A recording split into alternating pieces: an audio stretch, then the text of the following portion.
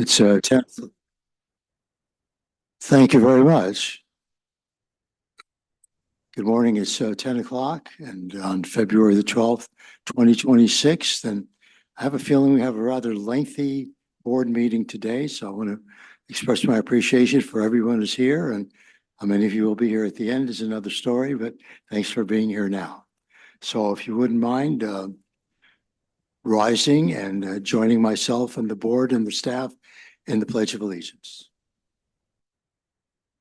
I pledge allegiance to the flag of the United States of America and to the republic for which it stands, one nation, under God, indivisible, with liberty and justice.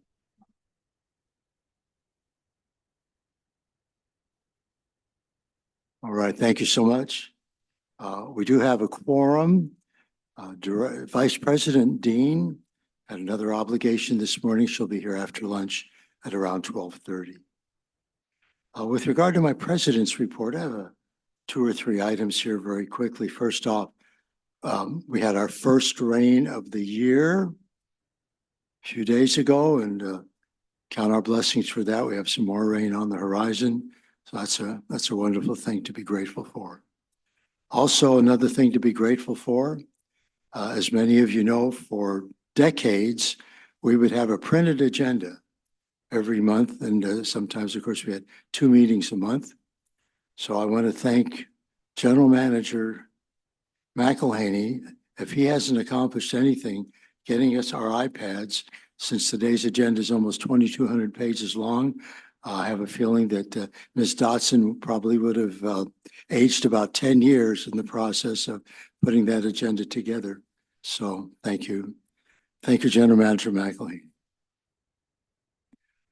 Also, I want to make a comment on what's coming up this Monday. This Monday is President's Day.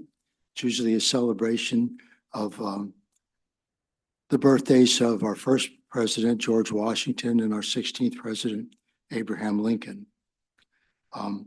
Actually, today is Abraham Lincoln's birthday. He was born at Sunrise in Hodgeville, Kentucky, on this date in 1809.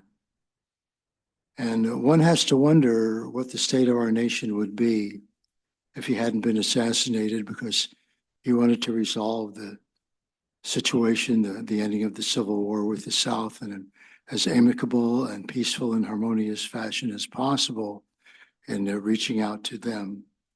Of course, that didn't happen, but who knows what might have been. I also want to make a comment on our Pledge of Allegiance. It's something that we all somewhat take for granted for a long, long time. And as we know, the Pledge of Allegiance ends with, "and liberty and justice for all." So like I say, we kind of take the pledge and these words for granted, and yet I think not necessarily in this particular time in our history, but probably throughout our history, liberty and justice for all hasn't necessarily been applicable. So I think this is a good time, considering where we're at in our nation today and around the world for that matter, that we reflect on what it is we can do individually and collectively to somehow at some point in the future actually create liberty and justice in our nation. I don't necessarily have any answers right now, but I just wanted to put that out there for all of us to reflect on in some fashion or another during these challenging but opportunistic times to create a better world for ourselves and for those of us that live in the United States of America. So thank you. Anyone on the board, anyone staff have an agenda review that they want to comment on? All right, thank you. President Farr, Yes. just to make you aware, we do have a presentation from OpenGov, and those gentlemen are here and they did fly in. So if you wanted to move them up in the agenda, that might make it easy for them, because I think they are towards the end of the agenda. All right, I'll tell you what then, as soon as we do the public safety reports, is everybody okay with that? Right, 6F. So after we do public safety, we'll go to 6F. Thank you, President Farmer. Sure, thank you for bringing it up. All right, so with regard to public safety, Public comment. I had that right there, public comment. So any board member communications at all? No, did I already ask that? No, that was agenda review. So I believe we have a public comment, a couple of public comments. So first, Ms. Heinrichs, Christine Heinrichs, please step to the dais there.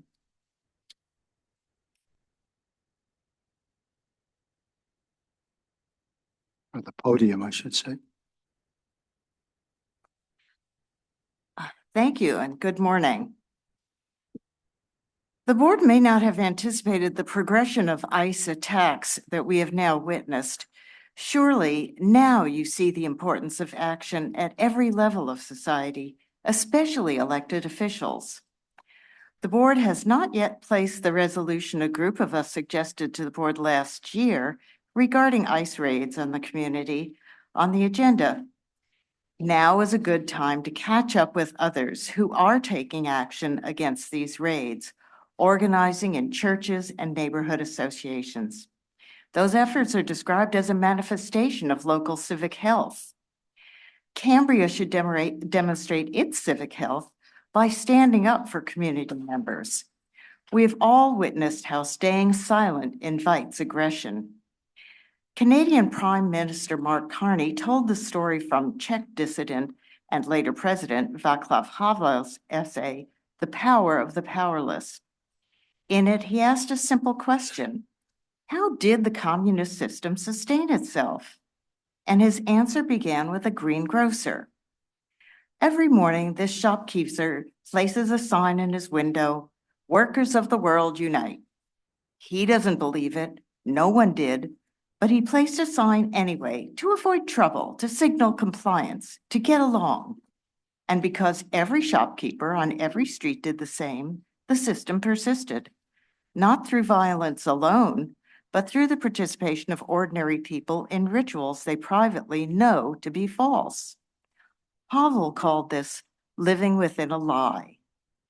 The system's power comes not from its truth, but from everyone's willingness to perform as if it were true, and its fragility comes from the same source. When even one person, one small community services district stops performing, when the greengrocer removes his sign, the illusion begins to crack. It is time for Cambria to take down its sign, to stop pretending ICE isn't affecting Cambria. The county is considering making county property off limits to ICE. Last month, more than 250 people gathered to call for ICE-free zones that would prohibit federal immigration agents from taking people into custody on county property. Cambria should get on board opposing these lawless thugs, as other California counties and government units across the country have. You have the support of the community. Cambrians have never before come out onto the streets as they have opposing these raids. And I've included in my written comments a list of some of the many governmental units that have adopted anti-ICE stances, including a teacher I see in Atascadero resigned because the board wouldn't take action. Thank you. Thank you, Ms. Heinrichs. Next, on public comment, we have three more people who wish to speak at public comment. Konar Hendry.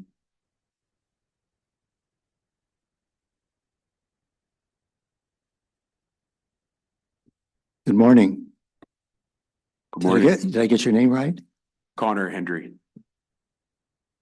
Unique spelling. All right, thank you. Well, that probably indicates you're a unique person, so go right ahead. Thank you. Correct, you are. Good morning, guys. Thank you for allowing me this time to speak. My name is Connor. I am owner of Blitzkrieg Concrete RIY. This is a skate company that primarily builds skate terrain. I'm also privately contracted by other skate park building companies. I'm an ACI certified nozzleman, so I've been building skate parks the last 10 years. And I'm also president and owner of a nonprofit called Stoke Break. We're helping the skate and surf community grow through ways of gratitude here on the Central Coast. But most importantly, I am a skateboarder. I live in Cayucas. Today, I just wanted to share my feelings and represent a lot of my fellow skateboarders who are not able to be here today because they are working. Just the current route and how it has affected our skate community. It's been 5.5 years, which I believe all of you are aware of, since Cambria Skate Park has been torn out. My experience now building skate parks and working pretty much at the bottleneck level of city with builders, understanding how impactful that is of tearing out any pre-existing skate structure before a new one is built.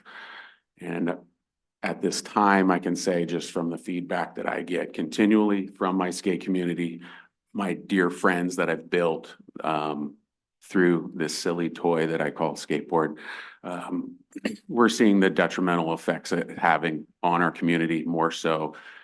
We almost have a full generation that has not had the experience of skating, which I look at brings a core value of finding your friends. It's healthy activity, gets people off phones, few of the things. So where I'm at right now is ultimately wanting to find more answers that I can pass down to my skate community as where we are currently at with the building process, as much as I am seeing what is up on the website and seeing the history of how it has gone down thus far and what is ultimately holding back the building process. I look at in terms of the funds that have been raised, you guys are ready to build. You have more than enough, especially for the square footage footprint. I myself, especially being, I would say, a purist in terms of building. I think anybody that builds skate parks should be a skateboarder, not just doing it for money, but for me, I do it for the love of it. The square footage footprint, small enough, you have the funds to do it. I know that there is calculations going on for a bathroom due to the 100-year floodplain. From my building background, I'm having a little harder time understanding what is holding it back, understanding that we can build above a floodplain. I do concrete. Mr. Hendry, I'm really sorry. I neglected to inform you that there's this 3-minute limit on public comment, and you've gone over that a little bit. So if you could kind of wind up your comments, and I appreciate what you've been saying. Appreciate that. Thank you. Was getting down the wormhole. I just wanted to make my face recognizable, introduce myself, allow myself to be known. You guys have an asset here in the community. Any way to help further expedite this process to build the skateboard park here in Cambria. Thank you guys for your time. I appreciate it. Well, thank you. Next person that wishes to speak is Aaron Lynn. Aaron, good morning. Morning. Thanks for having me. Thanks for being here. Thanks for the jobs you do. I'm not envious. I've got a tough job myself, but you guys sit in a position where, and many of you volunteer for something that is a lot. I'm just here to push. I'm just here to have you acknowledge that we've watched my kids grow up with the same wish.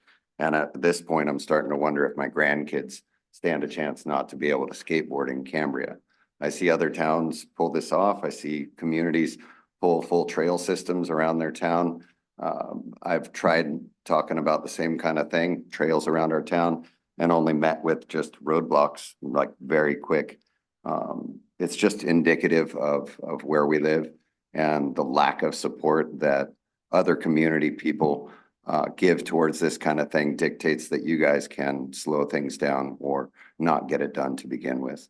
So I'm just here to say, let's go. Thank you. Thank you, Mr. Lynn. I prefer to call you Aaron, but. All right, next on public comment is Ms. Tina Dickinson.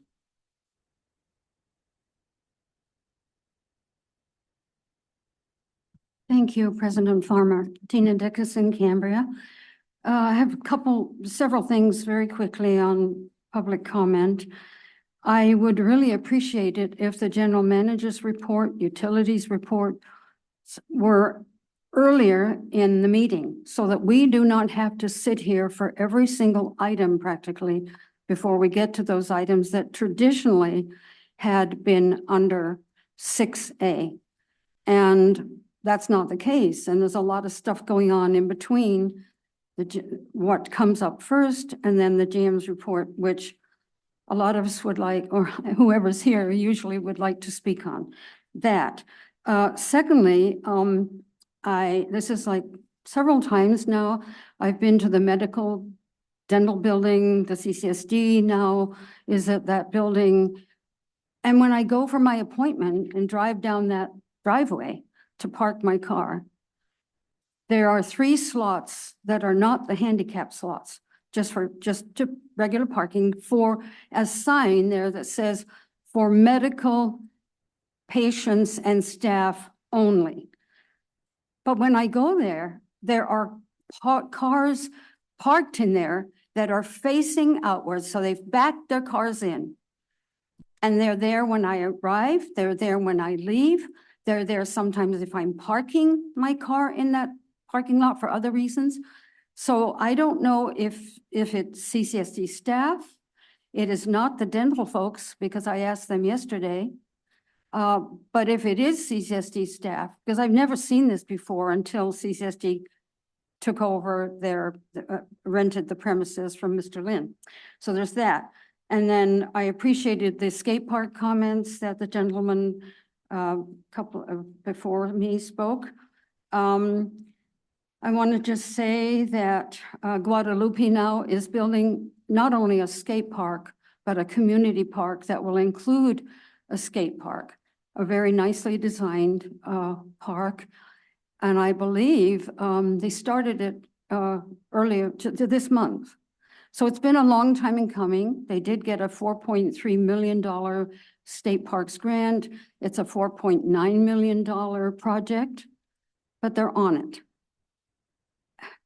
I just have to say, I did read the general manager's comments in the agenda. I appreciate that there was something in there, but I've done a lot of research myself on this, and believe me, I honestly do not believe this was necessary, no matter what we hear. So I hope it will move forward. I really do, soon, because we're running out of time. And has the application been filed with the planning department for an extension? Because it looks like you're going to need one. Thank you. Thank you, Ms. Dickinson. And let me just say there are members of this board that feel as frustrated as you and other members of the community do.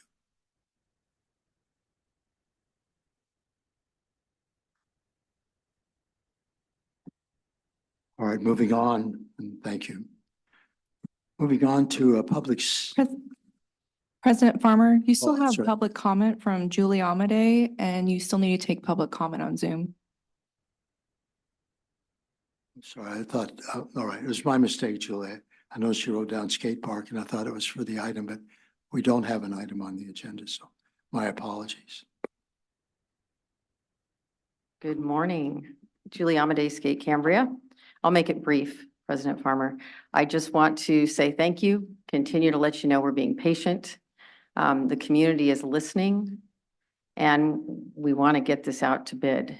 We understand that we're waiting on some calculations. Last we knew in September, of course, it would roughly be 4 to 6 months. We're sitting in February and 6 months puts us at March. We also have a clear understanding by what's been told to the team as well as the public that it would roughly be second quarter of 26 on going out to bid. I'm just going to remind the board it's February. So please do the right thing. Please help us get this out to bid. I was very pleased to have Connor come up and speak. He's got a lot of experience in this field, and I know you're close to Aaron Spahn and our designer, and his understanding of what costs look like. Let us go to bid so we can understand those costs. We're right behind you. The team has never left the side of the district. and we have every intention to stay dedicated to this project. This community lacks parks. Period. This one has been going for 5.5, almost 6 years. So please help us get it done. Thank you. Thank you, Ms. Amadei. Ms. Dotson, do we have any public comment on Zoom? Yes, Chelsea Foster. All right, Ms. Foster, good morning. Good morning, President Farmer. Can everybody hear me? I believe so. Okay, excellent. I wanted first to say thank you for that wonderful start to this meeting regarding, just our history here in the U.S. That was a very nice tone to start off, given everything that's happening. So thank you for that. Having said that, I also don't want to lose sight of why, we're all here for public comment today. It was mentioned in the last meeting that Skate Cambria would not be on agenda today. Of course, we are not. So note taken. We are listening to what's said to us. I just want to make that very clear. Everybody that's in the room today has stated the 5.5 years, of which is true.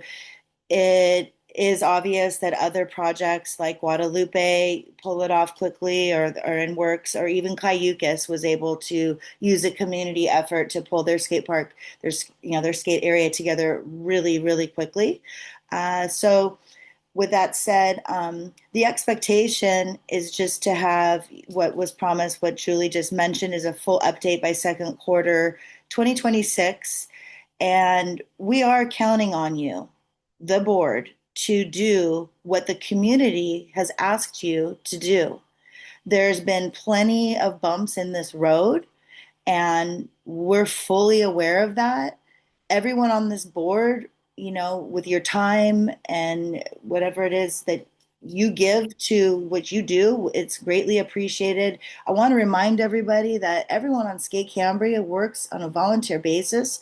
We've put a lot into this project, and beyond that, so has the community.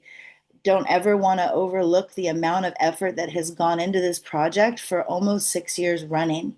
That watchful eye has been curated and built foundationally due to the amount of effort that's been put in. And we are keeping again, watchful eye on what's happening. And we're staying true to the timeline that has been promised.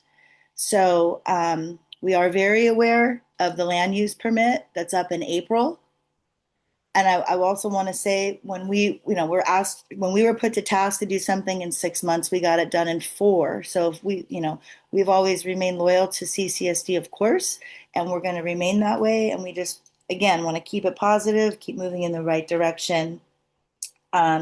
So in case of this park, knowing that this is just public comment, we're not on agenda, but it's not a matter of if the skate park will happen. It's a matter of when. And the kids and the young community here are what we keep supporting.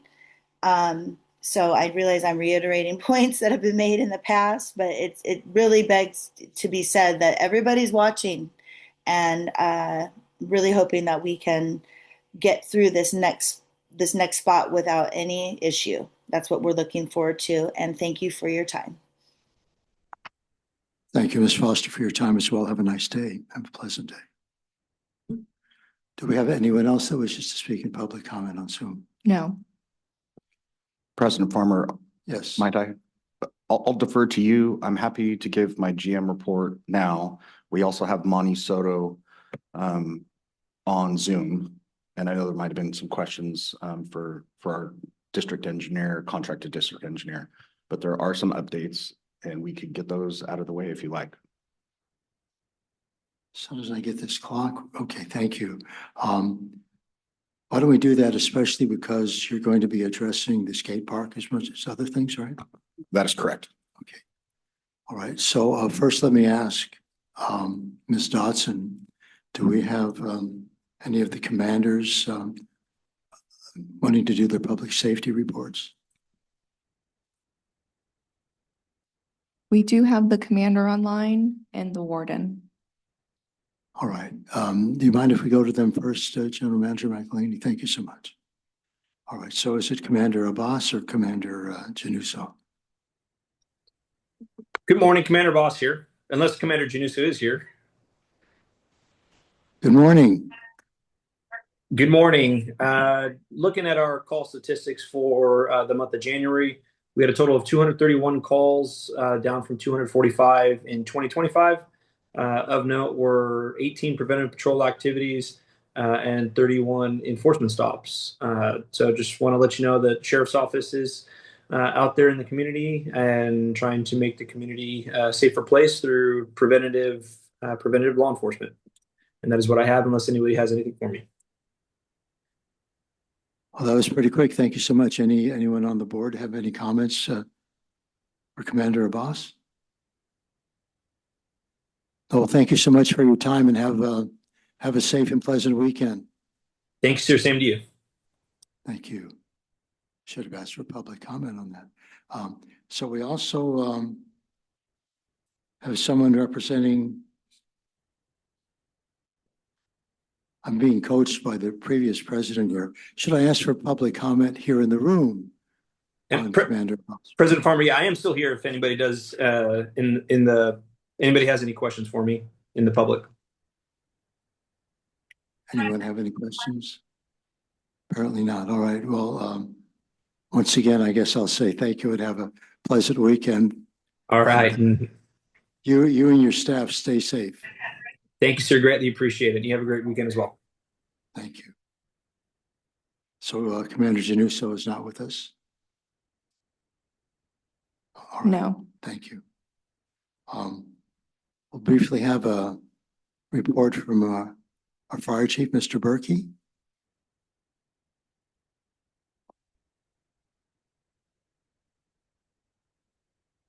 Good morning, President Farmer, members of the board, members of the staff, and members of the community. So this is the fire chief's report for January 2026. During that month, we had a total of 108 incidents, 15 false alarms, 30 public service assists, 3 hazardous conditions, and 60 medical emergencies. I'm happy to report we had 0 fires in the month of January. So I just wanted to touch base really quick on some call volume statistics. We're starting to see an uptake in dual calls. So that means both ambulances are responding to emergencies at the exact same time. So we're seeing since April of last year, the CCHD has reported about 138 instances of that happening. And that's very significant for our community because that means both of those ambulances are busy and we have to wait a significant amount of time for another ambulance to come in. Most of the time, those are coming from Templeton, Los Osos, Morro Bay at the closest. Another part that I want to talk about with that is we also have we're seeing an increase in delays at the hospital. So ambulances are having, once they transport a patient to the hospital, they're seeing potentially a 2-hour wait time before they can offload that patient at the hospitals. And so it's getting busier. The entire county is really starting to affect us. And so I just wanted to bring that to our attention and just be mindful of when we say we're running those calls, it is increasing quite a bit. And again, the ambulance is seeing as well. So to continue with my report, so we served 75 residents, 22 non-residents. In comparison, we had a total of 90 in 2025 and a year-to-date total. These are pretty obvious, but 108 in 2026 since it's only the month, and then at the same time it was 90. So the training that our crews focused on this month was command and control for residential structures, pretty common for them, and then also pump theory and engineer training for the engineers. We also in January, there's always new protocols that come out every year from the EMSA, so they focused on that and making ensuring that our crews are up to speed with the new protocols throughout the county. Public education, we every now and then we get a unique opportunity to train with our surrounding agencies, and this time it was with the Coast Guard, and this was the Coast Guard down in Ventura area. So our crews went down to did a station visit for them. They are the crew that comes up and responds to our area. We're at the very kind of top of their response area, but it was a really unique opportunity to involve them in our responses and get some training with those guys. 2026 liaison our neighborhood liaison kickoff meeting happened. And I'm happy to say that we're moving in a great direction with our program. We're still kind of working out some of the structure issues and trying to make sure that we're kind of going in the right direction with it. But I'm very excited to see what this next year brings. Two things on the agenda. We're looking at potentially, we have a date set in April. It's April 18th. More to come on that as far as the actual plan for that day, but it'll be an event here at the Vets Hall. And again, the public's gonna be made aware of that, and we're gonna have more information on that as that develops. And then also in May, we're looking at having an open house up at the fire station with a lot of the entities from our surrounding areas coming up there and doing a presentation, much as they did at the last emergency preparedness meetings we had here. So we'll have the county OES and a lot of the supporting agencies there at our fire station for that. More to come on both of those as I continue down my report here. We had for public service, we had 3 business inspections, 2 defensible space and residential inspections, and 8 smoke detector changes. That concludes my report. I'm open to any questions. Anyone have any questions here in the audience? Anyone online on Zoom? No. Thank you. Anyone on the board have any questions or concerns for Chief? Chief Berkey, thank you so much for your report. And like I said to someone from law enforcement, you and the staff stay safe. Thank you. As well as the rest of our community. And now we also have someone representing the California Department of Fish and Wildlife. And I thought he was on Zoom. He's right here. Thank you so much.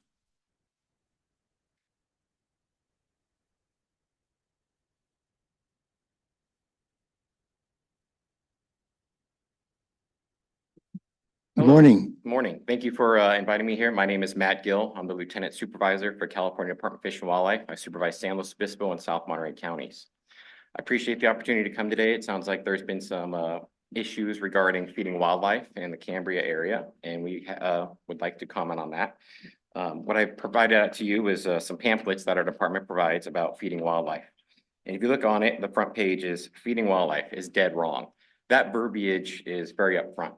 It is. It can be deadly to wildlife if you're feeding them. Cambria seems to have a large amount of wildlife, which we're very fortunate to have here on the Central Coast. One of the large robust populations is we have a deer. It's very common that people in this neighborhood like to feed the wildlife and feed deer. Unfortunately, that's detrimental to their health. We've been seeing an increase in people feeding wildlife. I just got a call earlier today about someone reporting unlawful feeding of wildlife, and someone that's been reported on numerous times. It is a criminal violation to feed wildlife. We typically try to educate, and we try to educate people the disadvantages of feeding wildlife and how it could be detrimental to their health. It can also add to, I think in your handout there, there's showing growths, adenovirus. While we don't have chronic wasting disease in San Luis Obispo County, when you have large amounts of deer put together, it is a possibility that it could pop up at some point. So that's something else that we're always concerned about here. So we want to make sure that people are aware that feeding wildlife is not good necessarily for them. You're making them dependent on something that they should not naturally have. They should be able to forage. And typically what happens is you see an increase in wildlife conflict is what we call it, where animals are getting hit by cars. A couple of years ago, Caltrans actually reached out to our department asking if we should add more signs to Highway 1 because of the increase of deer population here, which is unfortunately probably due to the feeding of wildlife here in the community. We would request that the community just, not feed them. If you want to leave water out, that's understandable, but there's plenty of forage for them to naturally graze upon. They can be healthy with that. When you put all these animals together, you're asking for increased diseases like adenovirus. We talked about potentially chronic wasting disease if it were to ever show up here. Fortunately, knock on wood, it has not. Additionally, what do deer are prey animals? So they have predators that follow them, mountain lions specifically. Mountain lions love deer. So what you're doing is you're inviting mountain lions into your community, which is not something that typically most residents would like. So we would ask that you can keep that in the back of your mind when you do that. Recently also, we've had an increase in people feeding turkeys. Turkeys also are another issue, and they can be very detrimental to people. In the springtime, which is right around the corner, we have male turkeys, which are known as toms. They can be very protective of their area when they're trying to breed. And what they like to do is when they see the reflection and on windows or something like that, they will attack it and try to fight. Well, when you have a brand new car or it's a sunny day and you have a nice car outside and rims, the turkeys will go after your vehicle when they see their reflection. Turkeys maybe not the smartest, but they will sit there and fend to themselves off as much as they can. And they've caused numerous damage to vehicles. So when you're feeding these animals, you're inviting more problems than not. So we would ask that the public keep that in mind. We are trying to educate as many people as possible when we come up to these calls. However, if it's a repeat offender, we have filed criminal violations with the San Luis Obispo County District Attorney's Office when necessary, if the people are not responding to the education we provide them. Does anybody have any questions? Anyone on the board have any questions for Mr. Hill? Yes. Yes, Director Scott. Yes, thank you. Thank you for your report, and it is a huge issue here in Cambria. I have a question about hummingbird feeders and bird seed feeders So that are like on a deck or something. yeah, so typically if you look at our department's website, small feeders for hummingbirds is not something that we would be against. Small, ornamental feeders for birds. That's not something we're against. We actually have guidelines on how to do that and what kind of feed to put out on our website. Large broadcasting of bird seed on your front yard or in your yard, on your lawn or something like that, that's not something that we suggest happen. The complaint that I have recently as of today is someone has been putting out large amounts of bird feed on their lawn, which has now invited turkeys and a bunch of other crows and other animals there, and is now causing the animals to fight amongst themselves, which is an unintended consequence of that going on. So, yeah, in small mannerations of like that, what we have on our guidelines, hummingbird feeders are completely fine, but sometimes we actually recommend that small ornamental, feeding, but when vast broadcasting and things of that nature is not what we have intended for that. Thank you. Thank you, Director Scott. Director Thomas, you have a question? Thank you, President Scott, and thank you also for this presentation.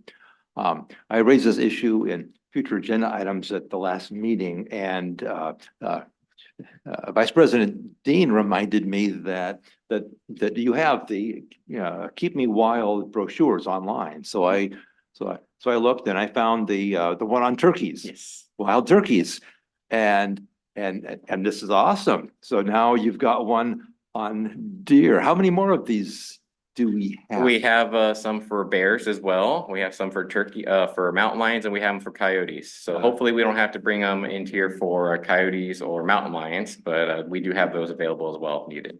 Yeah, not as cuddly, not as cute. Really excited about the materials. I think I saw online, we can get bunches of these. Yeah, if you look on the back side of there is a, to order more pamphlets, there's a contact number there. So if that's something you're interested in, I would highly recommend it. And you could hand them out to at community meetings or something like that. If you look at the one, I believe it's for a door hanger. So you can actually leave it on people's front door. People want to do public outreach in that regard. Great. And if someone wanted to get in touch, are you like the guy for this region? Should we have your contact info, or is it just go online? Yeah, so if you have, I'm the supervisor. So I supervise San Luis Obispo County and South Monterey County. I have multiple officers that work for me in this area. So we have officers that patrol the North Coast and throughout the area. So if you had a complaint or some kind of call or something that you needed more information on, you could definitely give me a call, and I'd be more than happy to, facilitate it to either the officer that covers this area or answer it myself. Fantastic. Could I have your name, or maybe just leave contact info? Or yeah, my name's Matt. And then Gill, G-I-L, and lieutenant with California Fish and Wildlife. Matt Gill, G-I-L. Yep, G-I-L. Fantastic. And then the phone number is 831-212-5989. 5989. Thank you so much. No problem. This is important.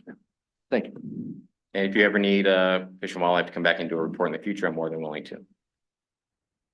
Mr. Gill, as both directors have said, thank you so much for your very thoughtful and informative presentation. Let me ask, anyone here in the audience have any questions for Mr. Gill? So we have a couple of folks. So let me call them up one at a time. So I did have a question. Oh, I'm sorry. That's okay. I didn't see your light on earlier, so I didn't. So, all right, pardon me. Director Gray. Yeah. Thank you, President Farmer. Again, I wanted to thank you, like all the others have, for this great presentation. And this is an issue of concern, certainly to me, because I live in an area adjacent to an open space. There's a reference to 8-foot high deer fencing. And I don't know how that it fits in with the codes, building code or the land use codes that apply here, which generally in residential areas prohibit fencing over like 6.5 feet. Does the state have any, policy where if you're doing deer fencing specifically, the type of fencing, you can have it higher than that, or county ordinance rules? So our law is not going to supersede any county ordinance or city ordinance that you have for building. That's a guideline that we put up for we call an exclusionary fence. Mhm. So like 8 foot is typically what we would consider an exclusionary fence for deer. Typically where we see that is in like row crop fields, vineyards, things of that nature where animals are going to try to get in, you're trying to keep deer out. Not very common that you would see an 8-foot exclusionary fence in, downtown Cambria or on the coast somewhere like that. Typically is not going to be beneficial. That's why if you look in there, we talk about what kind of ornamental horticulture to plant that would be not tasteful for deer necessarily. That's not going to get to their appetite. So that's what we would recommend rather than, putting an 8-foot fence in that might be, a violation of some kind of planning code. Okay, thank you very much. Thank you, Director Gray. So we have a couple of comments from the audience, Ms. Heinrichs and then Ms. Dickinson. Thank you, Lieutenant Gill. One of the other points is that if you broadcast feed out onto your lawn, that is an attraction for rats. Bird seed is otherwise known as rat feed, so that's you're attracting those as well as birds. And perhaps Lieutenant Gill could attend that educational event that Chief Berkey was talking about coming up April 18th. Thank you, Ms. Heinrichs. Ms. Dickinson? Thank you, President Farmer, and thank you so much, Lieutenant Gill. I know it's certainly a problem ever since I've lived here. A house, what we bought in '97, neighbors feeding multiple forms of wildlife. So still, every day in 2026, I find peanuts in the shell that have been, cracked open, eaten by the raccoons in the evening. Every morning, so it's a real problem, and it hasn't gone away in 33 years or so. I mean, 30 years. I just can't believe it. So I want to thank you for bringing this to our attention, but more importantly, could our district general manager, if he pays attention, general manager, I guess he's not paying attention. General manager, there's a question being addressed here to you. And that would be based on what Lieutenant Gill mentioned about the door hangers. I think that's the best idea, is let's get some door hangers so that actual residents will see what CDFW has put out, and we can get those out. And maybe we can get volunteers from the community to help spread this around so that this information, you see how many people are here, how many people watch on YouTube. We need to get them out to the community. So I think if they could order some, are they free? Yes, They're free. There you go. I'll help. I'll walk some neighborhoods. All right. Thanks so much. Thank you, Ms. Dickinson. I was going to pose the same question. Is the best way to address this issue here in our community? And that's an excellent suggestion. So thank you. As Mr. Gill, you have any further comments? And just out of curiosity, I noticed in this flyer this handout that you gave us, where it says, despite the fact that some local feed stores sell commercially produced deer chow. So since it's against the law, maybe some of us in the community should go to the feed stores and just suggest to them that they no longer carry something like this. Yeah, it's not unlawful for them to sell the deer feed. It's something that they unfortunately bring in. There are people that have deer farms here locally that might be purchasing it. that are registered with our department, such as fallow deer or things of that nature, or they may use it for other feed for livestock. So that might be the reason why they have it in there, but typically it's marketed as deer feed, which would not be, if you're using it for that in this state, not lawful. In other states, you can do it, you can bait, you can hunt over bait. In this state, you cannot. So it may think, they may just be, you know, unknowing of the regulations, or at the same time, they might have a customer that's purchasing it for reasons that are actually lawful. Just out of curiosity, because as you mentioned, you oversee not just San Luis Obispo County, but other areas as well. You know, we're blessed here in Cambria. I think all of us feel this way, to be so close to nature and have the wildlife around us that we can see almost every day. Do other communities that you're involved with, other areas, have this problem as we do? Yeah, it seems to be, it's not specific to only here. It happens throughout San Luis Obispo County. Heritage Ranch is another place where they have a large abundance of wildlife, and people tend to do the same thing. Usually when you have a large abundance of wildlife and you have some green belts nearby with residences, it's something that kind of is a byproduct of it. We have it throughout the county.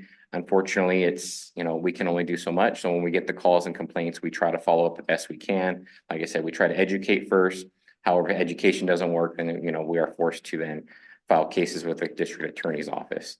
But it is something that is happening. I wouldn't just say even just here, Cambria, San Luis Obispo County. It's something statewide where it could be an issue. That's why we have these pamphlets and everything printed off, because it's a known issue that we're trying to address.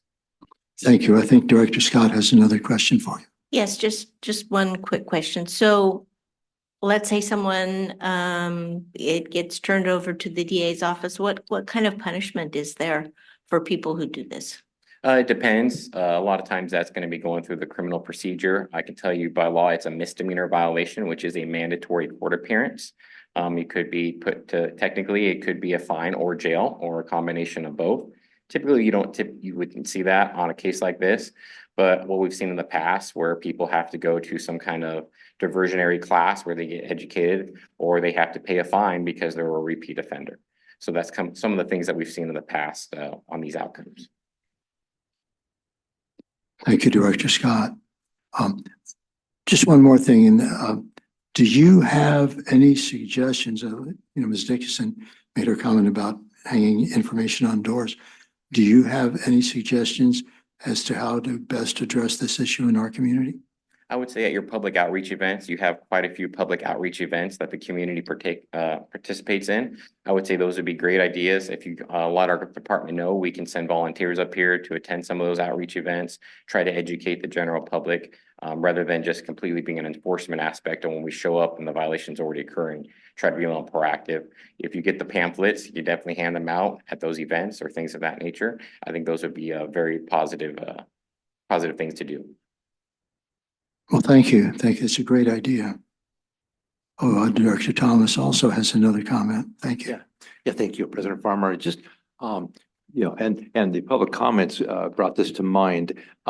If CCSD wanted to take action, would this be something that you would want some support from, you know, pros as open space, given that the wildlife is in open space? I just thought I would raise that question. Thank you, Director Thomas. I think any and all help would be welcome. So we run a razor thin staff here. So why the comment was a question addressed at me, my entire management team is here and the district is running in the background. So when you do see us talking, it's not chit chat, you know, we got a lot of things operating in the background. So to your question, we have a lot of water and wastewater operators on the ground. We have the fire department doing their thing, and we don't have a lot of staff to go door to door and do hangers. So we would take all the help we could get. From a community standpoint, we could reach out to CERT. We have the neighborhood liaisons that we've recently stood up, and that could be some resources, and pros would be welcome as well. Thanks. Thank you both. Well, Mr. Gill, and I think I'll speak for the community.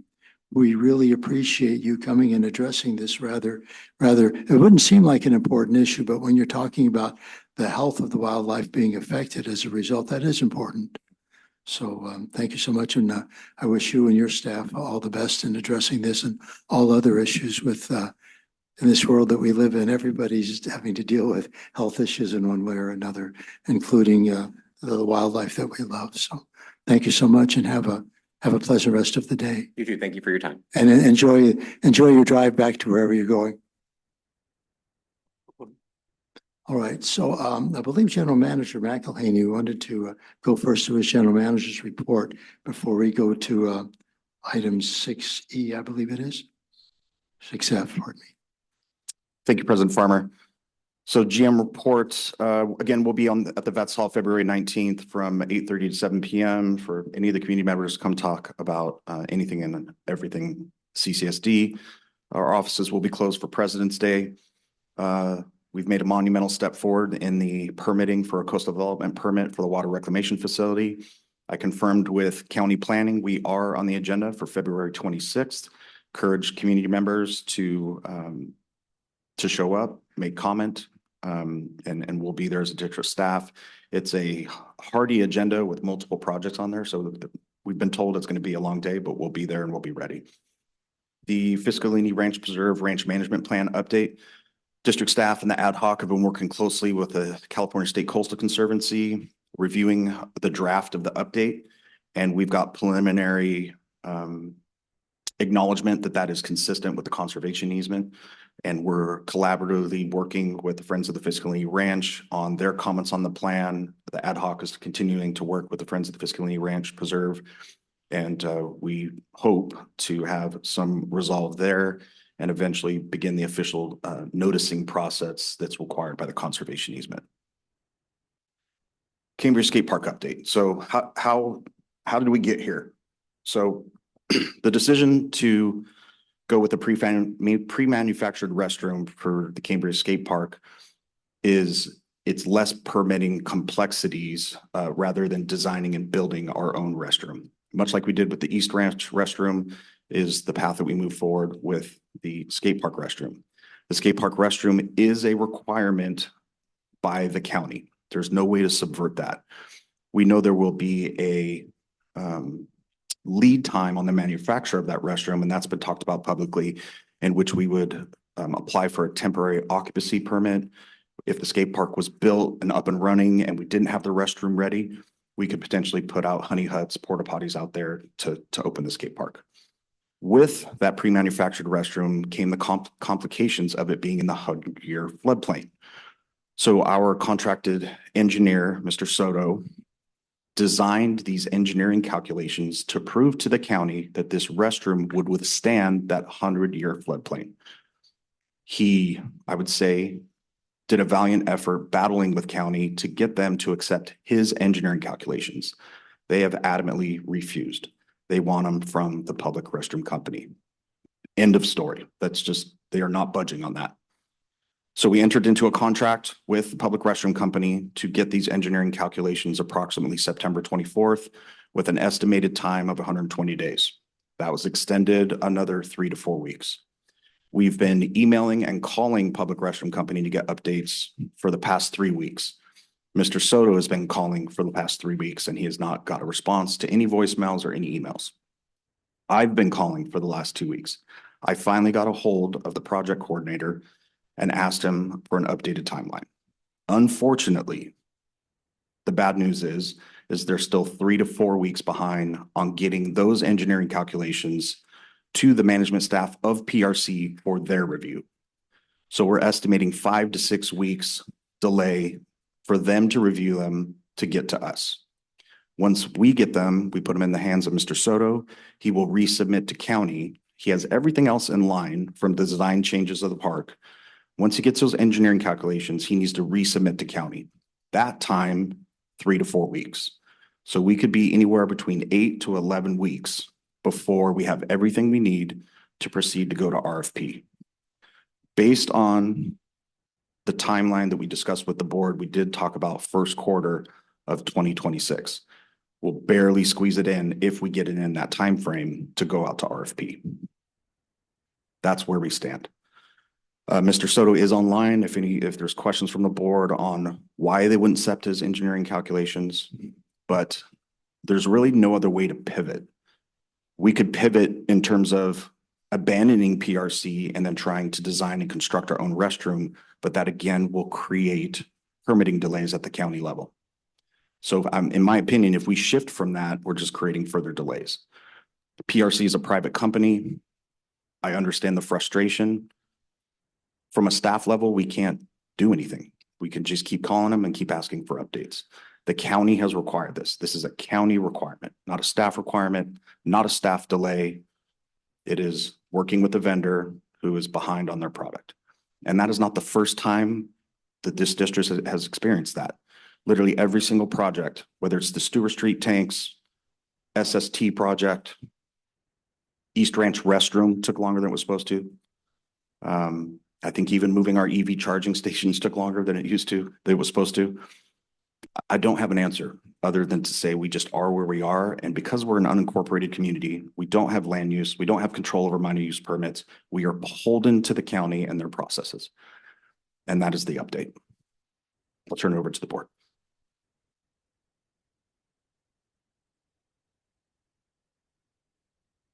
Thank you, General Manager McElhaney. I just wanted to say also, Mr. Green, Utilities Manager Green, I know that you also had a statement in your utilities report on the skate park. Did you wish to add anything further to what Mr. McElhaney said? No, General Manager McElhaney's done a wonderful job kind of summarizing the events and how we're here and why we're here. So I don't really have anything further to add, except for that we have filed an extension for that permit that's already been filed and granted several months ago. So we were conscientious about that piece going into these past months upcoming. So that'd be the only thing further I'd add. Thank you, President Farmer. And I'll add one more thing. I'm sorry. I apologize, President Farmer. That extension was applied for by Mr. Soto day before yesterday. So that's been submitted. And one last piece about the RFP. We've been working close with District Council and our consultant, Rattan and Tucker, about how to move forward an RFP without everything finished. And we can tap Mr. Carmel to refine what I'm about to say, but by having an RFP that's well designed with all the information in it needed for the contractors to bid on, it limits the district's liability for claims moving forward. If you do not have a fully completed RFP with all the details and everything that they need to know, it is much harder to hold the contractor to those standards. If we take shortcuts in the RFP to bypass some of this time, it sets up the district for claims later on if things don't go the way they're supposed to go. And maybe Mr. Carmel could explain that better than I just did. Mr. Carmel, good morning. Good morning, President Farmer. I don't have much to add, except that we really do want to avoid a claim dispute. It would do nothing but burden the project more and create more delays. All right, thank you. Mr. Soto, did you have anything to say, Monty?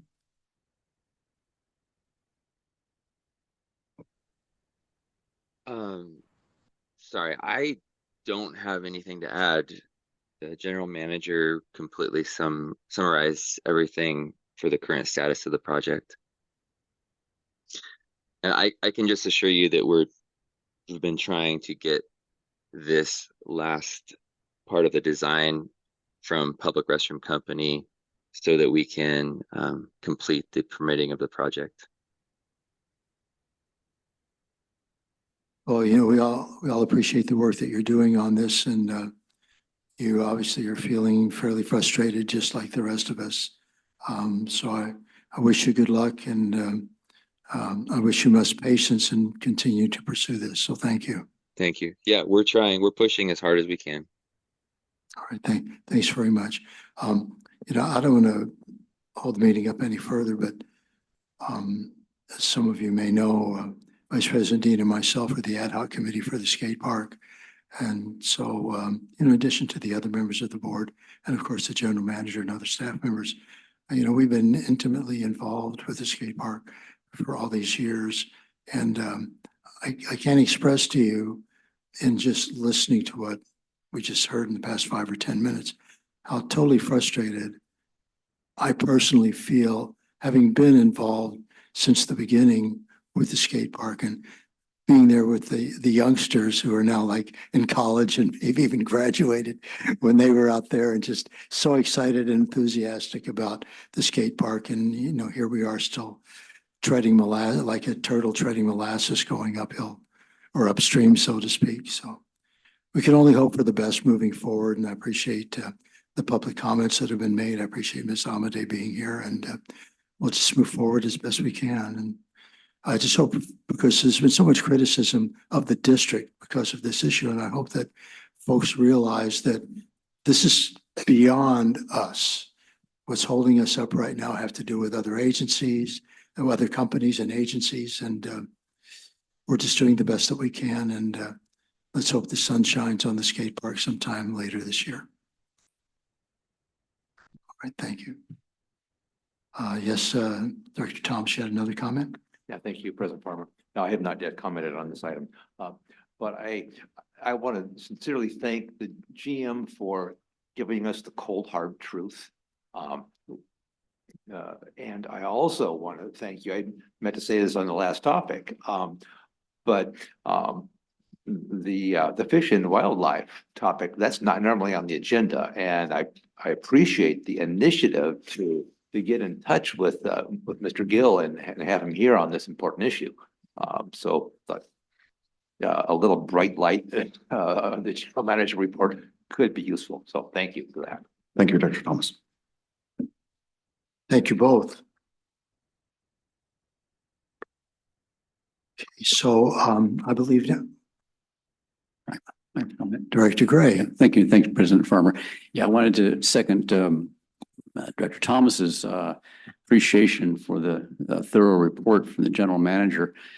I'm going to sound like a broken record here a little bit, but I also duly note that the general manager noted our unincorporated status. Just so the public knows, and we're not making excuses that this is a county issue, but if we were not unincorporated, we would be fully responsible and accountable for the delays. And the public could go to us and say, you're not doing your job if we're delaying things. When the county is in charge, and the county's in charge of every land use issue here, we're an applicant. We're not in charge of this. So we're an applicant to the county. It's happened, of course, with a lot of things, especially the WRF.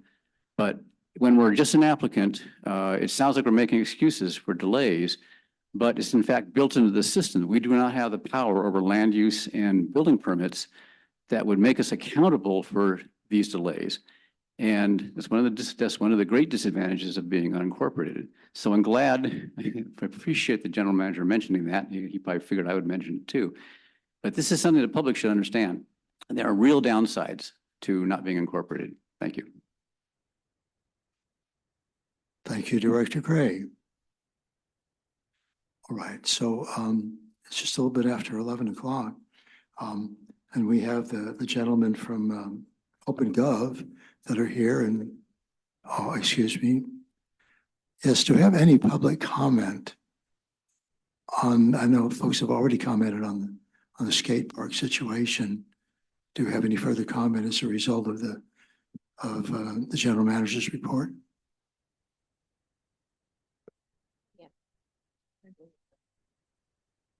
Is that Ms. Dickinson? All right, Ms. Dickinson, why don't you go ahead and speak up, and then Mr. Hendry, you wanted to comment again? Okay, so what is puzzling on the restroom, the restroom for the skate park, is that public restroom company also makes restrooms, prefabricated restrooms with FEMA flood plan hazard issues addressing that very thing. They make them. So why did we have to have Mr. Soto work on this and take even longer then for it to get to public restroom company when we could actually have maybe gotten a design that they already incorporate and if it's necessary. So that's the question I've had. The other comment I'll make is that I was in touch with J.R. Beard at the building department back in the fall.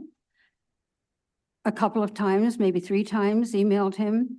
And he I think in November, said the district, he said, there's nothing stopping the district from going out to RFP.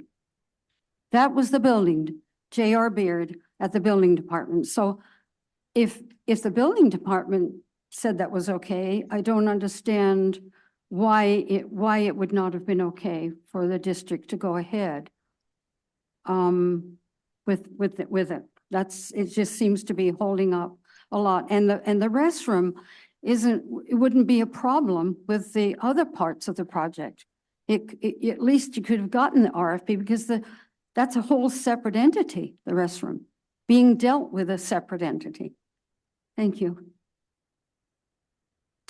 Thank you, Ms. Dickinson.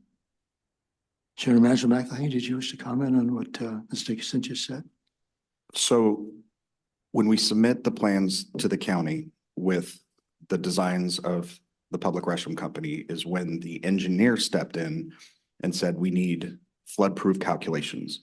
And PRC did not have those. They may design it to withstand that, but they did not have the engineering calculations that the county wanted.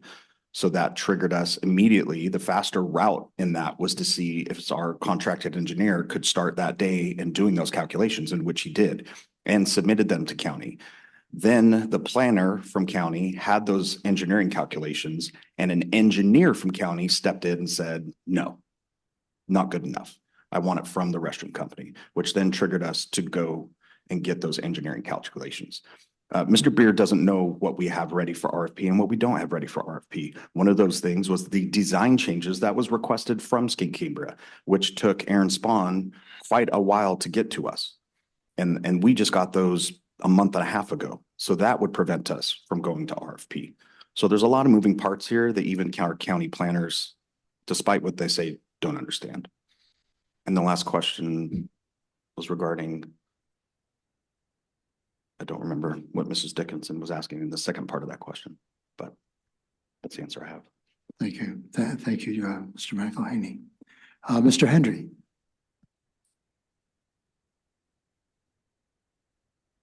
Good morning again. Thank you, guys. Thank you for the general manager report. Definitely understanding exactly a lot more where this town is at. Thank you, Ms. Dickinson. I'm going to go over a couple of the points. Understanding, I'm grateful now to know that the engineer Soto was involved because first and foremost, PRC is not locally from here. They do not live here. They're not in our floodplain district. So having a local engineer understanding where we live and what we have to deal with, I think is one of the most important factors. Where I'm seeing a conflict, and I can make my own imaginary assumptions, but the fact that we're not having a engineer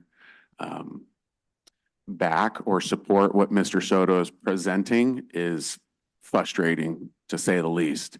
But I look at PRC is not from here. They are main office in Minden, Nevada. They have another one somewhere else in Nevada. So I feel like them getting their specs on this 100-year floodplain, it's going to be a little bit hard unless they're sending somebody out here to do their own research. Two, with the skate park project, I'm just finishing up one over in Shafter. I'm also to be on the build crew, the one in Guadalupe that got pushed back.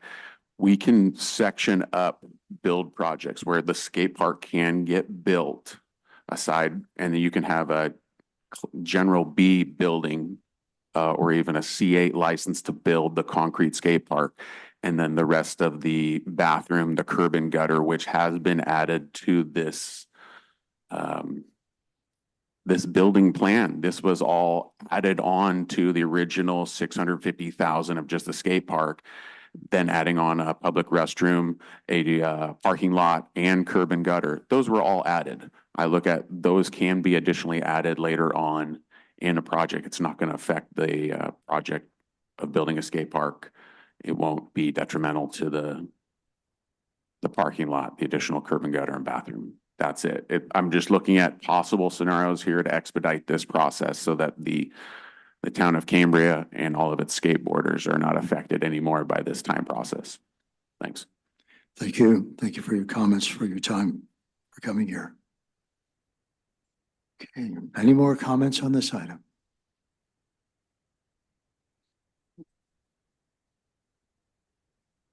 Seeing none, We do have someone on Zoom, Chelsea Foster. Oh, pardon me. Yes, Ms. Foster, go ahead again. Thank you, President Farmer. I'll keep it short. I want to say thank you for taking the time to address this, considering we weren't officially on agenda. General Manager McElhaney, thank you for the clear breakdown. I just think that the word that we want to stick with, and Connor just took the words out of my mouth literally, is expedite. That's kind of been our theme marching forward through this project. We've stayed very, very, very on point with regard to deadlines, what's been expected of us. Every single time we've met it. And we understand that there's other factors that you're working with the county and other things, but what we would like to see is that same level of dedication. And we know that you're dedicated to the project. No one's saying that you're not. And there's frustration all around. Just in terms of optics, I think that this board and our town and everybody that's put something into this project is, I already said it earlier, but really, really expecting these deadlines to be treated with the same amount of gusto, if you will. And back to Connor's point, Cambria back in the day was the #1 skate place of the whole Central Coast. We're talking back in the late 50s, early 60s. We've done the research on it with the Historical Society and more. There's just a lot of eyes on this project. And if we can, please, foundationally, there's been other things that have come up through town that everybody's aware of. And we're all, keeping our best foot forward with positivity, because we are here for the kids, and the kids, we do want them on a skate park. We do not want them, on the street doing other things. We want them at a safe public recreation place that is already approved and ready to roll. So I just wanted to say thank you, and just, again, reiterate that everybody's aware of all the extra stuff going on that might be taking attention away from getting us past this finish line that we'd like to be at. Thank you very much for the time. Thank you again, Ms. Foster. And I want to thank General Manager McElhaney for addressing this issue today.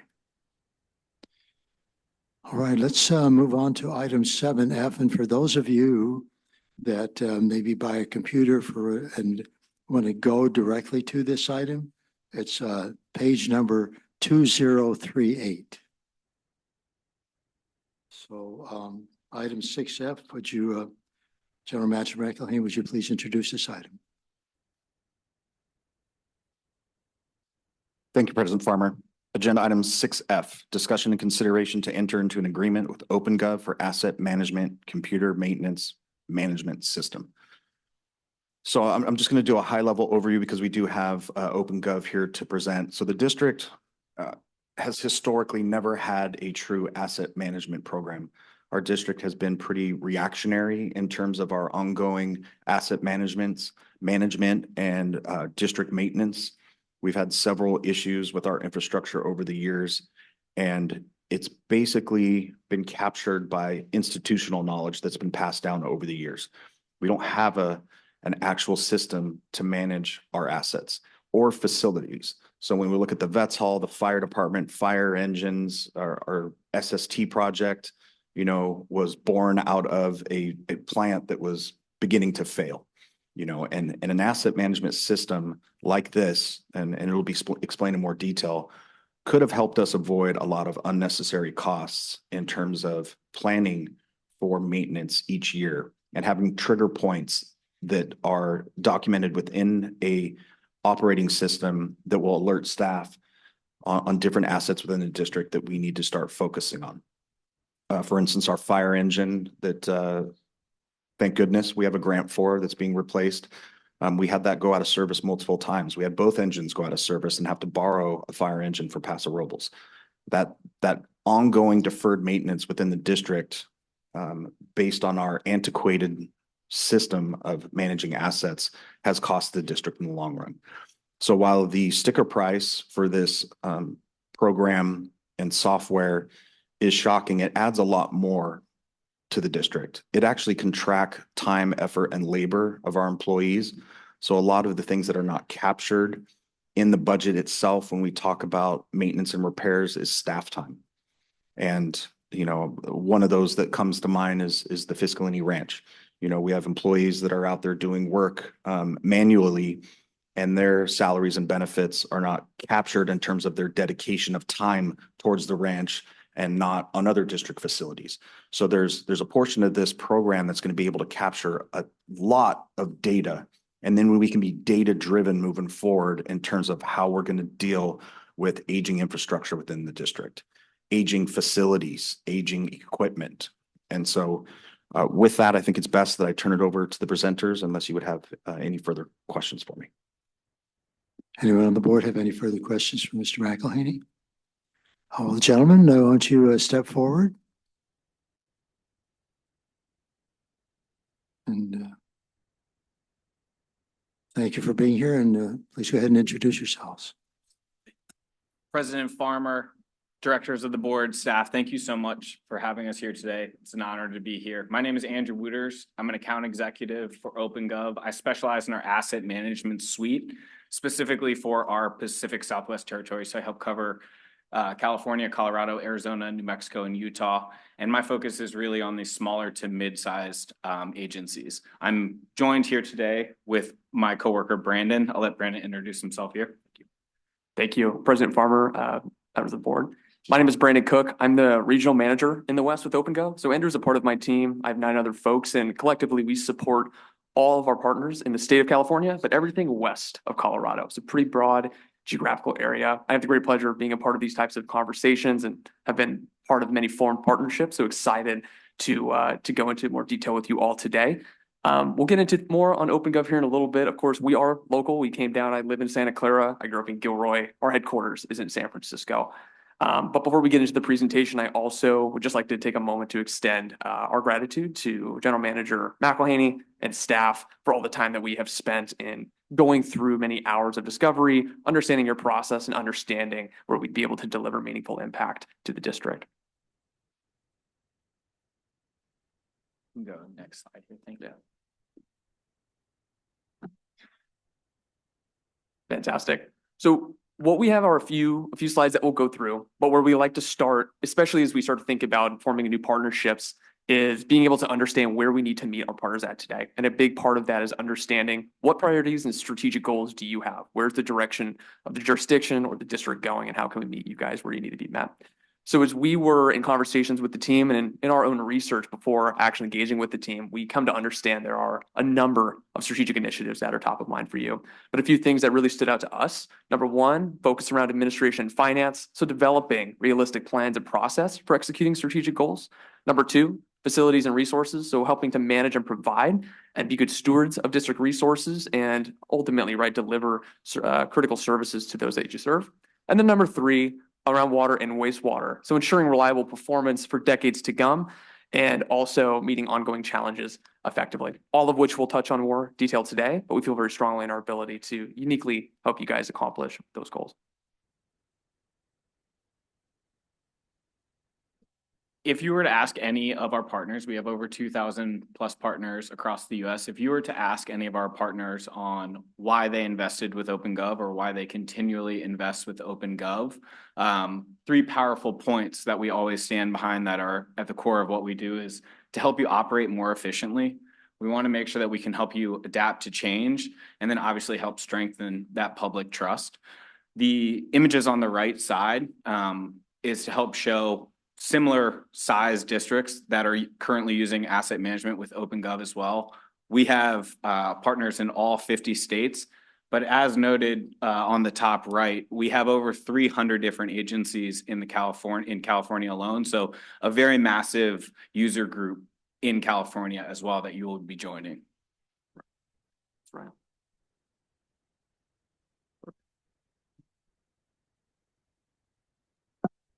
This, hopefully you guys see this image all right. But moreover, what I wanted to touch on too is you think about a potential partnership with OpenGov is it's helpful to often understand what's behind the curtain as well. What I mean by that is, of course, we're here in front of you today talking about enterprise asset management, which is an incredibly key portion of what we call our public service platform. To give you some more context on OpenGov, so we do no business for the private sector. Everything we do is purpose-built for government by many folks who are former practitioners themselves.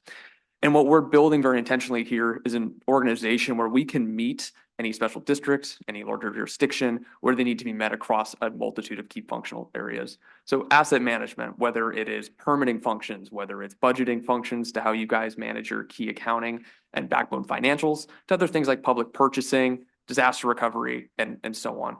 So oftentimes when we find ourselves engaging in a partnership, right, it's very, very common for us also to be able to support those groups moving forward as well. So to give you some context, as Andrew talked about, right, those 2,000 partners across the country, they're using us in many different fashions, most of which and many of which using a multitude of offerings that we have here at OpenGov as well.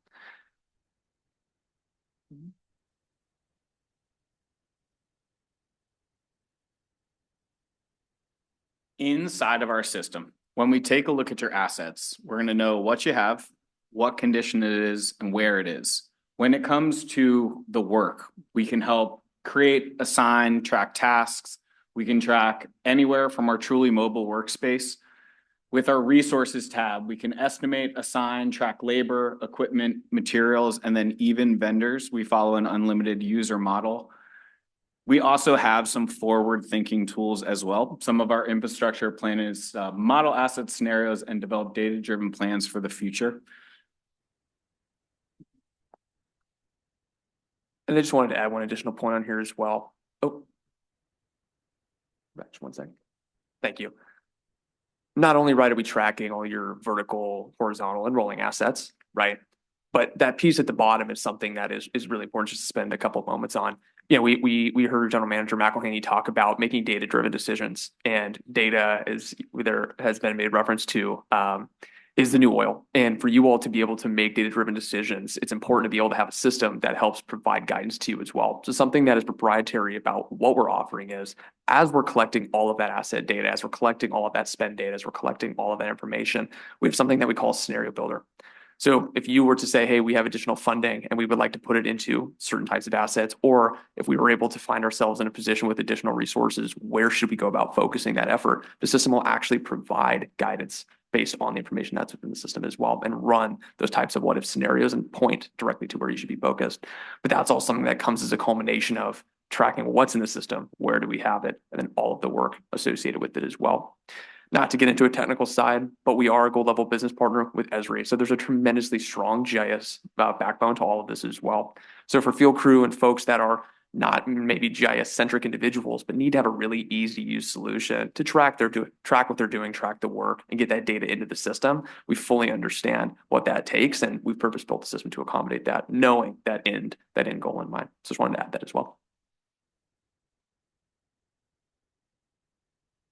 Taking a look right now at current challenges and processes, we are seeing that there's no single system of record, and that is where assets work, cost data living in multiple places such as GIS and paper-based, as well as some spreadsheets. We have a lot of institutional knowledge, and with staff turnover, that's very dangerous because that knowledge leaves with that individual when they go to their next adventure. Preventative maintenance is inconsistent across utilities, facilities, and fleet. True labor, materials, and fleet costs are not tied directly to the asset. So as of right now, you are able to track your assets, you know where they are and what you have, but that is all the information that we have in the current state. Reactive maintenance drives avoidable expenses. As one thing that we talked about with the internal team is being able to know and get ahead of something before it turns into a much bigger problem. There's a truck right now that has been replaced the blower for $70,000. And if we were to have something that would have let us know ahead of time to fix certain parts, we could have dramatically affected those costs. Limited visibility into long-term capital needs and dollars. And then basic questions require quite amount of digging. When was this last touched? Who worked on this? How much has been put towards this asset?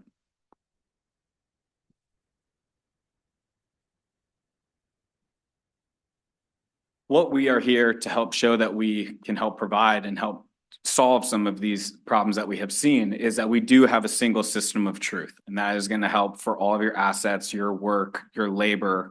We're going to help track work and resources in one place. move from reactive to proactive work is a huge initiative on the OpenGov side. We can quantify true life cycle costs to support smarter budgeting and capital planning, real-time reporting and analytics for leadership and board transparency, mobile field-first workflows that work on or offline.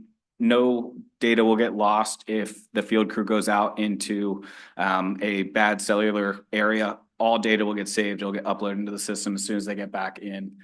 And this scales across the district, water, wastewater, facilities, fleet, fire, and parks. And this is a long-term partnership with an award-winning support and implementation.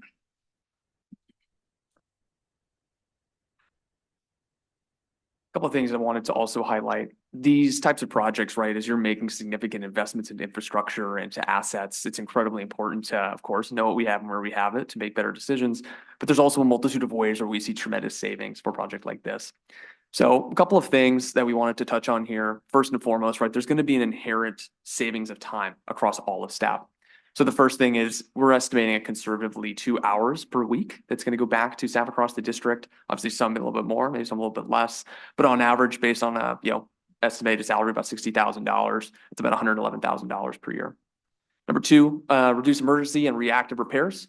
So when we think about staying ahead of preventative maintenance on the vacuum truck, when we think about pump stations, SSOs, different types of things that we're constantly doing work on, making sure that we're not finding ourselves chasing our tail when it comes to the preventative maintenance that we're working on. And then, of course, those projected preventative maintenance savings, we think about bigger unforeseen costs, right? It could be a roof on a building that's leaking and causing damage elsewhere, right? Unforeseen things that we have to be able to reappropriate time and resources to that we didn't otherwise think about. And then, of course, this might not be an annual savings item, but for FEMA reimbursements, like we're no stranger to storms and natural disasters here in California, and that goes for our partners across the country. And as we all know, it's incredibly important when it comes time to collect on that reimbursement. FEMA wants to understand what did you have and where did you have it, but can you prove what the condition that it was in previously before the natural disaster came through? So it's a tremendously powerful way to ensure that you're not leaving money on the table. And this is a huge item that a lot of our partners come to us trying to solve for specifically. But I'd also love to turn it over to the team. I'm not sure if there's any additional items or things that you'd speak to on this item here. No, thank you, Brandon. What Brandon's speaking to is our March storms in 2023. We had a credible amount of damage in the district. And as Mr. Green eloquently put it, we left money on the table with FEMA. FEMA is incredibly difficult to work with. And so having a lack of a good asset management system where we could demonstrate this is what it was before and this is what it was after, we lost there. And we'll see future storm events and emergency events in which we'll be working with FEMA again. And I think that with this type of system, we can recoup more monies when it comes to the damage that the district will eventually see in some form or fashion. But I think he covered it well. I think can cover, so selfishly, this kind of all initiated with the need for this in utilities across the broad spectrum, data-driven decisions, being able to get an asset management or true like work order management system for all the operators to go out and preventatively maintenance is just a tremendous piece for us. And then the storage and documentation, all those vitals information and like that going forward. We have, $12 million upgrades at the wastewater plant. Those are all new appurtenances, pumps, motors. We'd like to start that out on a good foot and be able to preventatively maintenance and grease those pipes and fittings and whatever needs to be and keep track of that from the get-go and not have to pay kind of cost recovery on that in the back end of things when they fail. So yeah, there's a multitude of things that is beneficial for the utility side, and then obviously for fire and F&R to keep track of hours and labor and equipment used during those tasks or projects. So just want to make that as well. Thank you. Thank you, Mr. Green. We do have a couple of comments on this from the public, but before we do that, I want to ask members of the board if they have any questions or concerns they'd like to voice to the gentleman before I go to the public. Let me go with Director Scott first. Ladies first. Thank you. Thank you for your presentation. That cleared up a lot of questions that I had prior to your giving that presentation. So this is probably a question for our general manager. So you're showing 5 years of costs on page 2038. So two questions. One is, why does it increase on year 2 from 48 to 64,000? And what if we don't like what they're doing? Can we get out of a 5-year contract? Thank you, Director Scott. I can let the team speak to getting out of that contract because I haven't looked at the contract to look at the exit clause. I believe there's one in there, and Mr. Carmel can cover that as well. We're splitting some of these costs over the fiscal years because we had a certain amount budgeted this year. So rather than come for a budget adjustment, we're just deferring some of those software costs. So there's the cost of service in each of the bundles for the different areas of all our departments. And then there's a software component to that we're paying that gets added in. So we kind of rolled over some of those costs into the next fiscal year. Yeah, fantastic. And Director Scott, I would also add to that as well. In this first term, there's a prorated portion of software. So we're prorating that from this point in time until the beginning of the next fiscal year. And then at which point the next fiscal year, it's a 12-month subscription of software plus the remainder of the professional services. To your second question as well. So the nature of the business and the customers that we serve, we understand the importance of having flexibility. So what we have as part of our agreements is termination for non-appropriation. So in the event that you all come to a point where funding becomes an issue or there's a decision to go a different direction, we just ask a 30-day notice before the next term begins, and we understand at that point. Thank you. All right, thank you. Thank you. Director Thomas and then Director Gray. Yeah, thank you, President Farmer, and great presentation. And I thought I'd ask you, I see you're on slide 9 of 15. Are you finished, or was there more to come? I can speak to it very briefly. It was moreover just giving you guys a glimpse into what happens if we move forward on this, right? We understand the level of effort it takes to make a project like this successful. And I just wanted to give context to the team that's behind the scenes that would be working with the district staff. From not just helping configure the system and really get in the weeds with them, but then also to the tremendous amount of staff that we would have that would help train all of the end users. We understand we want to make sure folks are really bought in and using the system and feel really comfortable in what they own. And we're actually also going to have on-site trainings as a part of that. So you'll have resources that'll come down and actually hold their hands through the system and get them in the field and get them using the platform the right way. So I just wanted to add that in, but that was all. Thank you for the opportunity. Yeah, thanks. And that buy-in is important. Work history. I've seen several CMMS applications. Computer-based maintenance management systems. I've seen so many of them. It's just automatic to call it CMMS, and the failure rate has been high. And none of them have been technical failures. All of the computer-based maintenance management systems I've seen installed. Everything makes sense. The asset tracking, everything seems like it should work. And then it gets down to the operators and the mechanics who have roles in daily entering data. And I've had the pleasure of hearing what some of them think about these things, and it's often very colorful.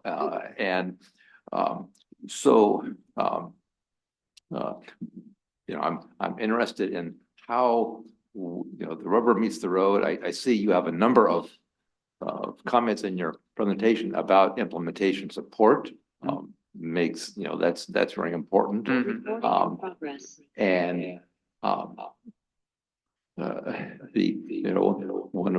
of the things I've learned is that telling folks to do something different, if there's nothing in it for them, it's an uphill battle. Thank you. That's right. And if the folks driving the trucks and turning wrenches look at this and say, yeah, this is really nice. If there's something in it for every man or woman on the ground, then the uptake is high. Maybe talk about that a bit.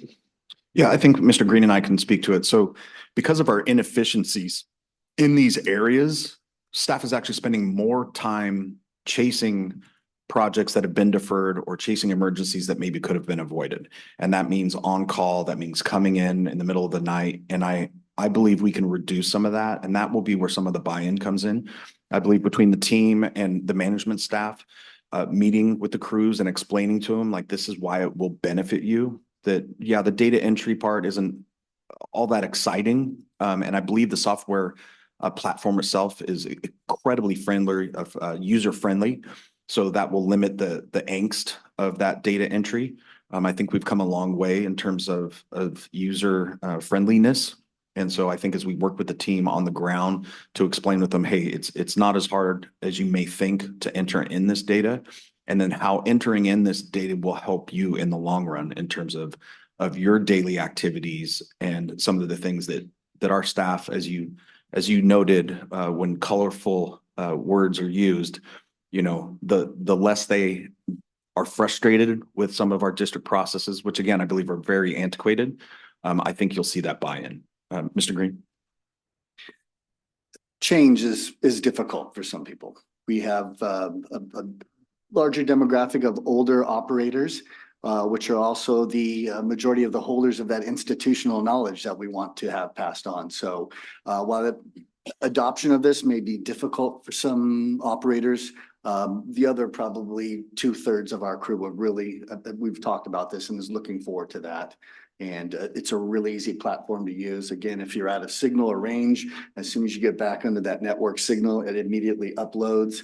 It's also, instead of going from handwritten scratch, you're keying in exact numbers. We've seen some data lost from the handwritten, you know, clipboard notes to where it actually gets input into the computer. So those those errors will be eliminated as well. But yeah, so there will be, Director Thomas, a little bit of a adoption, you know, hangover there, but we'll get through it. And the majority of our operators are really looking forward to this. So yeah, like I said, like, change is never easy, but we can work on it together, and they have got a great training facility. So this shouldn't be anything too large or out of reach for any of our operators to grasp. Thanks. Yeah, and it's funny. You know, we always say people change is hard, and humans are probably the most adaptable species on the planet. People change all the time. They just don't like being changed. It's not what they want to do. The second thing I wanted to ask is, I recall some early on presentations. Hearing about, I'm trying to remember the name of it, but on the iPads, y'all had, I was told, all of the collection system. Diamond maps. Yeah, the diamond maps, everything was already in there. And what do we have? What's the current state? And why didn't that work? And yeah. So Diamond Maps just in itself was like a GIS platform. It was more of a repository, and we kind of turned it into not really a work order system, but where we end up putting lineal feet or miles of flushed wastewater lines for hydrants that we've touched, flushed, painted, repaired. So it became more of a repository, that wasn't the platform for Diamond Maps. Diamond Maps was kind of a location of where your infrastructure is, where your valves are. So we could use that out in the street and plan that. And it works for assets such as sewer lines, but not really for mechanical preventive maintenance. So that's kind of outside of that scope. But that was a wonderful, inexpensive platform to kind of move our GIS at that time, which was really kind of homegrown into more of a user-friendly platform. That makes sense. So it's spatial, not time. You can't, yes. Yeah. Unfortunately, you can't set up alerts or calendars or schedules for reminders. I'm sorry, Mr. Thompson. And we're moving into the Esri world from Diamond Maps. We'll still have Diamond Maps for some of those things, but as the fire department has moved into Esri, water and wastewater is moving to Esri. That's one layer that integrates into the broader picture of OpenGov. So we're expanding on those layers, and it opens up a whole set of features that we previously didn't have. And so while Diamond Maps was one layer, there's so many different layers to our district in terms of preventative maintenance. And then I want to touch on one thing, kind of going back to the change aspect. You know, we dealt that with the AMI meter water install where we had failing meters and our staff were out there reading 2,200, 2,300 meters. You know, and so while we did have a lot of change occur with AMI, the learning curve with AMI. But now our operators are a heck of a lot happier without every couple months going out and reading 2,300 meters. And that was a buy-in as well from them. And so I think we're going to take that same approach with OpenGov, with Esri, with a software platform that I think will be able to achieve that buy-in. Yeah, interesting analogy, but yeah, that's you know, that was a huge benefit to staff, absolutely. And it sounds like this will be too, a gathering. I'm curious, back on Director Scott's question on finances. When I looked at the ratio, 23 to 24% of the costs to the general fund, it caused me to scratch my head, thinking that I was expecting to see it, you know, some portion, but predominantly from the utilities, because it sounds like certainly more than 75% of the benefits is there. I just wanted to ask about that. Ms. Fritz and I did talk about that, and this was our initial guesstimate, which can be adjusted in future years. I do think there's a lot in the fire department that we haven't tapped in terms of preventive maintenance that this system will capture. I feel the same way for facilities and resources, because again, there's a time and effort component to this, and our facilities and resources department is underreporting where those time and efforts go. And so I think there's some of that to capture there. But again, from a finance level, this can be adjusted moving forward. Ms. Fritz? Yes, this was our best guess of how we would distribute this. Fair enough, just a starting point. Okay.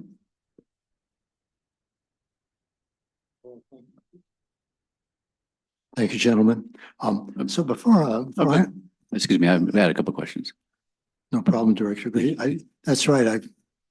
The light's kind of hard to see, I think. It's not a problem. Director Gray. I will let you know that we have applied for grant funds from the county along with some of the budgeted money for our audio-visual setup, and we'll be moving to mics that have lights at the top.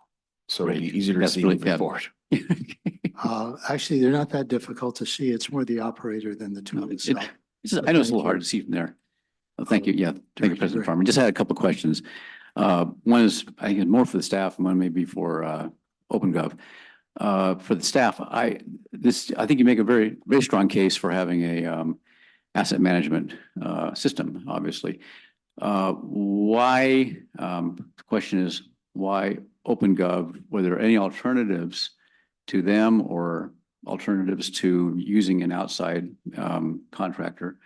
And to OpenGov, maybe give us a little, you guys gave us a little description of who else you're working with, especially in this region among the cities and communities, community services districts. So either one we want to start, go ahead.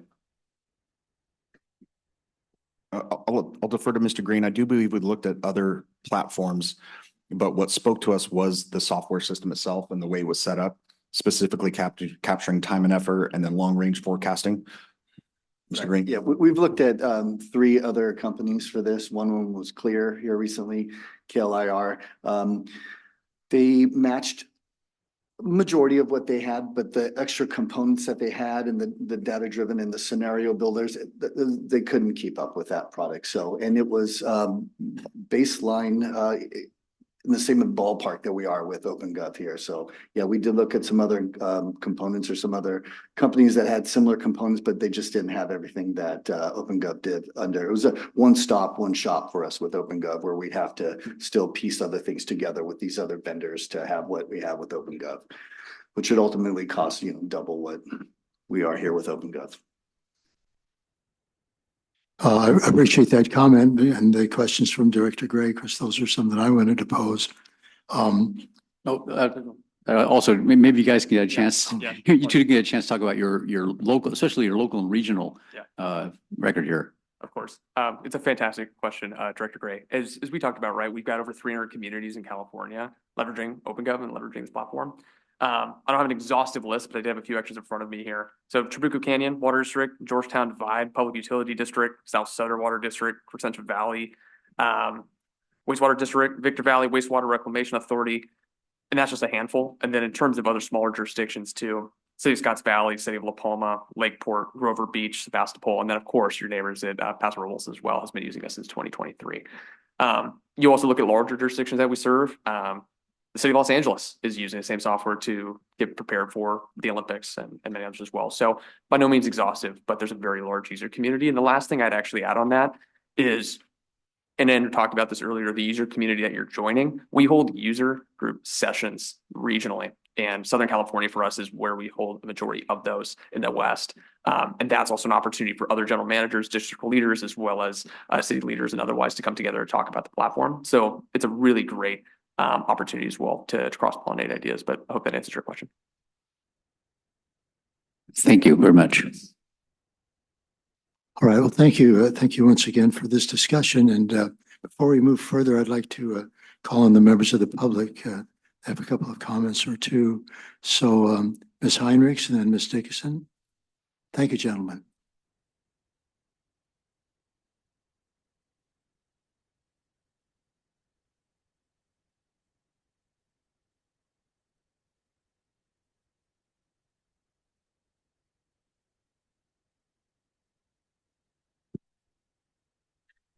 Yes, thank you for that presentation. That does clarify a lot of the confusion that I had. I noticed there was quite a lot of jargon in the statement of work, like provide one sandbox and one production data load service through standard import-export functionality, which, thank you, Director Thomas. This is one of the problems. But I'm glad to hear that there's some clarity on what you are thinking of buying and how it will serve the district before committing to another expensive administration system. This has the appeal of giving the board and administrators clearer understanding of what they've got and how to take care of it. It does also add complexity. Working with it requires 4 days of training for the customer project manager, plus additional remote sessions. Who will the customer project manager be? GM McElhaney, confidential assistant Haley Dotson, someone else? Better management is always desirable, but does the board really understand what we're buying? Will there be another monthly charge, such as the district is now paying to CIO Solutions for computers, which was another $58,000 in January, to MRG and Liebert Cassidy Whitmore, which was $5,800 in January for human resources counseling and legal advice, another $3,754 to the Baldwin Group for benefits. I'm sorry to interrupt you, Ms. Heinrichs, but are you commenting on this particular item or? Yes, I am. I'm asking about what the costs are going to be in addition to other administrative costs that I'm not sure the board is really adding up and looking at the total cost, the amount that administration is draining from the finances of this district, which then complains that there is no money to maintain Fiscalini Ranch. There's no money. For skate I park. really There's believe. no money for other projects. to I serve the really, I'm community. sorry to interrupt you, Ms. Heinrichs, and we always appreciate when you get up and speak, but I think you're slightly off topic. We're supposed How to. so? I'm talking about the cost of this new system, that another $48,000. Last month, in addition to district council's $14,407 of legal advice, came to almost $30,000 of just administrative costs. That's just the ones I picked up. There may well be more. That's a heavy load for a small water and sewer district to add yet another expense. Thank you.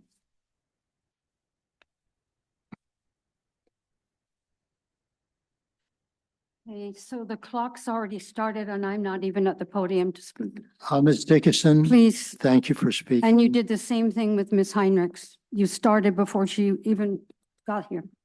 So I would like the clock to start now, please. Thank you. I'll give you an extra 3 seconds before I start it. Thank you. On this item, first of all, This is the first I've heard of something like this, and yet it's before you for discussion and consideration. And with what Mr. Green says, that it's pretty much a done deal. This needs to be this has to be more thought out. I did a little bit of research on this company.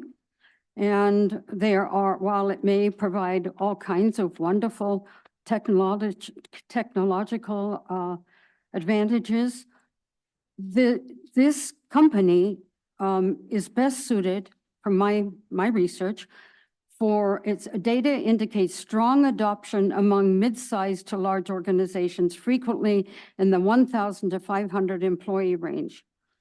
Although some customers also fall in the 100 to 500 range. We don't even have 100 employees. I'd also want to point out that the cost, and I didn't hear this mentioned, subscriptions are based on the number of entities used and the number of employees needing access. I didn't hear anything about the number of entities or the number of employees. I would caution you that you just have brought here one company when in fact you could have looked at other companies. Let me just read this. Controversy in San Francisco, late 2025. It was revealed that San Francisco's mayor, Daniel Lurie, and his deputy, Ned Siegel, bypassed standard procurement procedures to award a $5.9 million contract to OpenGov. Despite OpenGov scoring poorly, 2.88 out of 5 in a staff evaluation, with city employees rating a competing vendor, Clarity, much higher at 4.42 out of 5.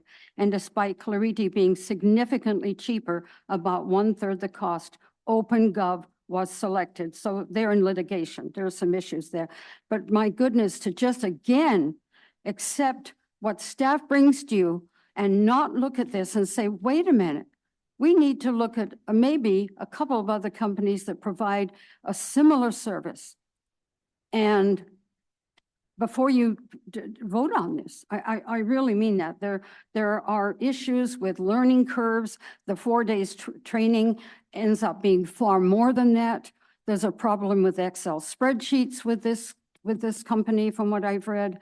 Transferring, and it's going to be a heck of a lot more, just like so many other proposed technological or whatever in front of this board or previous boards, and you've gone ahead only to find out it doesn't work out quite the way. All I'm asking is for more homework to be done on the part of the board and staff before you take a vote on this. It's very expensive. You need to find out if this is the best deal you can get. Thank you. Thank you, Ms. Dickerson.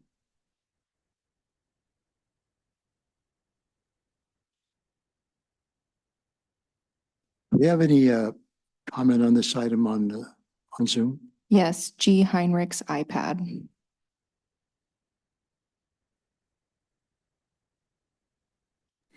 Well, thank you very much for your comments on this new expenditure. Can you hear me all right? Yes, go right ahead. The question, as has been brought up, has not been very well researched. And I've often thought that the board could go and hire a project manager or someone that would take care of these incidentals as a full-time job instead of relying on someone else outside of our district to manage these things that should have been done already by our existing organization.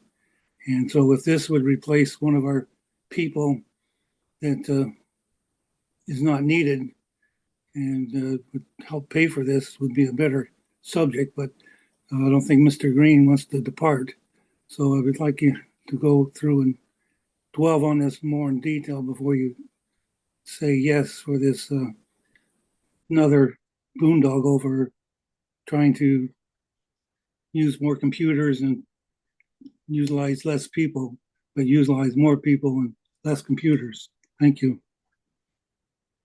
Thank you.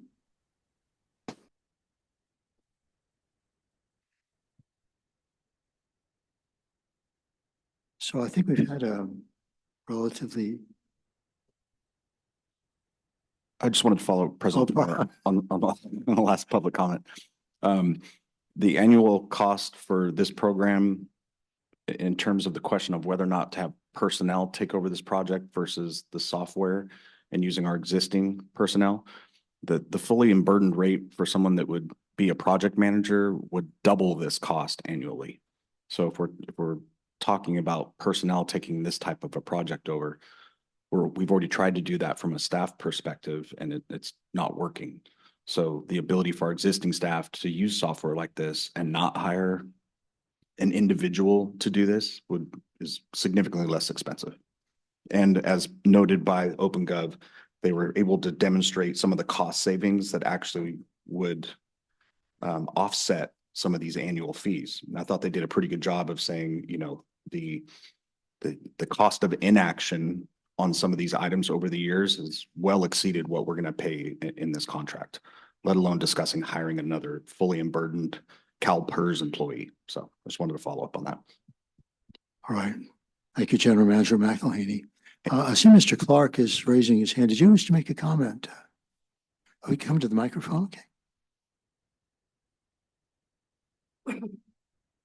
Dick Clark of Cambria. I think you hit a couple of things I really like on this program. One is the preventive maintenance.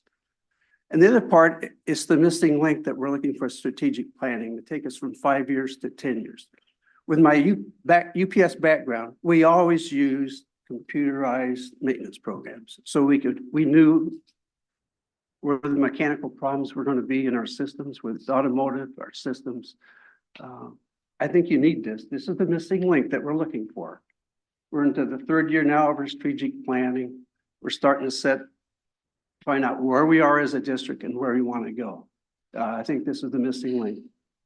The program will free up the hours. I can tell you, as we put the systems in the UPS, when I started, we used slide rules and adding machines. And each time we brought in the computers, I could do more. And I could do it more efficiently. So the quality of the program is beyond me, but I'm saying that we should move forward with something. Thank you. Thank you. President Farmer, Yes. we have one more person on Zoom, All right. Well, thank you, Ms. Dodson. Elizabeth Bettenhausen. Good morning, Ms. Oshie. Yes, still good morning, Ms. Bettenhausen. Thank you, Mr. President. I want to commend Ms. Dickinson for her comments because she raised a major point, and I think that you need to address that point as the board. Why are you moving to adopt one business when you should be looking at 2 or 3 as competitive in this market? I realize that computers are the in thing these days, that AI is super duper these days, but preliminary to that, why are you adopting something on the basis of one meeting, of one organization? I think that that is perhaps indefensible and probably indefensible. And I wish that you would follow your rules a little more and adopt something only as the best option among several.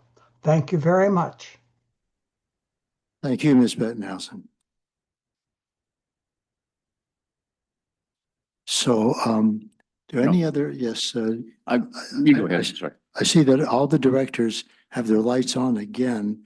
So I'm going to start with Director Gray this time. Okay. Yeah, just that in response to the, actually a couple of comments that suggest that we are not following our procurement policies. Maybe General Manager McElhaney can address that.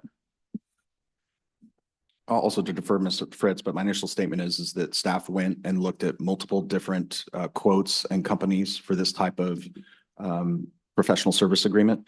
And this was the one that stood out to staff as best fitting our needs. Director Thomas. Well, yeah, thank you, President Farmer.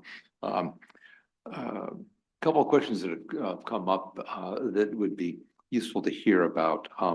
And and I guess to the ongoing cost, you know, for example, with the meters, we now have a monthly $3,500 or so ongoing cellular cost for the new meter systems, right? After year 5, what will be the ongoing cost with OpenGov with this? And yeah. And then I'll have another question, but let's do one at a time.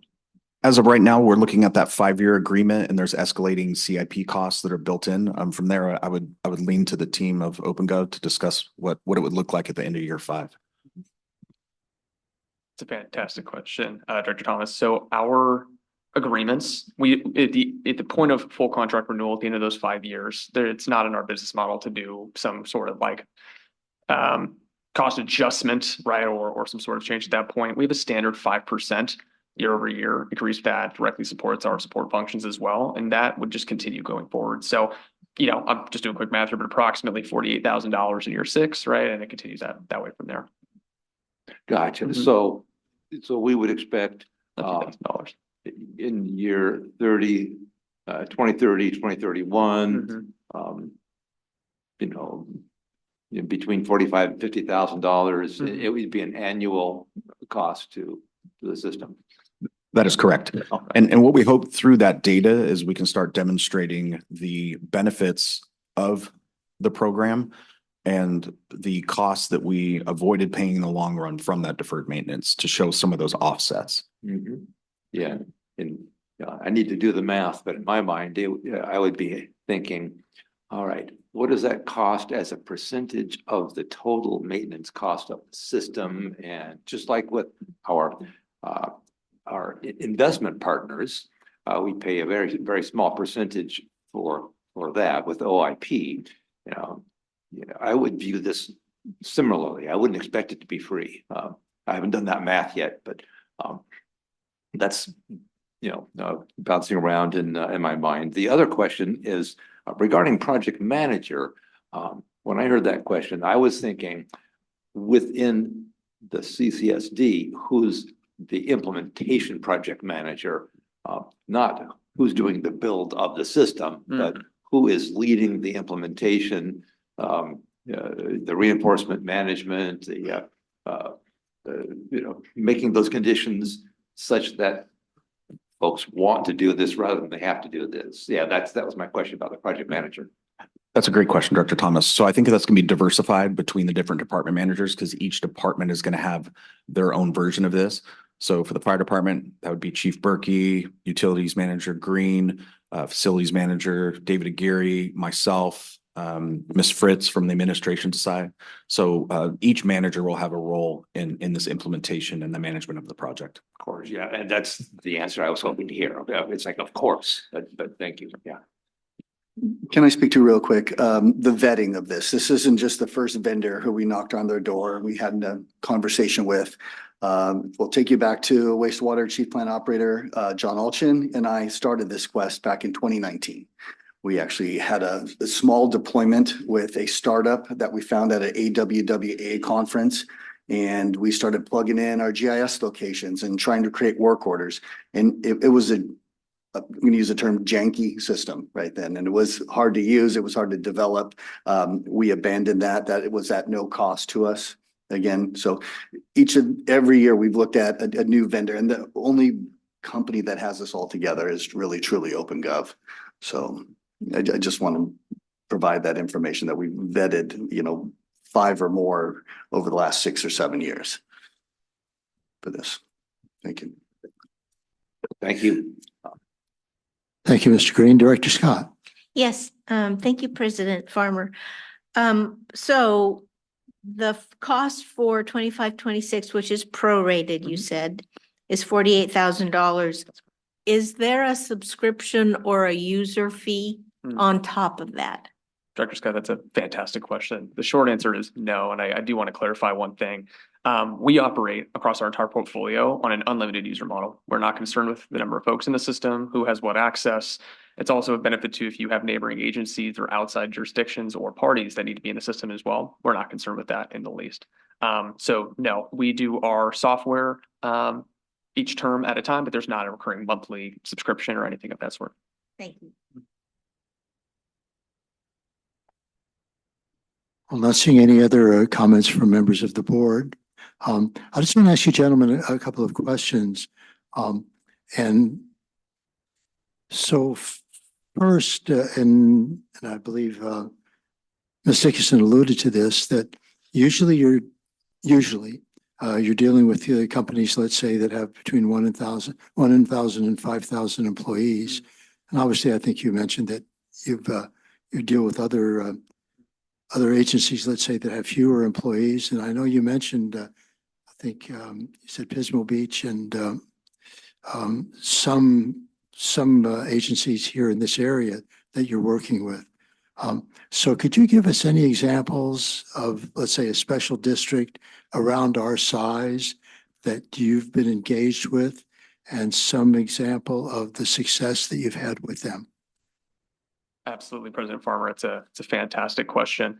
I think just to also add some context or clarify too from earlier. So the division of the organization that I support here in the West is what we call mid-market at OpenGov.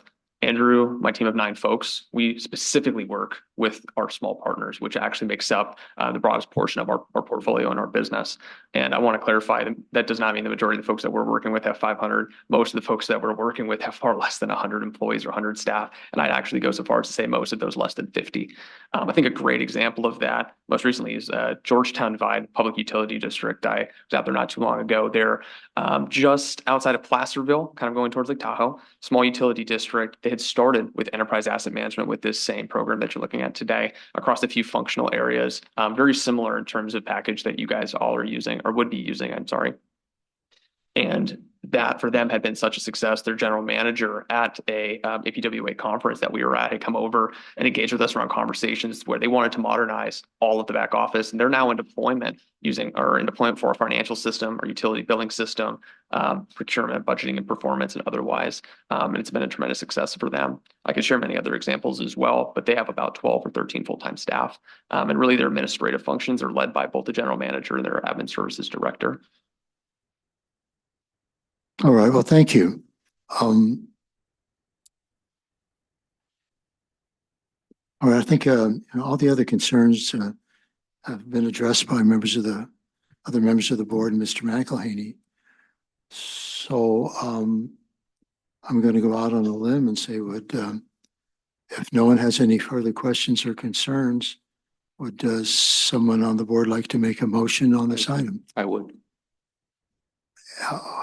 Okay. Could you make the motion? I mean, other than just saying I will. But yeah, thank you, President Farmer. Yeah, based on, everything I'm hearing, this really will help the district work smarter. It sounds like it will be a generational benefit, long-term benefit. So I move that the board authorize the general manager to enter into an agreement with OpenGov for asset management, computer-based maintenance management software solutions. A second. All right, before I go to Ms. Dodson for a roll call, I just want to make the comment, and I should have done this prior. This is no reflection on the presentation today. It was very well done, obviously. No reflection, let's say, on the success or lack of with regard to OpenGov. If you were to ask me, here, can you give a logical explanation as to why you're going to vote the way you do? I could say, I'm going partly on logic, financially, but also on a certain intuitive feeling that I have. And so I'm probably going to be voting no on this. I just want to let you know ahead of time. But anyway, so Ms. Dodson? Director Thomas? Aye. Director Gray? Director Scott? Aye. President Farmer? No. All right, well, thank you, gentlemen. You've been successful here. So all the best. And are you flying back to the Bay Area today? We are. Yes, we'll be, well, not so much flying as much driving, but we'll be heading. Driving.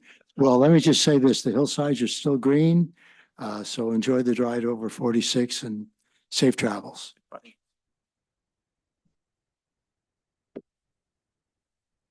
Well, it's almost 10 after 12. And I think it's probably time to go to lunch. I feel kind of corny, not corny. I feel awkward in saying this, but we will return at 12:45 to address the consent agenda.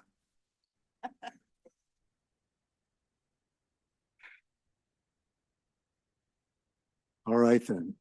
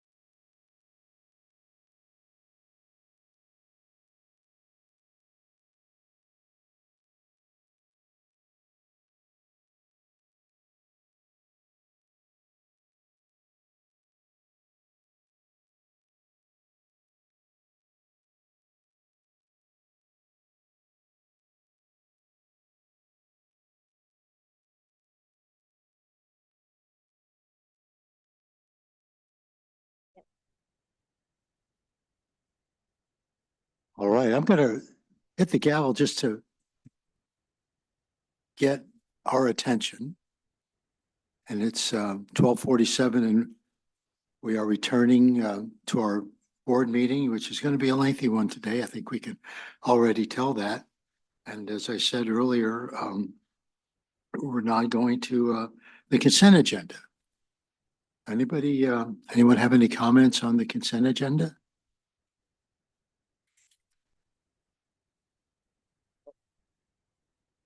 Comments? You want to pull anything off?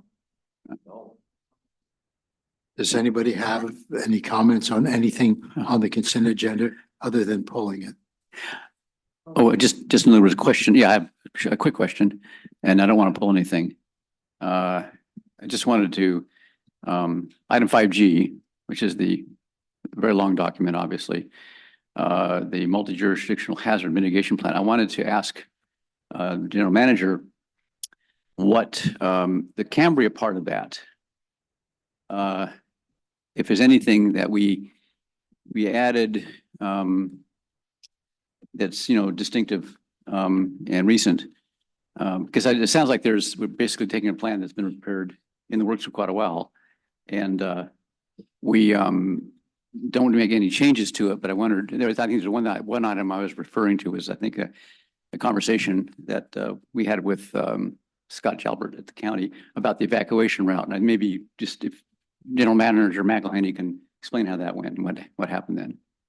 Yeah, thank you, Director Gray. So when we're looking at, so again, this is a county-wide hazard mitigation plan that took input from all the different jurisdictions and entities that were going to be a part of that county-wide plan. And Chief can speak to that more if questions arise.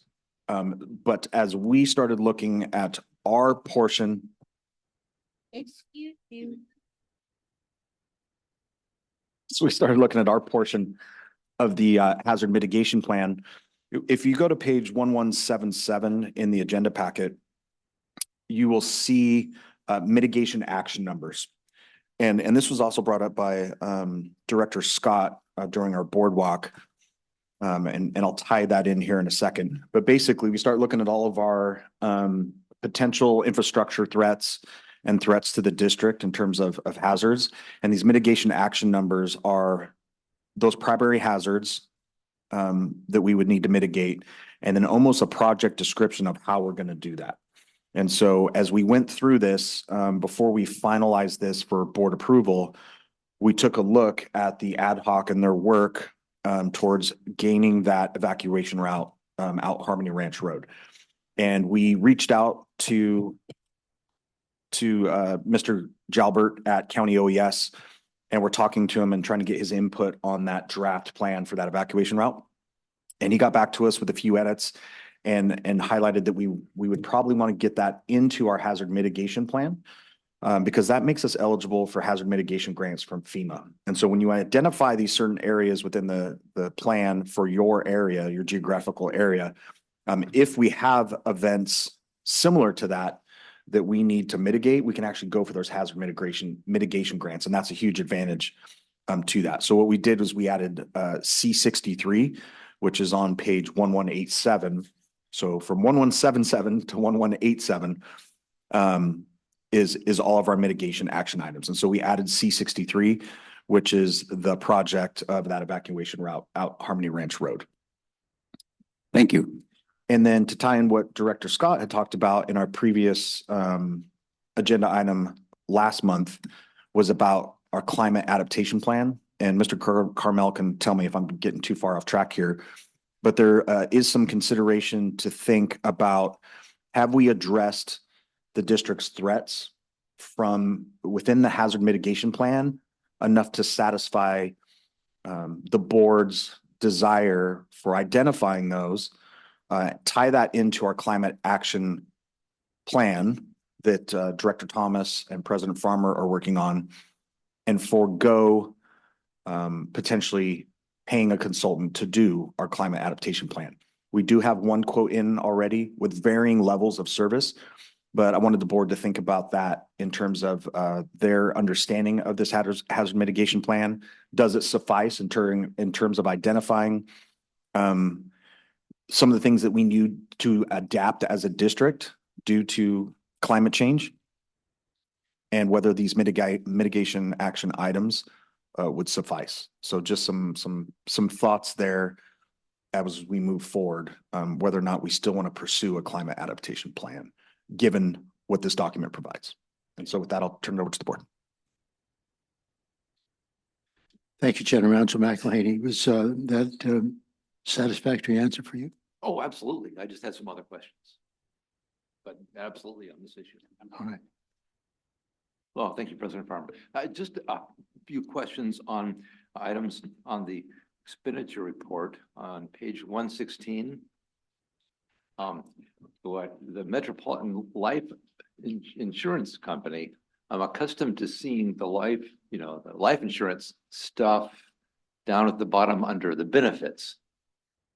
So there must probably some unique explanation here.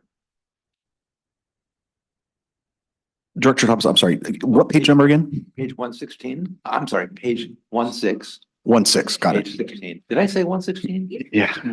I'm sorry. I know it's a very long agenda, so. Pages It's totally understandable. or maybe it was the 16. Yeah, so the Metropolitan Life Insurance, like, as I was saying, I'm accustomed to seeing that under benefits, that kind of stuff. So I'm just curious why that's. We just recently moved and I'll defer to Ms. Fritz in terms of how it was coded in this area. But we recently just went to MetLife for our dental and vision away from, it wasn't Delta, it was Emeritus. So we moved from Emeritus to MetLife. Why it's in this section specifically, I don't have an answer. Yeah, I'll have to follow up with our payroll person to see if make sure it came out of the right bank. And if not, we'll have to move it. Okay. The question on page 20, Santa Maria Ford, purchase of 2025 EV Ford 150. Is this a second EV? Dang, okay, that's a yes. It's a little late. It should have been here 6 months ago, but yeah, we took the second and final receipt of our electric vehicle trucks, yeah, for the on-call operators, which is also part of the negotiation with APCD and PG&E, who we received close to $30,000 of reimbursement from for that project.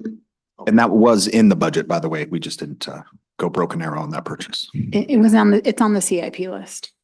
Yeah, I just saw that. And I could have looked, but just high five across the room. Yeah, that's our second EV. And then on the next page, I guess at the very bottom of page 21, we see the payroll all in one chunk, and here we see the payroll for one individual. I'm just that's the first time I've seen that broken out for an individual. So. There was some, I just don't want to give away personal information, but there's some banking issues. So we had to issue just a single check. It was just some change in banking. So all the other stuff is on direct deposit, and this is the rare case of a check. It was a one-time thing for this individual because of some banking issues. No, thanks. No doubt, Director Thomas, you are aware that DeLon Blackburn is one of our longtime employees at wastewater. Oh, yeah. Okay, just want to make sure. Yeah. And a cool guy. I mean, just my humble opinion. My screen is okay. Anybody else have any comments on the consent agenda on the expenditure report? Okay, well, I'm having a little difficulty here with just a moment. Just a moment.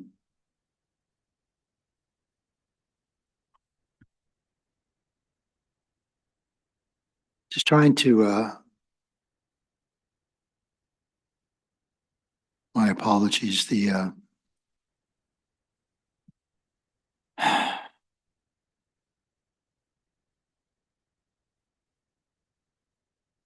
You'd think that the screen is moving rather slowly, that's all. You could go like this. Thank you. You're welcome. All right. Okay, so Andrew Thompson, I just want to ask, this is on page 8.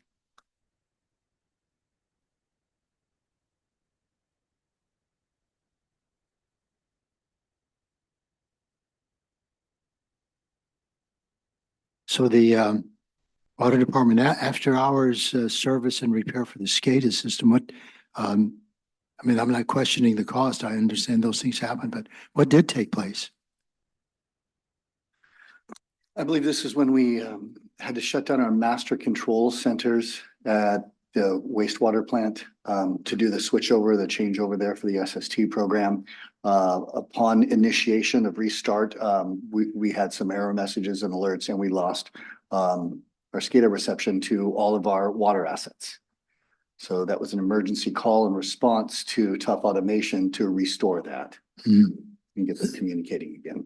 That must have occurred on the weekend, I guess, huh? I think we did that on a Thursday morning, very early. So yeah, we were trying to scramble and get that back online before the consumption of the day started. All right, thank you. Just some clarification here. This is on page 9. The California Water Efficiency Annual Dues, and then the California Water Environmental Association annual membership dues. Could we just have some brief description of what that is? Sure, CalWEP. So that's our conservation, and that's where program manager Tristan Reaper does a lot of his training. We do a lot of backup with the UWMP and our water loss, and then also the conservation aspect there. They have a fall and spring plenary where they bring the newest updates and latest efficiencies in water. And so we're a member of that for those dates and events that they have. And then the second one is actually our training that we use primarily for wastewater. That's how they get their collections certification and pre-test preparation and some of their other side certifications for their wastewater positions. So that's a separate training, again, kind of the same thing, but more geared for water and wastewater training and operator training. All right, thank you. Moving on to FGL Environmental. This is on page 12 and I think also on page 13. I know Abalone used to do this. So this is a rather lengthy report as for a little over $7,000. Is this like an annual report or semi-annual report? So this would have been for January. So this would have been all of our wastewater testing and sampling for the quarter, right? Our first quarter. Quarter, okay. So also, I'm sorry, I couldn't get to the page.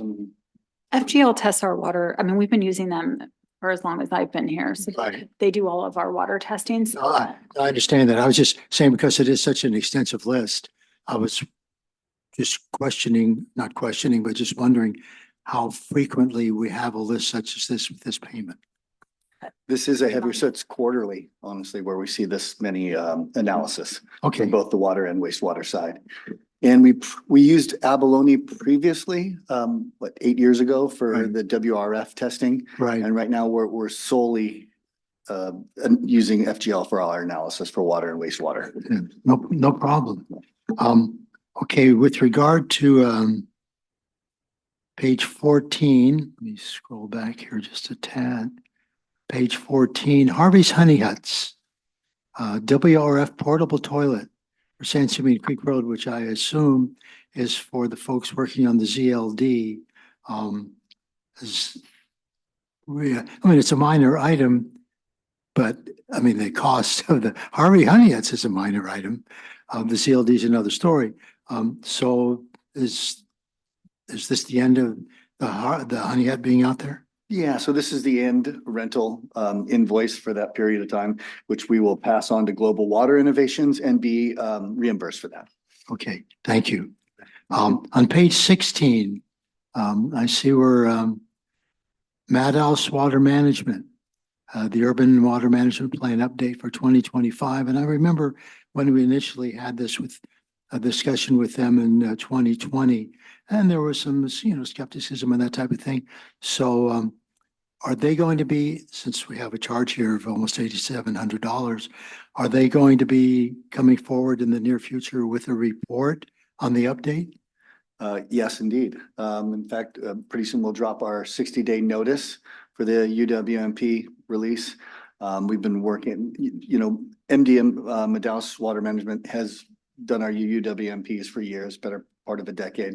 They're probably the best management team in California, globally, I would probably say. And Program Manager Reaper has been working diligently on our UWMP. I think he's probably got close to 120 hours in personally with this, some of that with me, and then of course with Madaus Water Management as well. We meet with them for an hour once a week, every Wednesday, to review our input and then move on to our next chapter in our UWMP. So that's coming along quite well. But yeah, that's our first initial bill for invoicing for that assistance with that UWMP document. All right, thank you. Moving on to page 20, SLO County APCD. There's two items there. The one I'm just curious about.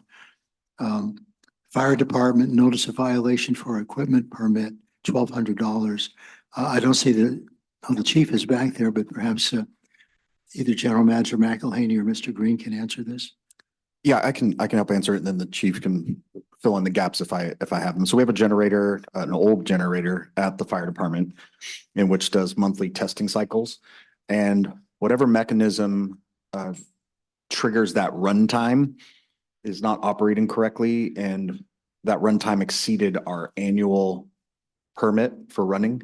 So when the APCD came out to evaluate the hours of runtime, we exceeded it and unfortunately took a slap on the wrist of about $1,500.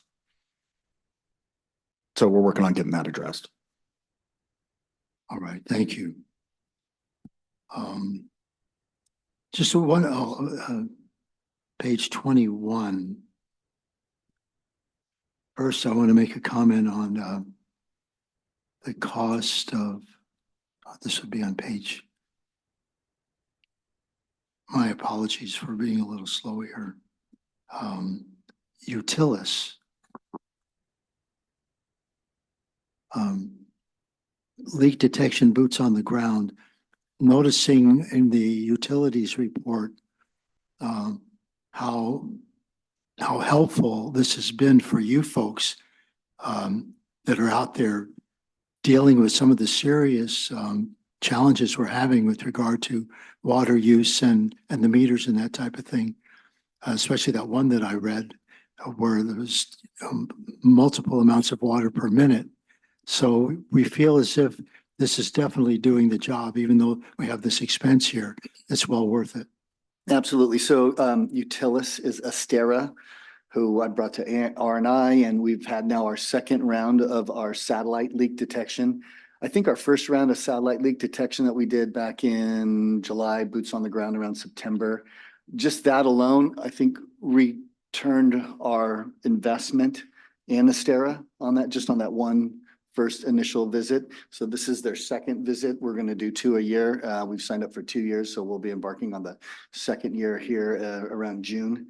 But yeah, they've been very fruitful for yielding leaks that we can't find, that aren't surfacing, that are actually under the surface or causing excavation or damage downstream as well. So yeah, I think this is fantastic. I would probably advocate after our contract runs out after next fiscal year to sign a new agreement and continue that leak detection service with Astera, because I think it's been more than fruitful. And I think our first our go at it with boots on the ground, we came up with like 29 million gallons of annual water loss that we repaired and curtailed from continuing to leak. So, yeah.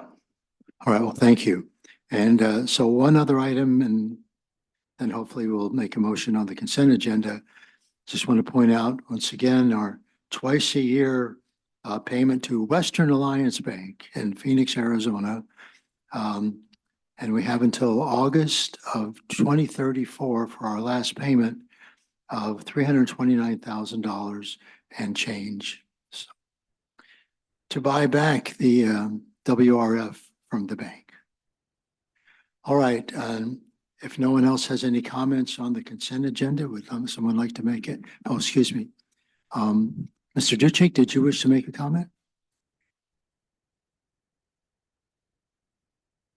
I just wanted to say a big thank you on behalf of the community for the efforts that the staff has done working with the county on the hazard mitigation programs, because that's critical to the CCSD that in this community that we get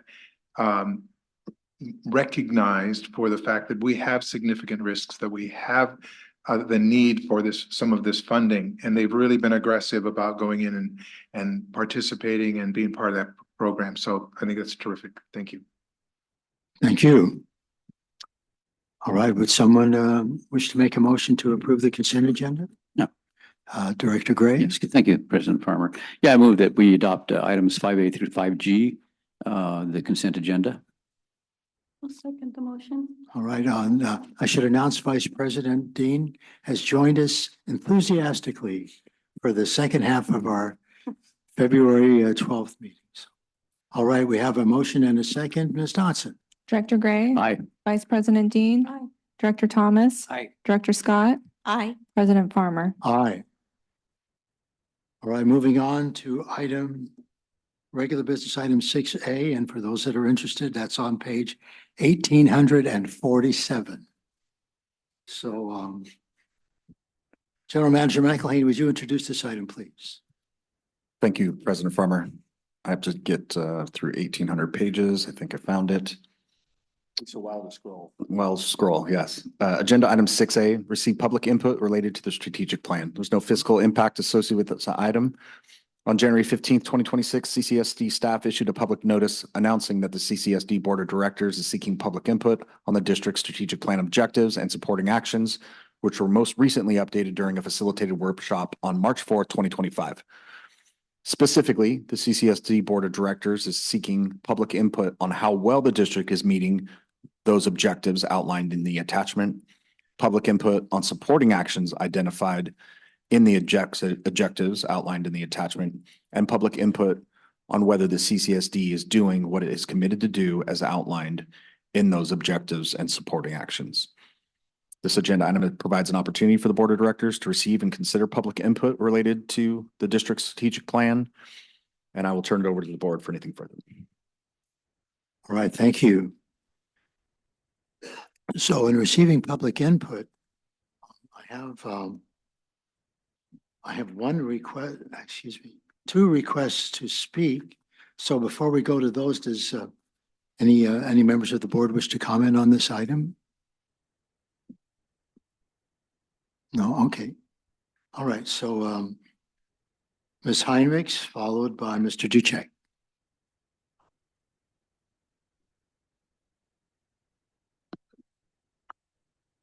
Thank you. Yes, following this morning's comments from various people, including Mr. Hendry, on what it takes to build a skate park and how this can be sectioned off and done, I think it would be time to revise your strategic plan objective of completing the skate park in the second quarter of 2027 to completing it in the second quarter of 2026. And we appreciate that the district rejects the idea of accountability over 6 years of delay on this and 11 years of delay on the EWP application. It does affect the county, how long it takes for the district to submit these plans. And I think that you've heard today that this can be moved forward. You're talking about pouring concrete. This really can be done. Thank you. Thank you. Mr. Duchek? I think you submitted a written comment. Is this going to be a reading of the written comment? Yes. Which is fine.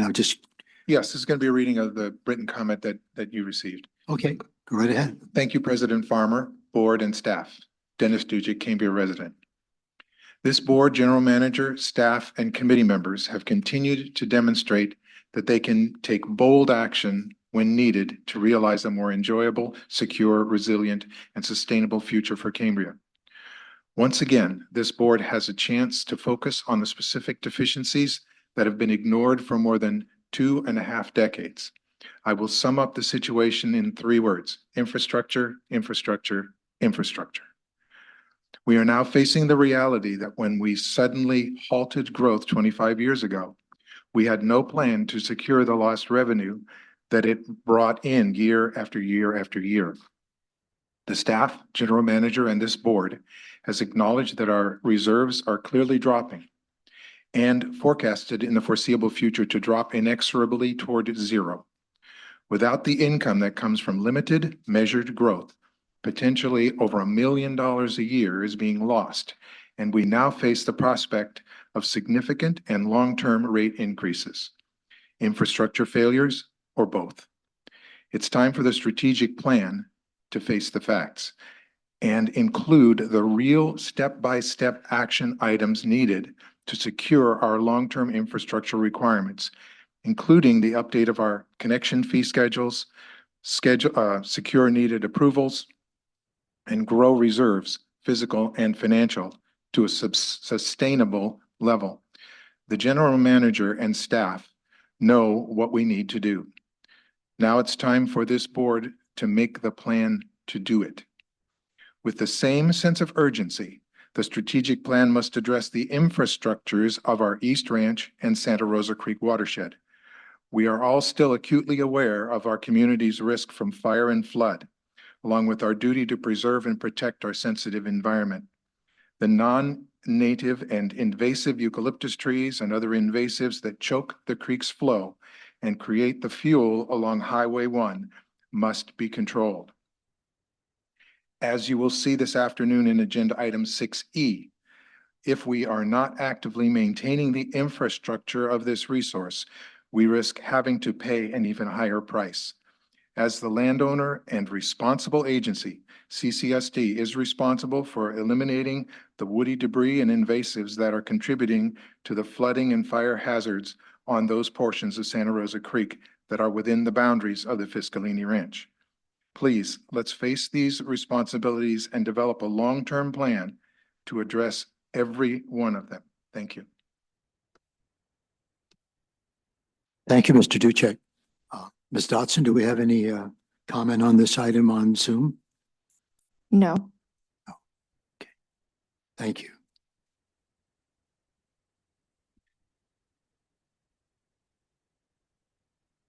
So is there any discussion that we as a board need to make on this item? Yes, go right ahead, Director Thomas. Thank you, President Farmer.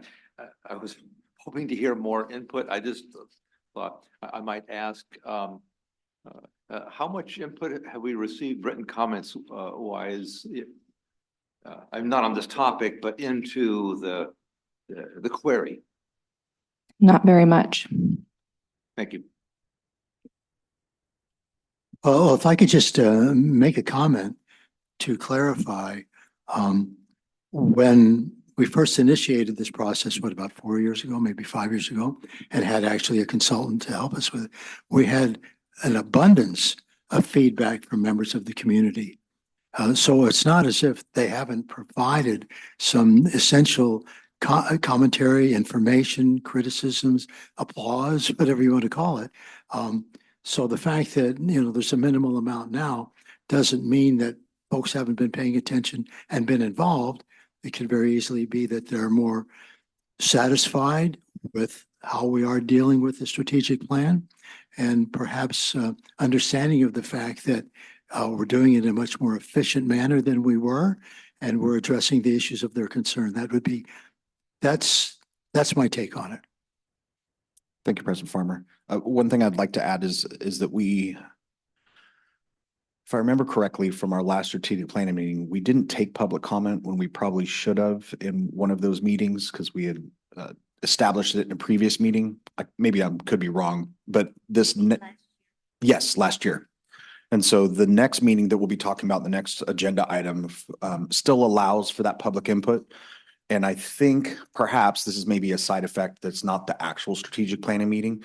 And so why we've only received, from my understanding from Mrs. Dotson, is 4 public comments to date. I imagine that will kick up quite a bit as we get closer to the actual strategic planning meeting where we will have to take public comment.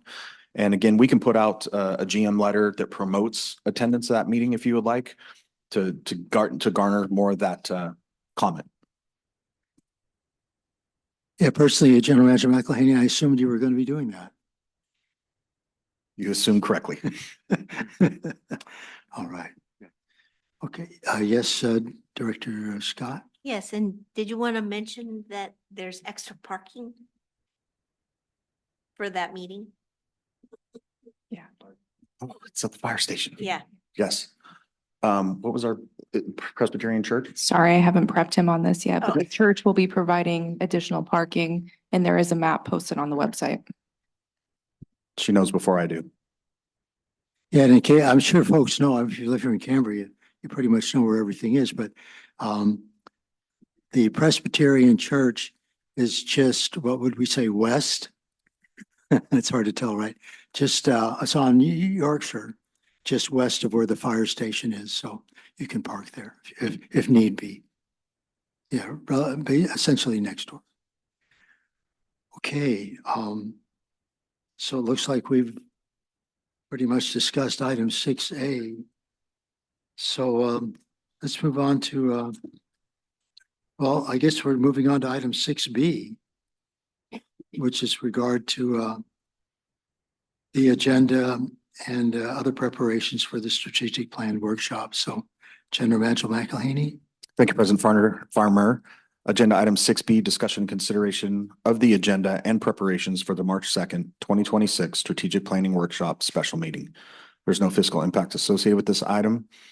The Board of Directors are holding a meeting on February 12th, 2026, which is today, to solicit public input on the district's strategic plan objectives and supporting actions, which were most recently updated at that facilitated workshop on March 4th, 2025.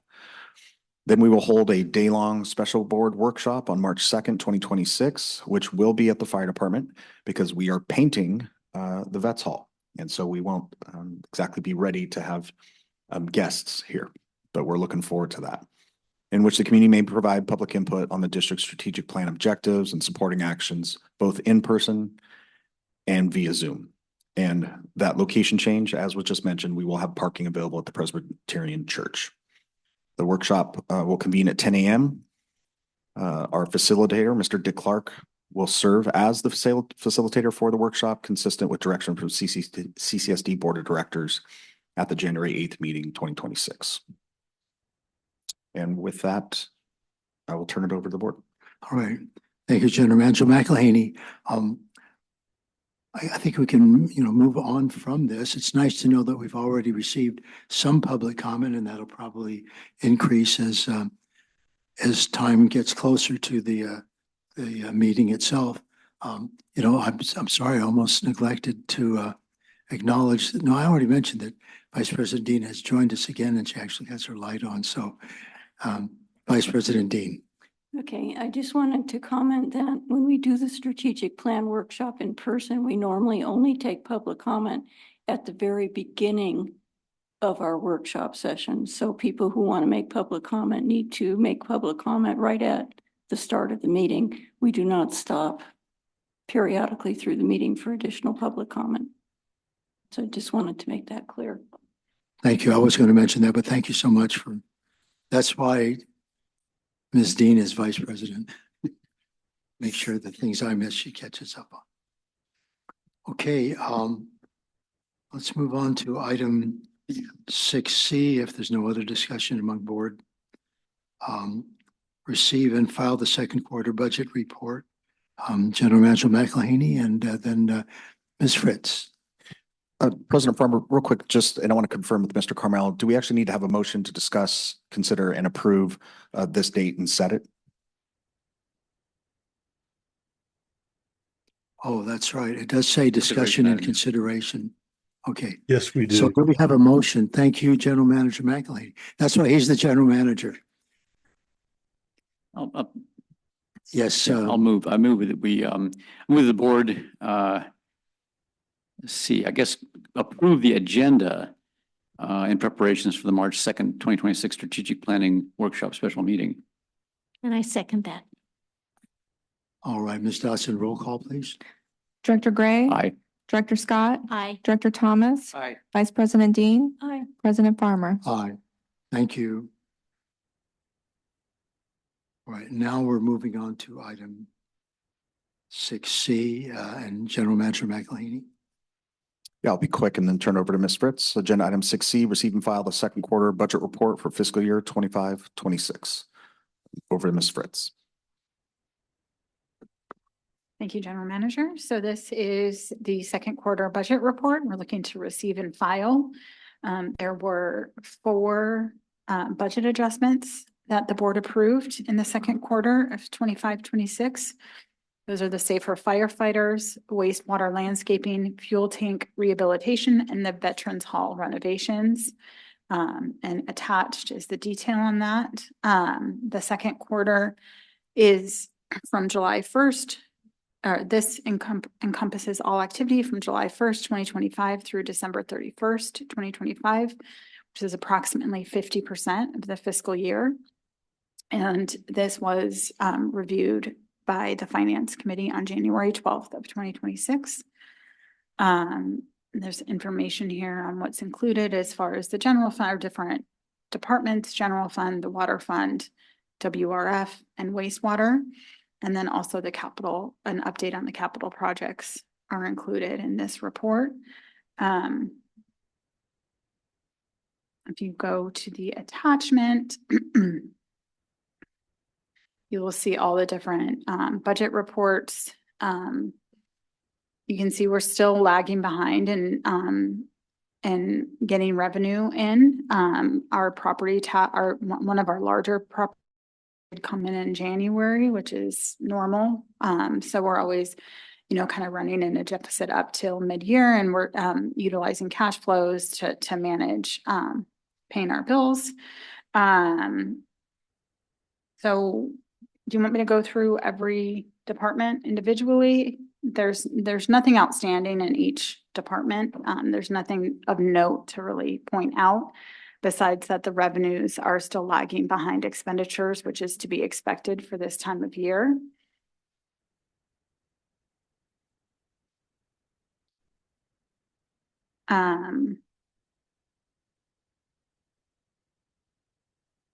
So I think maybe, and like I said, those budget adjustments are all reflected in here in each of the different departments, the ones that were approved throughout the quarter.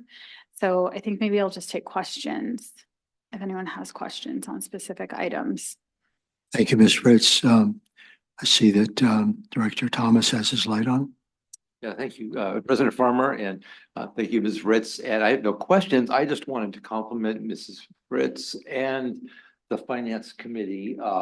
The robust discussion there is, for me, my best preparation for reviewing this budget. So thank you for that that process. You've got a diverse Finance Committee and a range of questions. So thank you. So speaking of the Finance Committee, Director Scott?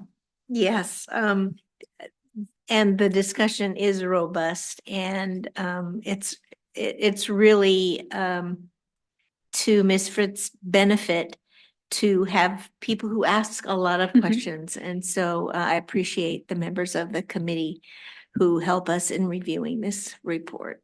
Thank you.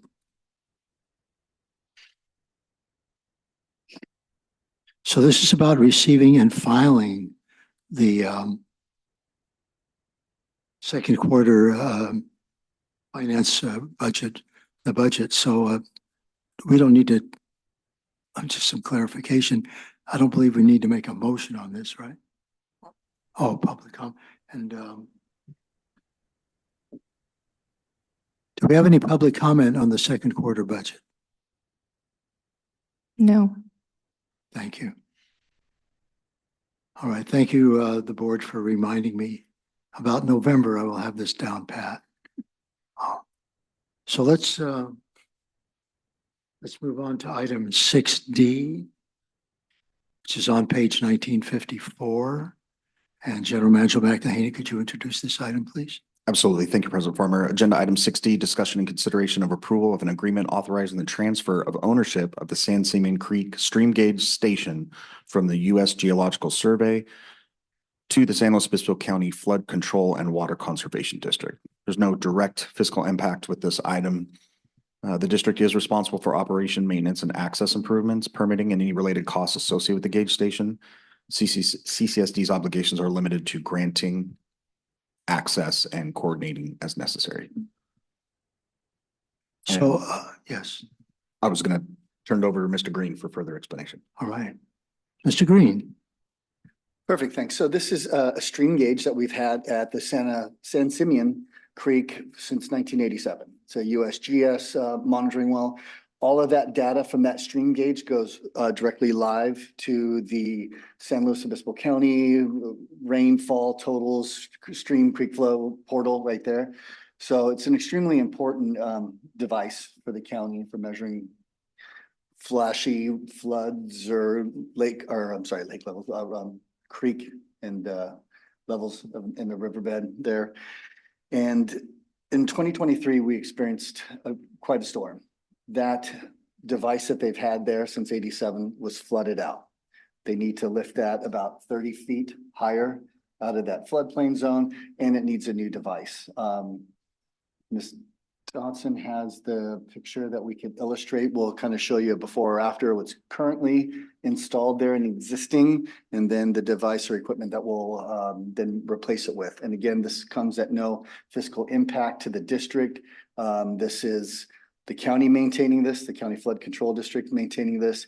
Any easement or access that they need would be on them to permit or install themselves. We're just granting use and easement into that area.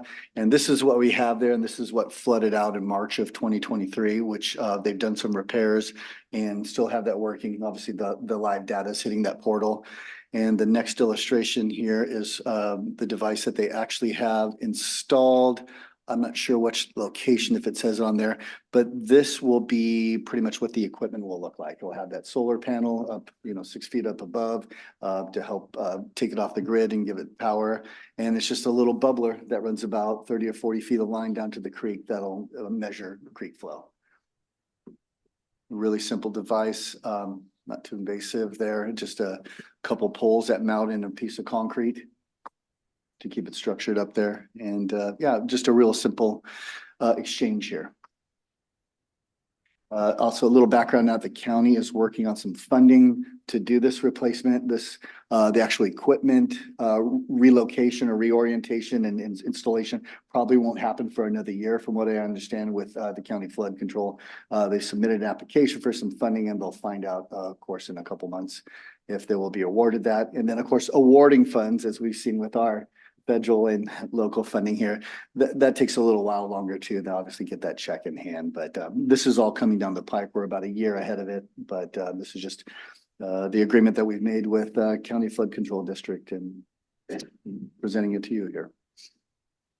Thank you for that explanation. I just want to ask you, see, it's interesting in going back and seeing some of the correspondence from, decades past. And I don't know, it's kind of a warm feeling to know it was being, and some handwritten correspondence, which is kind of cool. But I just want to ask you, and maybe this is already clarified in this particular item, but the fact that it's being taken from a federal agency and local, is that going to mean that it's going to be done, let's say, more effectively because the county is close by? Or just they're like able to upgrade the way they're dealing with the issue? I think that the USGS is just kind of passing on these locations and the county taking over it. I think will expedite repair if necessary. And again, putting that out in the portal, that information out there is more in the wheelhouse of, what the flood control district is doing. So yeah, I think that would be beneficial for maintenance and then of course data coming from that device. All right, well, thank you. I'm looking and I don't see any director's lights on. Do any comment here in the room or online, Ms. Dotson, on this item? No. Seeing none here or there. Vice President Dean, did you? Okay. Would we like to make a motion on this item? I move that we approve the agreement authorizing the transfer of ownership of the San Simeon Creek Stream Gauge Station from the U.S. Geological Survey to the San Luis Obispo County Flood Control and Water Conservation District. I'll second the motion. All right, Ms. Dotson, roll call, please. Vice President Dean. Aye. Director Thomas. Aye. Director Scott. Aye. Director Gray. Aye. President Farmer. Aye. Moving on to item 6E, which is a rather important one for sure, and General Manager McElhaney. Thank you, President Farmer. Agenda item 6E, discussion and consideration of the Santa Rosa Creek Stream Bank Repair and Enhancement Project. Estero Consulting's estimated fee for the assisting in this next phase of the project is approximately $606,800, and the remaining cost of the CCSD from officially starting the project. We then want to have the board discuss and consider releasing the RFP and beginning stakeholder outreach and engagement. It will be the staff time associated. The cost of the environmental review, design, and permitting, as well as the construction costs, will be determined at a later date and are subject to additional board approval. In March 2023, Santa Rosa Creek flooded, as we all know. One result of the flood was the erosion and loss of 10 to 15 feet of stream bank along a 100-foot long section next to the Santa Rosa Creek Trail and Lift Station B access road. This has resulted in the creek channel encroaching on the trail, eating away at that stream bank, access to the road, and the sewer trunk line feeding into Lift Station B, which is known as Trunk Line B. The section of stream bank immediately upstream was restored and repaired in the early 2000s and withstood the flood without damage. As it applies to Trunk Line B, it carries an average of, in dry weather flow, of about 160,000 gallons of sewage a day. It was moved farther away from the creek as a part of a construction project that began in the fall of 2001 and was completed in January 2002. Obviously, staff is considering this a high priority project to the risk of continued erosion and the potential damage to that sewer trunk line, which would be, catastrophic to have some type of a leak like that in our creek. With that, I'll turn it over to our expert in the field, Mr. Green, for cleaning up what I may have misstated. You teed it up wonderfully. Thank you, General Manager Matthew. So this is an issue we've had before. Obviously, 25 years ago, we repaired 100 feet. Where that repair from 25 years ago terminated is where our failure began this round. So while we brought in Estero, Bill Henry was also formerly with SWICA, well-versed in stream bank repair, environmental, biological, those things. So it's kind of natural for us to bring him in and kind of lead the way. He's created an RFP there for you to review. We're finding this as an emergency right now. We don't know if the CDFW will consider it as emergency like we do, but anytime you have 25 foot of bank that's retreated, and right now we only actually have a good 14 feet of purchase right now. So we're really about one good storm away. So again, we're filing this as an emergency permit for repair. And this is just a very necessary project. We're going to look at reinforcing 150 to 350 feet after that, where that current repair terminates, so that we don't have this happen again in another 20 or 25 years. So I'm available for questions or to dive any other deeper into some of these topics here. Anyone on the board have any questions or comments for Mr. Green? Yes, Vice President Dean. I just want to make a comment. Mr. Henry was present at our February 2nd R&I meeting, and he gave an excellent, very, very thorough and detailed presentation on this project and answered some very good questions from committee members. I also would like to thank Mr. Crosby Schwartz for that first photo that you see in the PowerPoint presentation. I think that really shows how close the washout of the creek bank is to the Santa Rosa Creek Trail. So is Mr. Henry here today?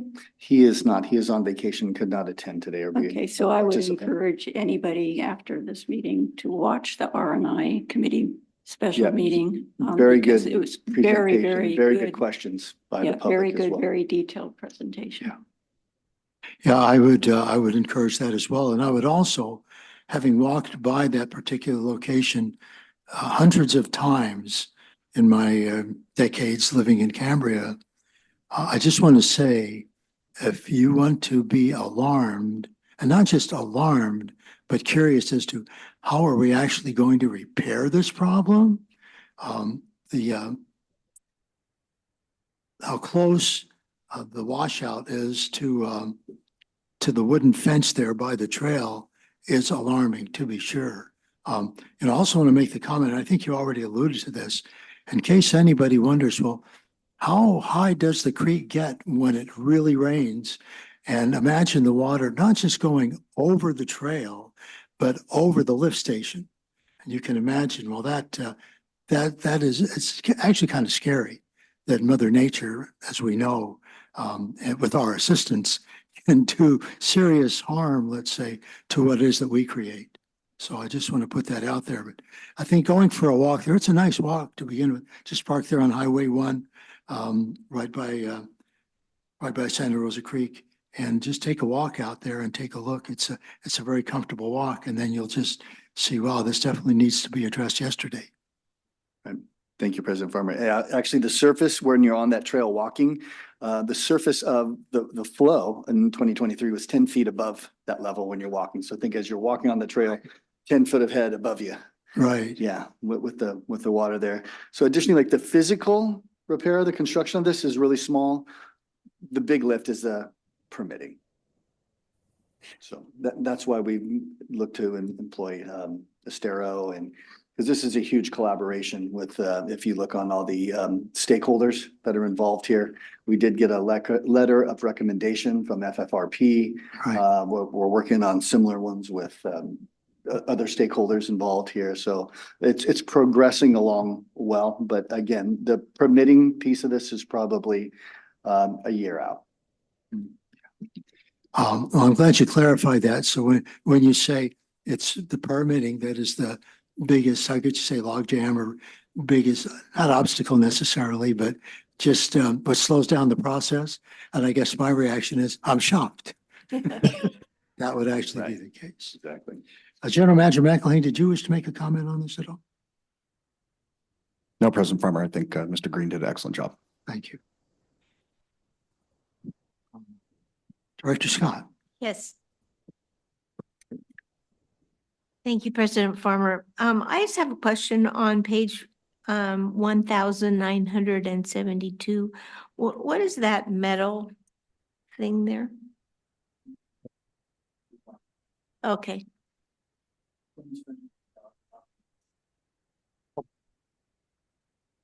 Looks like metal. Yeah. It's actually under the road bed, I was informed. Oh. There was an underling. Like a weed barrier. 1974, was that the page? So that 1972. I'm almost there, sorry. I think I hear Director Thomas talking about the weed barrier.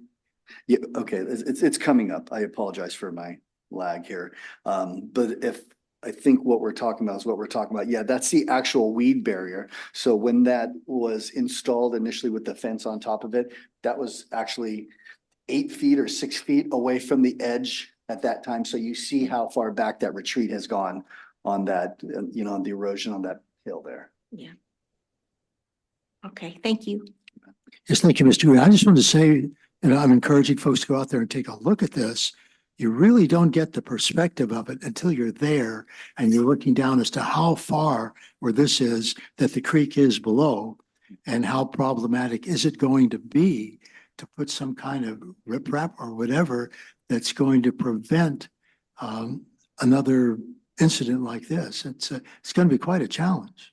It will be. And additionally, but before this, before we even got into the wet season here, we spent about 10 grand removing some of the debris and so forth that was in there, just so that way this storm events of this season could flow more gracefully through there. So yeah, we've already put a little bit of cost and physical effort into, you know, mitigating this problem that we have there, but it's definitely a problem. And it's a great trail to walk on. And I think when you stand up there and you look how it's undermined, actually underneath you, and then goes back down to the toe of that slope in the river bottom there.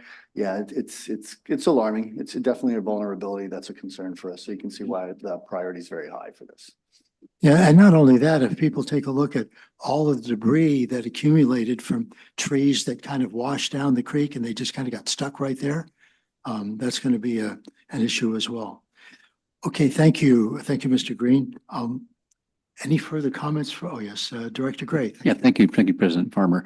This is a question again for staff. And I was reading over the FRP letter of endorsement, which lists the agencies that you will have to deal with. Question, and Mr. Green mentions, of course, that permitting is going to be the major work of this project. At what point are we in consulting with any of these agencies? Do we have a staff level? We've gotten any feedback at all on what we would need to do and what shape would have, what kind of technology or what kind of material would have to use, that sort of thing? Most of the background work we've done right now is work with like the Coastal Conservancy, looking for some funding for this, looking for some guidance. This is why we want to go to RFP. We want to have some engineers take a look at this and prescribe some alternatives, some less invasive to, the full 300 feet of repair, whatever, the engineers, and we'll have to have geo and all those pieces look at that piece. But again, the most expensive part of this will be the environmental and the permitting, not the actual construction. Thank you. Yes, Vice President Dean. It might be helpful, I think, in addition to seeing that first photo and seeing the washout so close there, on page 1977, you have a photo there of what the original path of the creek was, followed by on page 1978, the way that the path of the creek has changed with the storms. It might be helpful for the public to see those two pictures, if it's possible to put them up. What were the page numbers again? I'm sorry. 77. 77 is the original path of the creek, and 78 is the way it changed through the storms. While you're hunting that down, I would like to mention that Director Scott and I went for a ride with our F&R manager as part of our ad hoc committee assignment, and it was pretty scary right along that spot. It was very close to that road.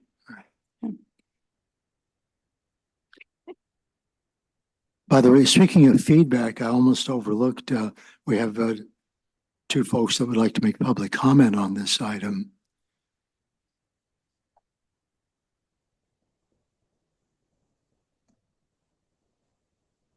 That's the after the storm. Yeah. Oh, it's a pretty area to walk. Yeah, that's the after picture. Yeah, that's the 2025 post 2023. One right above it is the before or after, maybe. There it is. Yeah, that's the before. Yeah. So with regard to the two folks that are here in the audience that wish to speak on this item, Christine Heinrichs, followed by Mr. Ducek.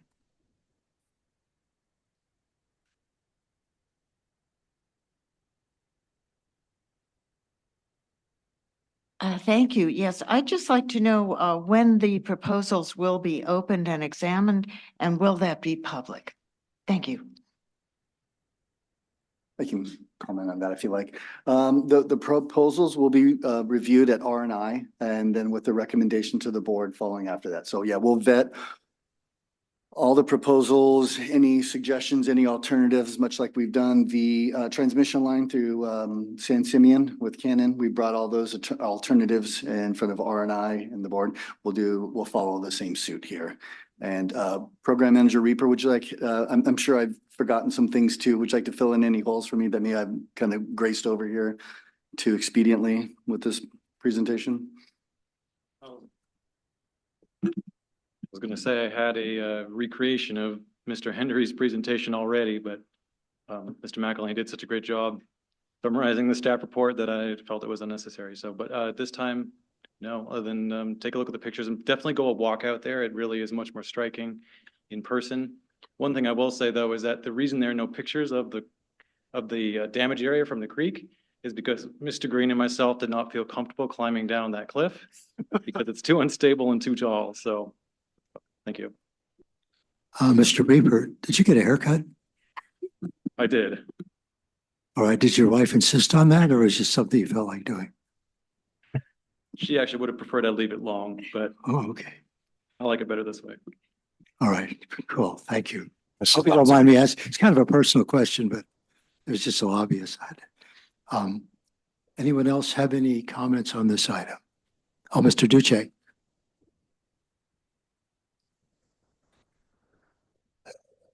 Thank you, President Farmer. According to the CCSD draft project description for the Santa Rosa Creek Trail and Stream Bank Restoration Project, quote, the project would provide a long-term solution for protecting the CCSD's sewer trunk line and protecting the Santa Rosa Creek Trail by restoring this portion of the creek corridor. The project would prevent further undermining of the stream bed from large-scale winter flood events and facilitate long-term vegetation reestablishment and habitat enforcement, unquote. The board must take quick action and deliberate action and approve the project as proposed by the CCSD staff, of course, to deal with the erosion of this section of the stream bank, which was exacerbated by these floods. This is a clear and present example of the CCSD's primary responsibilities to maintain the Santa Rosa Creek stream bed when changes in the stream bed occur that threaten the safety of the CCSD facilities and the Cambria community. However, the risks and potential real damage and devastation that the Santa Rosa Creek can cause are an order of magnitude greater than this current project area.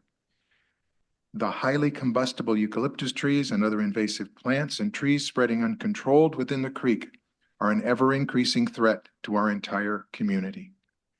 On behalf of all Cambrians, especially the businesses and residences who work, who work, live, and play along Main Street and Park Hill, I again urge this board to direct staff to prepare and submit a plan modeled after this Santa Rosa Creek restoration project to address all of the maintenance issues along the Santa Rosa Creek, from the eastern edge of the ranch to the outflow to the creek's confluence of the Pacific Ocean.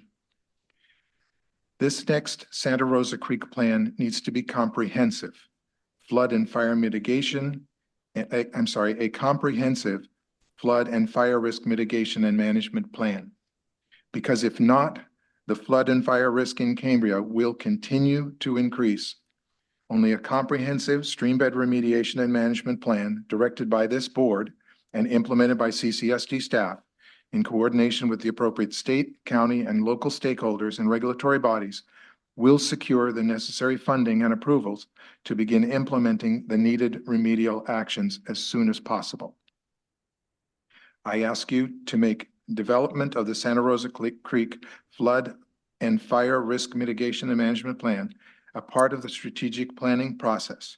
Direct staff to initiate the plan development and put this item on the next board agenda for open discussion with this community. Thank you. Thank you, Mr. Ducek.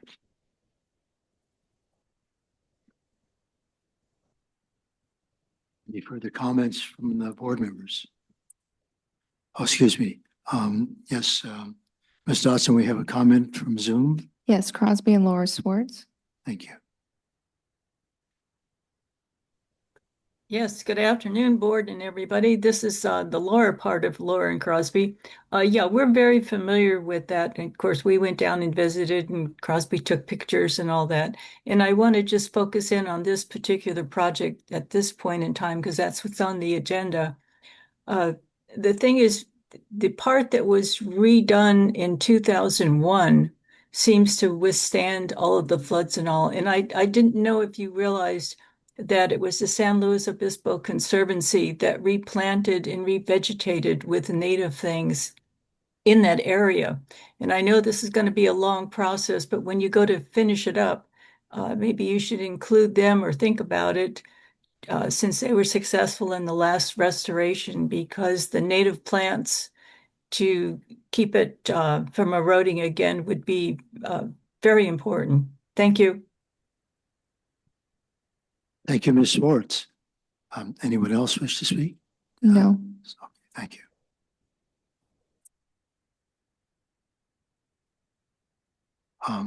It would appear that we should probably make a motion to approve this item. Director Scott. Yes, thank you, President Farmer. I move that we approve the Santa Rosa Creek Streamback Repair and Enhancement Project and have staff go forward with that. I second. Oh, we have a motion and a second. Ms. Dotson, a roll call, please. Director Scott? Aye. Director Gray? Aye. Director Thomas? Aye. Vice President Dean? Aye. President Farmer? Aye. All right, let's move on. Obviously, we touched base on item 6F very early on in the meeting. So let's move on to item 6G, which is on page 2066 with regard to phase 3 of the community park, and General Manager McElhaney. Thank you, President Farmer. Agenda item 6G, update and discussion regarding the East Ranch Community Park Phase 3 plan and direction to staff regarding next steps. Currently, the fiscal impact is unknown of the park as a whole. On February 13th, 2025, the Board of Directors received a presentation from the Pros Committee ad hoc on the East Ranch Community Park conceptual plan. This plan represents a critical step in the continued development and enhancement of the park and focuses on expanding park facilities while integrating sustainable design elements to meet the community's recreational needs. When we take a look at that presentation, there's new features that were added into the park that weren't in there in the original park plan. That triggered us to go back to the county. I believe it was called a substantial confirmation request, in which they reviewed those park plan changes to make sure they were consistent with the EIR, which already had some of those park features, allowed park features allowed within that East Ranch. It was found that they were consistent, but there was a need for a visual analysis to be completed that may require some visual screening. As far as disc golf goes, it would be plastic change to limit noise. That was presented to the board. The plan at that time was just received and filed, so the plan wasn't adopted as the community park plan. And then we were further directed to get quotes for what the visual assessments would cost. There was varying range of what those could cost because there's just so many unknowns. So we were worried about $5,000, $10,000, $15,000. We had good news come back with those quotes, which are attached, that range between, I believe, $1,500 and $2,000 for the visual assessments. Another direction given to staff was to work with our contracted engineer, Mr. Soto, to find what it would cost to get some of the design plans completed and estimated permitting costs. And so Mr. Soto was able to ballpark that, in a sense, anywhere between $15,000 and $20,000. Additionally, his conversations with the county, he initially thought that some of these may not need to be permitted, but what he got an email from the county planners was everything is going to need a permit. So those planning and design costs went up. And it was presented at Pros because there's been different discussions about, do we piecemeal the park out into different features and permit those individually, or do we permit them all at one time? There will be cost savings from permitting them all at one time versus permitting one feature at a time, which will increase the cost of the permitting in general. That would typically cost around $4,000 to $6,000 per feature to permit. Other discussions at that board meeting by Director Gray was the discussion of a maintenance fund. It was my understanding with several conversations with the board that we would follow the same model that we did with the skate park and establish a target maintenance fund. And that hasn't been discussed either. And so we added that in here as something for you to discuss and consider. And then as Pros met last month, I believe it was last month, there was discussion of a mural concept on the restroom, a discussion of renaming the community park. And so we thought it best to compile all of these discussions and bring it before the board to get true direction to staff on how you would like to proceed. There's a lot of different moving pieces to this. Funding is one of them that we're, obviously we don't have this budgeted. And so that would take some movement on our parts on bringing forward potentially a budget adjustment if we were to move forward. So from a staff perspective, we just don't know where to go with the community park. Obviously we know we're underfunded in facilities and resources, and there's a lot of drive for this project. We're working actively with the pros committee ad hoc on some grants and grant opportunities. A lot of those grant opportunities, though, are all reimbursement grants. So even if they're a fully funded grant, it's us spending the money up front to move the project forward. There's also private donors in the community that have pledged money to certain features. I know the Lions Club is interested in potentially I guess you would call it a gazebo. I know Mr. Clark, I spoke with him on the phone, and I believe he has about $29,000 to go to the disc golf. So some of these are partially funded. I don't have an official commitment from the Lions Club, but there's a lot of passion there. The maintenance fund at one point that the community council had for the community park was shifted over to the skate park. So there isn't, as it stands now, there isn't a maintenance fund established for the community park. So with all that said, we're recommending the board receive and discuss the updated information related to the East Ranch Community Park, review the preliminary design and permitting costs that we have estimated from Civil Design Studio, and provide staff direction to staff for next steps on whether to pursue further refinement of the phase 3 improvements, whether to set, exploration of the mural concept, whether the discussion of the park being renamed should be evaluated. And I believe there's a discussion also of gazebos being constructed, not only in the park, but there's also some discussion about the dog park as well. So I know that's a lot to throw at the board. But from a staff perspective, we thought it was time that there was a robust discussion at the board level to provide us some clear direction. And with that, I'll turn it over. All right, thank you, General Manager McElhaney. I think before I open this up for the board, I should probably hand this off to the chair of the pros committee, Director Thomas. So Director Thomas, I'm sure you have some productive feedback for us. Thank you very much, President Farmer, and thank you, General Manager McElhaney.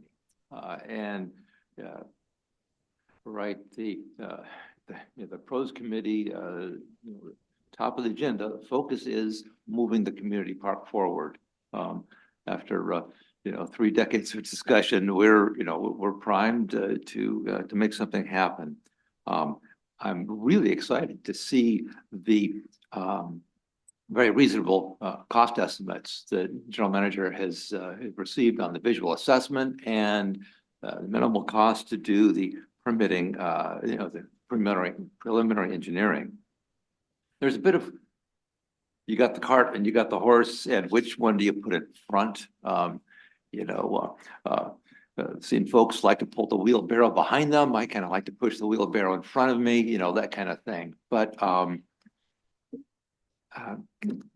it would be really move the rock forward for the CCSD to demonstrate to the community that the district is behind this, is committed to the project, and getting the visual assessment and this preliminary permitting work done would enable us to apply for grants, would increase the probability of success in grant awards, and we need we know we need to raise funds both for development and for maintenance.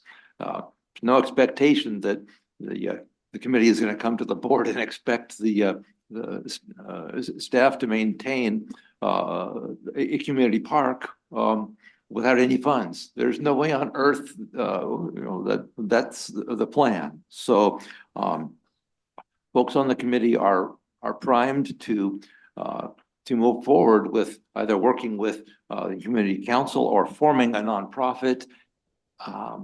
But it would be really helpful, before you try to ask for money, before you scope out the extent of fundraising efforts, what is it that we need to raise? And so this small 15 to 20 grand of funding would give us that information. And then, oh boy, there's no promise that whatever happens can anywhere near match the Skate Cambria energy. But I think I sense the energy to give that a go. So that is, I think that's the ask for the pros committee is that the board proceed with this relatively small funding to do the engineering permitting assessment. The other areas, the mural concept, community renaming, gazebos, those are to me, those are kind of a distraction from the main thing. There's no one primed to go out and start painting on the restroom. Ever since I've been listening in on the pros commission meetings and the pros committee, there's been energy about with the restroom. Where that came from is once that restroom is established, let's see if we can put murals out there. So the CCA is working with a member of the pros committee to kind of formulate a plan that someday soon they'll bring to the pros committee, but that hasn't even started. That hasn't even come to the pros committee yet. So it's not for board discussion at this time. And likewise, renaming. I'm sure you all recall that we've got this thing we keep calling the Fiscal Union Ranch Management Plan, and you all know that's not the name of the thing. It's actually the East-West Ranch East-West Ranch Public Access and Resource Management Plan. If we go back decades, right, the NC SWAP, the North Coast Small Wilderness Area Protection Group. In those days, it was called the East-West Ranch. Yeah, that's what the documents all refer to. But at the point of transition from NC SWAP to, back 25 years ago or so, it was, will someone please take this in this conservation easement? And the community stepped up and created a nonprofit, and they scratched their heads and said, let's call this the Fiscal Union Ranch. So that's how the East-West Ranch became Fiscal Union Ranch Preserve. And that's what it seems like folks are talking about within what we're hearing from the community as well as within the pros committee. As this proceeds, let's consider what the name should be as it transitions from. I mean, look, you go to the website under facilities and resources, and you look down there, the dog park. There's a dog park. That's what everybody calls it. Yeah, frankly, that is all it is. It's a dog park and a parking lot. And so it's a dog park right now. And I think the concept is, as we cross that barrier, I mean, it's not a place for kids to play. And once we get there, once we get to that point, starting the motion towards actually making it more than just a dog park. All right, what do we want to call this? If we end up calling it whatever, I don't care. There's some great ideas out there. I think we've heard some ideas already. But I think if we sort of break past that point where, all right, we're getting to the point where we're getting the engineering, we're getting enough information that we can engage the community in fundraising. At that point, that seems like a great time to start to open up that conversation. Where will it go? It ultimately will be decided by this board, what it's called, clearly. So that's all that's going on there. But to bring back to, I think the ask at this point is, let's fund the visual assessment and let's fund this just first step. And again, my hat's off to you, General Manager, for that number is a lot less damaging than I had feared. So. Yeah, I think what Mr. Soto, in terms of the designs of the features that he would be facilitating is rather low. When we get into the bigger picture about, the cost of the gazebo, the cost of the playground, that's where you'll see the numbers ramp up. But Oh, absolutely. yeah. The actual construction cost. Right. Oh, yeah. But, and again, kudos for engaging our local civil design studios. That's, you keep it local, just like Connor was talking about earlier. Keep it local, and folks like Monte Soto, they care. So thank you for that.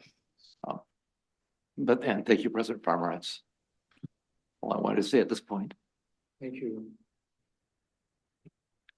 Thank you, Director Thomas and General Manager McElhaney. I just want to make a couple of brief comments. First off, we're talking about the expense of this park. The major expenses, which were two-thirds of $1 million for the parking lot and the restroom, have already been spent. The cost of the park is maybe going to be a third to a half of that.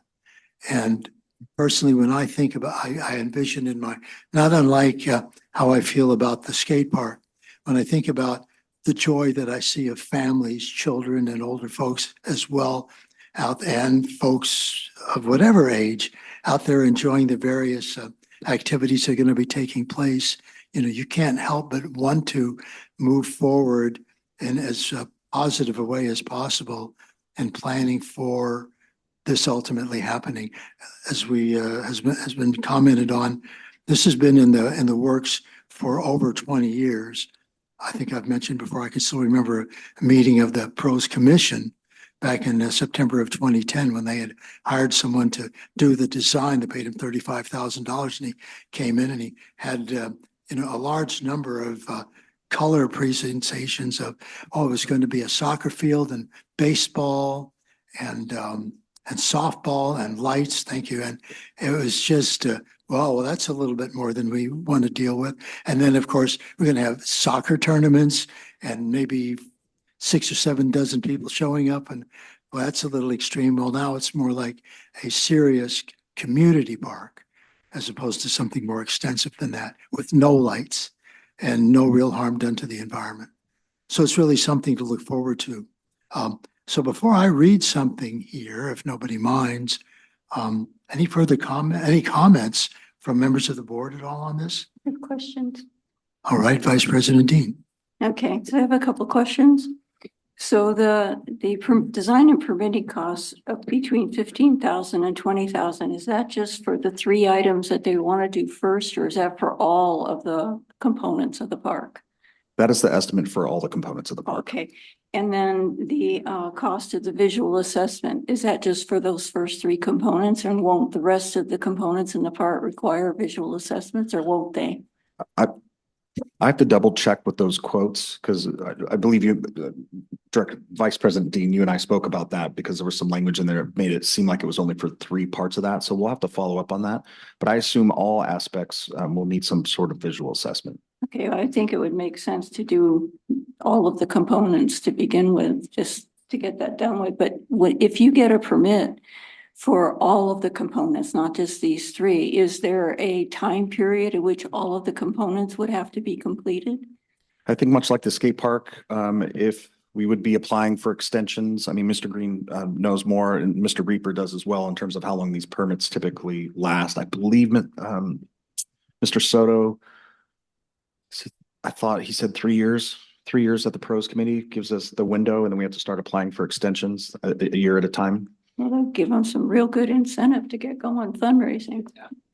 Okay, so as far as the other 3 items that are on here that I believe Director Thomas doesn't think we need to discuss now, I think we do, because I think No, well, I'm not going to discuss it yet. We got to finish this part first. But I just feel like before the pros committee exerts a lot of effort on these other three items, they should hear what the board's opinions are on these three particular things. Just so they have direction going forward. I agree. Only in the aspect I'll say I kind of got to stay out of what pros talks about versus, from a staff opinion. I think you're on the right track. I made kind of the same comment as as Director Thomas made as well about putting the cart before the horse and things like that. There were some discussions, and from a general manager standpoint, I'm just always like, okay, we got to figure out the We're funding. just sitting in the middle. I'm sitting in the middle, and so that's kind of why I package this together, is to get the board to kind of give that direction and perhaps even give pros directions, because I think what you're saying is you wouldn't want them spinning their wheels if that wasn't the direction the board wanted to go. Right. And so that's why I tried to package it this way as the middle person to have that robust discussion at a board level. And then I will add is that those quotes are old or getting older in terms of the visual assessments. So those numbers could shift. They might shift a little bit, not an incredible amount, but they'll shift a little bit, especially if they weren't intended to visually assess all the components. But I don't see that to be a huge jump.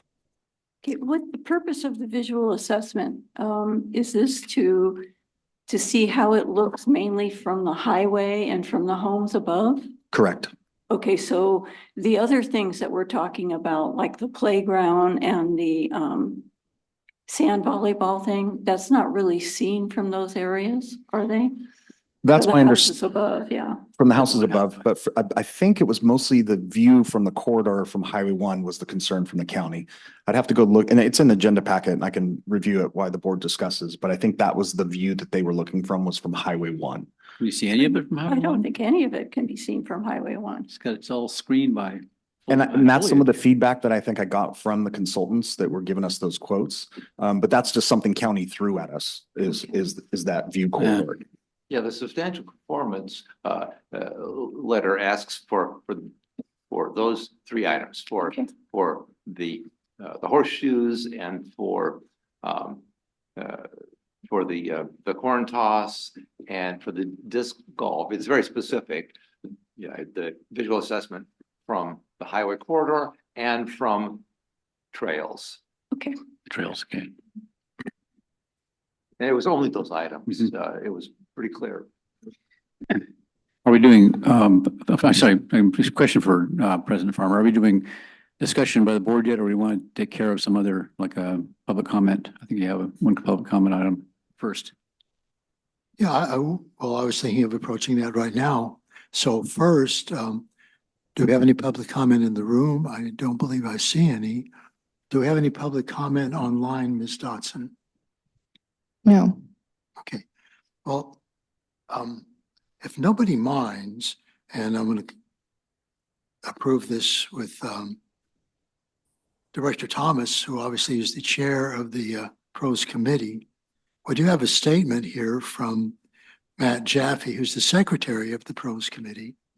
I know it's somewhat unusual to read a written public comment into the agenda. Well, thank you, Mr. Farmer, because I was going to do that. So thank you for doing that.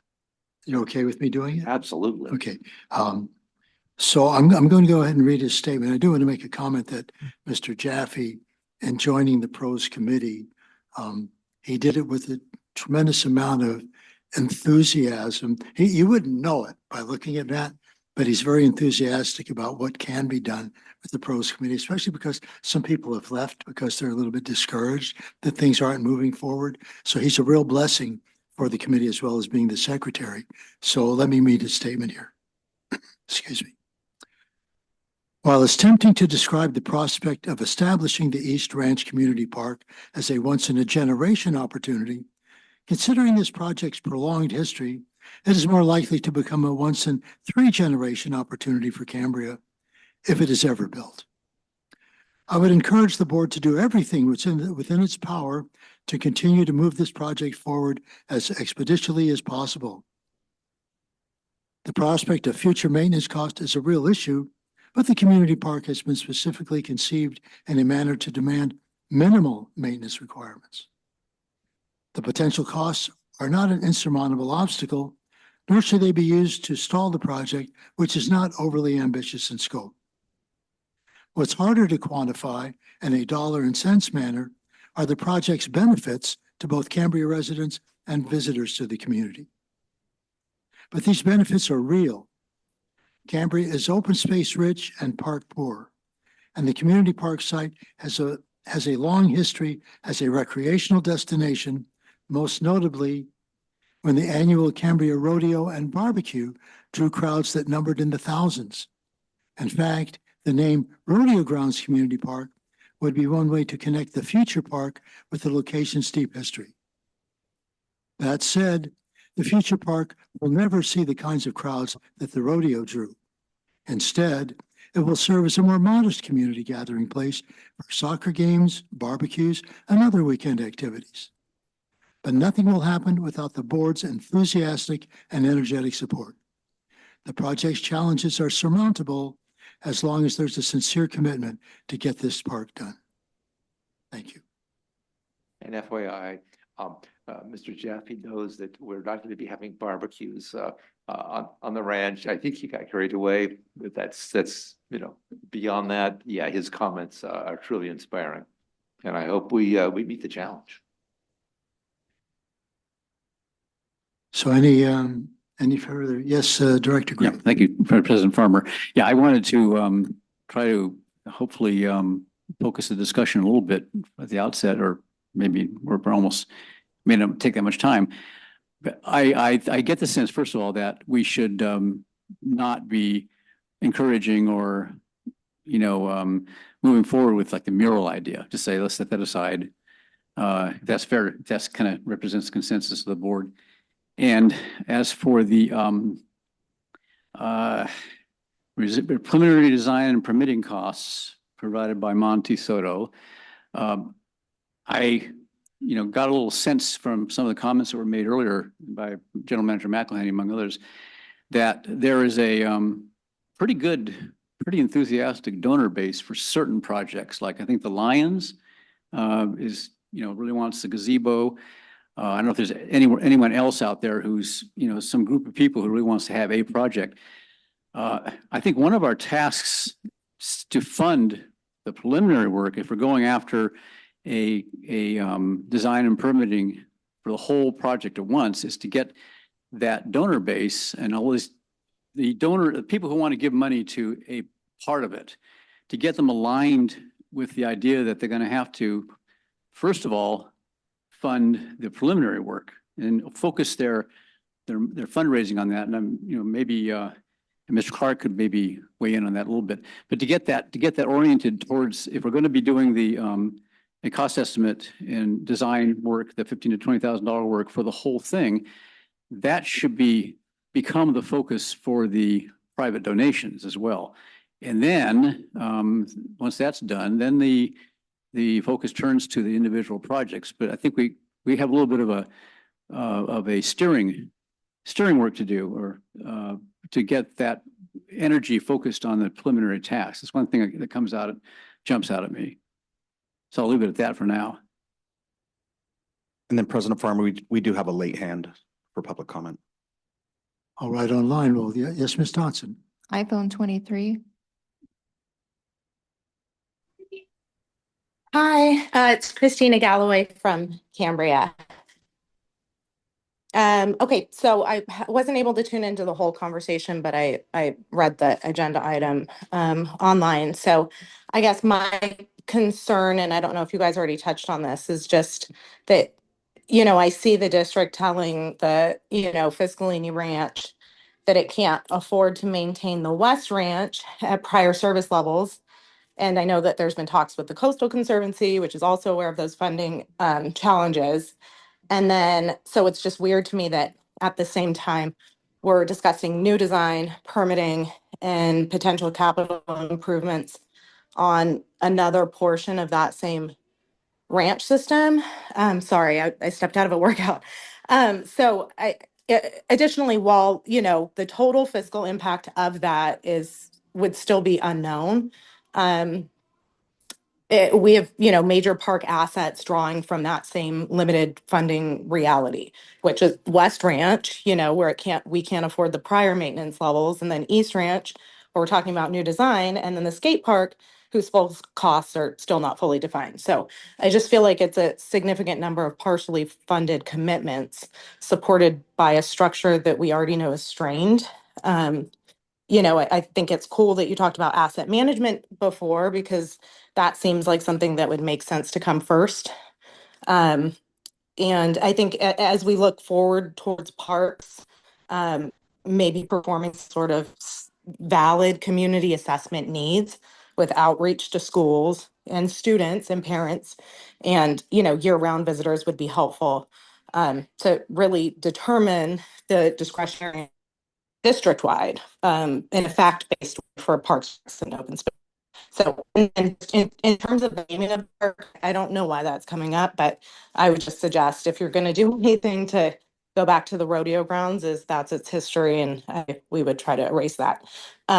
Okay, and I think all of that warrants a broader community discussion. But thank you for letting me speak. All right, thank you, Ms. Galloway. Just a thought, I know General Manager McElhaney wants to make a comment, so I'll let him do that, and then I'll say something. No? I really didn't have a comment, President Farmer. I'm just, staff's just looking for the broader discussion and direction on where you'd like us to go. Okay, I was just thinking about what's holding up the skate park. What's holding up essentially the community park is like permitting. And, I don't want to express my frustration because where's that going to go, right? But I guess we have to get beyond whatever it is that's holding us back and look forward to what it is. As someone was saying, funding in one way or another, whether it's some type of grant funding or just funding from the community like we've had for the skate park, is probably a direction to go. I think of the months that Shannon Sutherland and Jim Wilson spent just promoting the community park and the very positive feedback at the farmers market, I should mention that, on Fridays, and the very positive feedback they got for that. And somehow maybe we can recreate that enthusiasm in some form of raising funds to move forward with the various recreational opportunities that are going to be taking place. I don't necessarily how to do that, but that's just a thought. Yes, Director Gray. Yeah, thank you, Director Farmer. Just take off on that. I'll return to my idea, which is cited in this staff report, to have set up a 501c3 at some point that is specific to the park. I think we need that's one way of focusing the public, the nonprofit or the private fundraising. There needs to be a vehicle that people can identify with the park to give money to. And that covers everything. That would cover this preliminary work we're talking about, would cover the construction work of the facility, of the features. It would cover maintenance, and it would be a one-stop shop for donations. I think we do need to, someone needs to move forward with that. I do not believe, I'm not sure, and maybe Mr. Carmel can tell me what the rules are on that. I'm not sure we can actually ourselves set up a 501c3. I know that's done in health districts, but I'm not sure about ours. But it definitely is something that I think the community, the leaders of this effort in the community certainly can do. And 501c3s are not that complicated. Mr. Carmel? I think there are some constraints on directly funding it. Certainly we can encourage it and do other things to support it. But public funding for it, I think, is outside of our scope. Right, I think so too. Oh, yes, Director Scott. Yeah, thank you, President Farmer. As you know, I'm part of the ad hoc for the ranch plan, and that's what we call it because we don't want to do that whole long thing. The ranch plan update with Vice President Dean, and I would really hate to see us use general fund money to do this when we have shown that we don't have the money to continue as we have gone before with with what we do on the ranch with FFRP. So this sounds like speaking out of both sides of our mouth. That's why I really support what Director Gray was saying about pros people, not pros committee, setting up a 501c3. Well, if I'm not mistaken, pardon me, I know Mr. Director Thomas is about to make a comment. I believe that that's something that's been brought forward for discussion with Ms. Sutherland at one of your meetings. Am I correct? Indeed, yeah. Ms. Sutherland is keen to do this. But you look at the concept. So someone is going to start fundraising, asking folks in this community to donate. And folks are going to ask, oh, so what's the plan? Oh, well, we have a plan that was presented to the board. Well, did the board adopt it? No. The board hasn't even adopted the plan. What on earth is Ms. Sutherland going to tell potential donors? Well, what commitment has the CCSD shown to this? They've gotten an estimate, but they're not willing to fund even the preliminary engineering for the to see what it's going to cost. I think give the community that adopt the plan and fund basically the scoping document. That's really all it is. And with that, then Shannon and all the other people that are going to be involved have something to work on, have some fuel. But if you don't put any fuel in this tank, it's hard to get the thing going. And also, Mr. Gray commented that there's a consensus of the board that there should be no mural. I'm curious how you've come to that determination that there's a consensus on the board, Mr. Gray. Oh. Okay, well, I said there was a consensus on the board that at this time we would set the mural issue aside because and that's what you were saying. I should address my comments to the chair to keep this proper. But Director Thomas was saying was that at this time it was seen to be a superfluous issue that when we're talking about the overall plan and getting the park plan going, that the mural was sort of a distraction. I heard that, and when I said there was a consensus on the board that we don't go ahead with the mural at this time, I didn't hear any objection to it. So that's all I was thinking. I have no strong feelings about it either way. I said we wanted to kind of put that aside in this discussion. Yeah, and my only point was that we're trying to proceed the community park development to the next phase. The restroom was phase 2. The restroom is built. The community park is there, and it's there it sits next to the dog park, and interest has been expressed in making it beautiful. Bringing a concept. So I see that as, I'm simply saying that's a separate issue. Let that run its course. If a plan comes to the board and the board doesn't like it, then shut it down. But see what the community has to offer, because the community is offering. It seems to be there's energy and interest. As facility and resources, when there was graffiti on the restroom, the Center Street restroom, Mr. Geary had the foresight to give me a shout, and got in touch with folks on the Cambria Center for the Arts. And the next morning they were out there repainting that mural. So there's community interest in making this place home, making Cambria Cambria. But again, that's not part of the community park plan. That's why I see it as a separate issue. That's my only comment. Now, and I don't, my point, if the board wants to vote on a mural concept, No, we can't. go for it. I don't think so. So let's, Agenda item doesn't allow input. so I would encourage us to move beyond that. Okay.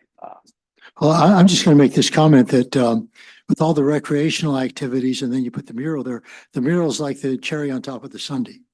In the sense that it's that something that you can see all the time that allows you to really celebrate the park, but you can't necessarily get on it and enjoy it, if you get my drift.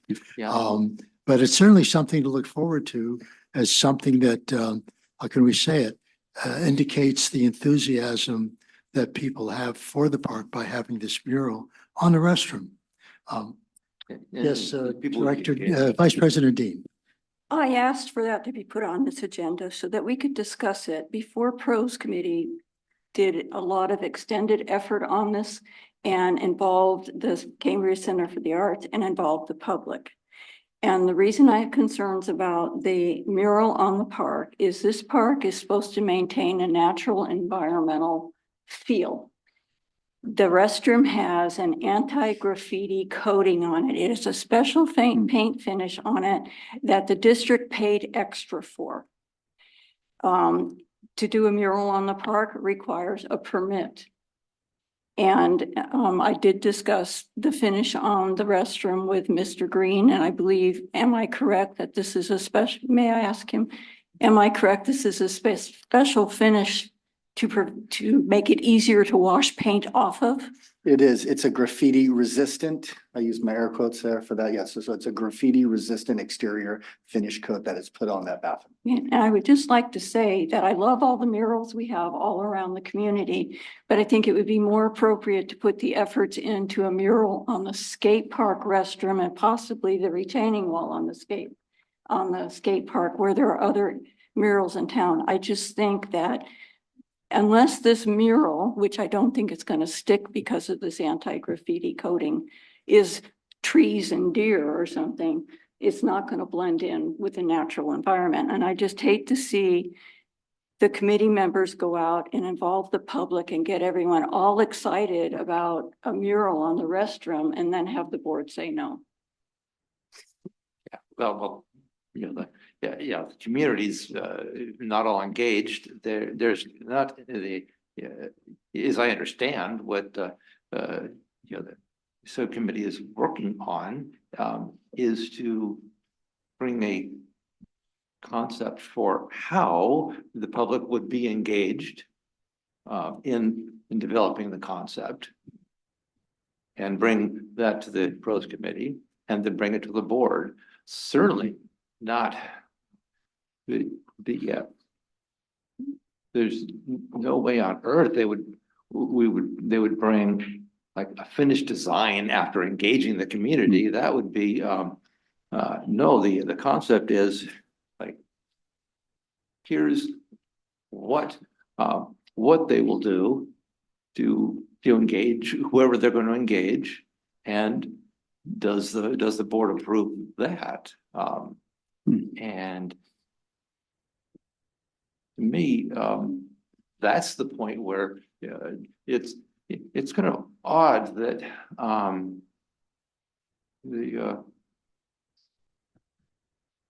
the board is trying to get ahead of something that isn't even there yet. I'm just trying to address something that the board has not given direction for a standing committee to do. Right, yeah, and I know, the bylaws include both work on specific items assigned by the board as well as take input from the community regarding needs within the scope. And this is, certainly something the community is interested in within the scope of the park. Okay, I want to move on. Yeah. The gazebos, I just have a comment about the gazebos. I love the idea of the gazebos with the picnic tables and everything you already have planned for the park. I'm concerned about the gazebos that I'm understand that the dog park committee would like to put in the dog park. We discussed this back in 2023, and I know it's been brought up many times at the pros committee that they would like gazebos in the dog park. And in 2023, what they were talking about was 12 by 16 and 12 by 20 foot gazebos with concrete floors and a concrete walkway to the gazebos. And I would just like to verify that these things would have to be permitted. And do they need to go out to RFP if this project proceeds, or this thought? I'm sorry, I was reading the staff report again. My brain's going in three different, we would repeat your question. Okay, so I know that the dog park, and this isn't part of the community park plan. This is separate from the community park plan, right? Okay. Of course, yeah. So there's been discussion about three, off and on about three gazebos, 12 by 16 and 12 by 20 with concrete floors and a concrete walkway. These not being actually part of the community park plan, would they need to be permitted separately from the community park plan and RFPs or what? I'll defer to Jim, but my thought is, I believe the dog park is a part of that East Ranch community park in some form or fashion. I think, and I could defer to Jim or maybe Mr. Carmel, but I think it could be permitted separately. I think it could be permitted as a part of the overall concept. It definitely would need to be permitted in some form or fashion. And so I think it could be permitted separately. I think it could be permitted as a part of the park changes. So I've heard from the dog park, friends of the dog park, your concept of concrete pathway to it inside the dog park is certainly doesn't sound like what Ms. Becker is describing. They just want some, shelter from the sun and from the rain, one gazebo in each of the spaces, the small and large. I don't think they want a concrete pad. okay, we're not supposed to be having a back and forth, but I just wanted to bring it up because if it's something they're going to want to do, I wanted to know if it should be included when you're talking about permitting the whole park. My personal feeling, for what it's worth, is if the people at the dog park want a gazebo, they can pay for it themselves. I mean, it's separate from, to me, it's separate from the rest of the community park in that regard. I mean, only certain people are going to be using the dog park, and those are folks with dogs. If I may, I do think they, at the time this was brought up, they had $50,000 set aside to pay for it themselves. There you are. But I just didn't know if it should be discussed whether to include that at some point if you were permitting the whole park. So what we could do is that could be a part of a discussion topic at pros, in which I bring in Monty Soto and he could bring in his expertise and guide us on how easy or feasible it would be as a total part of the project as in the community park, or as a separate design project and permitting process. And then I wanted to lean on Mr. Carmel because I think the discussion has been great. We've covered a lot of things, and the subject of the agenda item is update discussion regarding the East Ranch Community Park plan and direction to staff regarding next steps. And it lists in the third recommendation to the board, provide direction to staff regarding next steps, including whether to pursue further refinement of phase 3 improvements, whether explore the restroom mural concept, whether the park should be renamed, and whether gazebos should be constructed in the park. And I think that's kind of referring to the dog park as well as the Lions Club project. So with that, I would ask Mr. Carmel how direction would be provided to staff, and would that be through a motion? President Farmer, no, that wouldn't be through a motion. It's not set up for action. It's literally just a consensus and direction to staff, much as we're doing right now. And while I'm here, I need to correct my prior comments on a 501c3. It's not a gift of public funds to create or to help create a 501c3 for fundraising purposes for the park if it's carefully tailored to a clear public purpose, and this is one. It does have some restrictions, but it's not a gift of public funds and it's not illegal to do so. So if the board wanted to pursue that concept, they could ask staff to bring back a memo that fleshes it out a little better. But back to your comments, we just need literally direction, and the board's done this many times before through its discussions. Thank you. Thank you, Mr. Carmel. Yes, Director Scott, you want to make a comment? Yes, please. Thank you, President Farmer. My question is, before we spend $15,000 to $20,000, you said it would be a budget adjustment. Yes. So that would be the first thing that we need to when we do future agenda items, whether or not we want you to bring back a budget adjustments for $15,000 to $20,000. Yes, that direction here by consensus or in future agenda items to Right. direct staff. And through that direction on future agenda items, I believe a motion can be made to place that on the agenda. Because sometimes we suggest future agenda items and then there's some that are brought up and then voted on, I believe, if I'm correct. But I would think that would be, well, either we can give you direction or not, but that would be what I would be comfortable with voting on, whether or not to do a budget adjustment for $15,000 to $20,000 and maybe an updated number.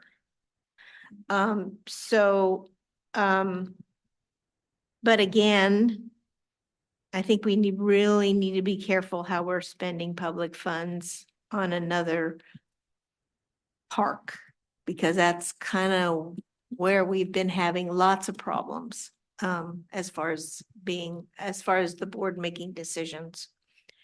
So that would be the first thing. And then we can, from there, then we make a decision based on what the budget adjustment is and where we go from there. But right now, I'm not sure all of us are really happy to spend $15,000 to $20,000. So that would be my 2 cents. All right, well, if we adjust the budget, your 2 cents probably gonna be a nickel pretty soon, but I think we have other comments from board members. So Dr. Gray and then Vice President Dean. Yeah, thank you.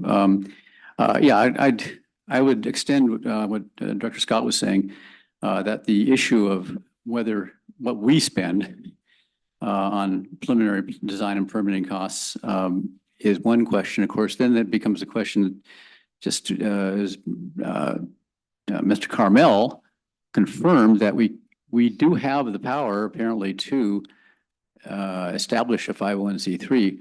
I do think that's an essential thing to do at the same time, because we need to raise the money for, actually, to my mind, I think I'm with Ms. Galloway too on that. I think we have too much shortfall elsewhere in the facilities and resources budget to fund this, if there is, especially if there is fundraising potential, which there seems to be.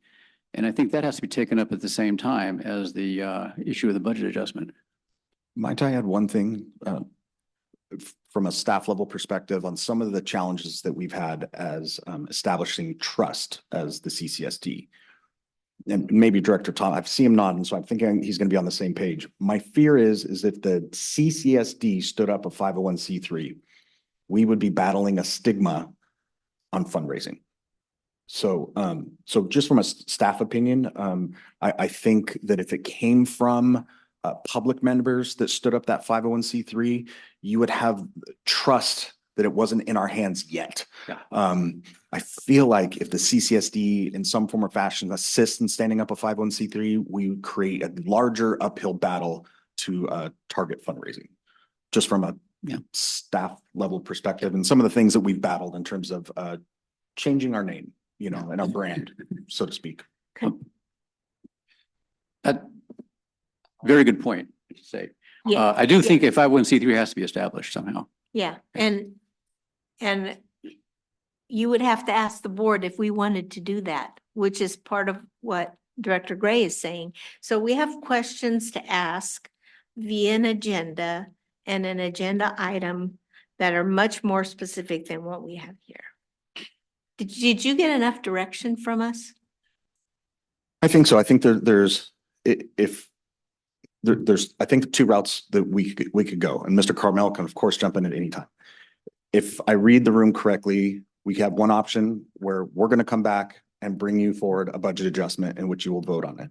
I think the next route to shorten staff time in that effort, if there's already an idea that that would be voted down, then there could be, and correct me if I'm wrong, Mr. Carmel, there could be a motion when on future agenda items to vote on placing that on the agenda, which will direct us to do it anyways. But if that motion got voted down to move forward a budget adjustment, it would save staff time and a board meeting time, honestly. So I think there's a shorter route to a consensus on whether we're not doing a board adjustment through a motion on a future agenda item. That we can do during future agenda items. Correct. But I don't think we're Called on. I don't think we're done. And at a minimum, we still have not yet adopted the community park phase 3 plan. And I believe it's time to do that. So may I make a motion, President Farmer? May I? No. Oh, okay, not ready. Okay, Yeah. I think we're supposed to be recognized for the president before we speak instead of just speaking out. Sorry, but. Sorry, it just seemed like a flowing discussion. It was, Okay. I wasn't uncomfortable with it. Yeah, my light's been on for a very long time. I'm wondering if we're doing this in the wrong order. I think that if we approve the phase 3 community park plan first, then that will give people more incentive to see that we're trying to do something and to help with fundraising towards this. I think to show that we're moving this forward or attempting to move this forward. I would agree, and I think we're actually not set up on this agenda item to No. make that adoption. So again, that could be a future agenda item that we bring forward. General Manager McElhaney, you made a comment earlier with regard to establishing the 501c3, and you said it was a larger uphill battle. Those are your, to me, if we, in fact, we as a board, as a district, pursued a 501c3 as an indication of a commitment to funding the park, I think it would improve the opportunity for gaining funding from members of the community to in fact fund the park. That's right. By them seeing that we've moved past, we're just talking about it, or actually doing something about it with regard to funding. Thank you, President Farmer. I appreciate that sentiment, and I hope you're correct. I will give one example. We had a community member want to give $100,000 towards the fire truck, in addition to the 935 in the grant. And we asked, that is fantastic. Thank you very much. You could just turn the check in to Mrs. Fritz. We'll package that up and send it. And they said, no, I don't want it in the hands of the CCSD. I want it going directly to, made out to Pierce. They were reluctant even to drop it off at our office, even though it wasn't made out to us. So that's the type of sentiment from a staff level that we feel in terms of distrust on the CCSD, much like we've had conversations with the community council in Cambria about the time it is to shift those funds from the community council over to the district to begin the skate park. There's even opposition to that they don't want to give us the money. They want to pay as you go in terms of construction costs. So that's the sentiment that we feel have felt over the years. And so that just seems to be our reality. I hope I'm wrong. And I will do whatever you tell me to do. If you want us to stand up a 501c3, I will do it. I just wanted to advise the board that that's some of the public sentiment that we feel every single day. I see a hand being raised by the, first Director Thomas, and then I want to say, I see the hand being raised by the chair of the Community Council, Mr. Clark. You might want to make a comment. So, but first, Director Thomas. Thank you, President Farmer. And I want to confirm what we heard from the general manager. And yeah, you got my body language. I have raised this issue, I don't know how many times during pros commission meetings back in the day and pros committee meetings. Why on earth wouldn't the community donate funds directly to a CCSD account? We'll keep it separate. And oh my gosh, the stares, like the Are you expletive deleted kidding? Those are probably in the recordings if we listen back. And think back to the success that Debbie Horry and the group from the Cambria Fire Safe Focus Group, their stellar success fundraising. I was there. I wrote a check. The energy was there from the community. Mr. Clark was there. Money was pouring in for the fire department. And as the general manager has said, those checks weren't written to the CCSD. They were written, on behalf of something the community cares about. NCAC. Pardon me? NCAC, that's who we wrote the checks to. I believe it was the Fire Safe Council. No, it was Fire not. Safe Council, It was yeah. not to the NCAC. Okay. So is that true, Mr. Carmel, that we cannot at this time adopt the community park plan, phase 3 plan? That is true, Director. Right, because of the language in the agenda item. Okay. I think I'm out of wind. I think, Yes, so that'd be right. It's just, Vice President just said that should be a future agenda item along with the budget adjustment. Okay, I think this, I don't want to use the word robust, but I think this has been a very dedicated discussion about this issue. And it really is about time that this community has a community park that does its thing. Nothing against Shamel Park, but it would be very different. And I thank my fellow directors for the engagement in this discussion. So thanks. Right. Okay, I think we're being requested for a 5-minute break. So it's 2:53 Let's come back at 3 o'clock. Oh, I'm sorry. Dick, did you want to make a comment? Yeah, I noticed you earlier and then we got sidetracked. My apologies. Yesterday, the Community Council Finance Committee met with Edward Jones. And we're talking about maybe setting up a foundation fund where somebody could send money through us to Edward Jones and hold it. Because if you go back to this, you guys do have a stigma problem. And in the nonprofit world, they get the donators. It takes about 10 years that they say to get that trust. So you're working on past performance of the district. So you might be right now in year 3. At best, you got 7 years. That's the best. It'd probably be longer. With the skate park, we've raised over $800,000, and we have not had one person question our credibility, either the skate park or the community council. Our thought is to expand it, work with Edward Jones and set up an account where the folks can then donate the money either to the community council or maybe possibly just send it right to Edward Jones. Then if you set up your 501c where the money is only for the parks, it might fly.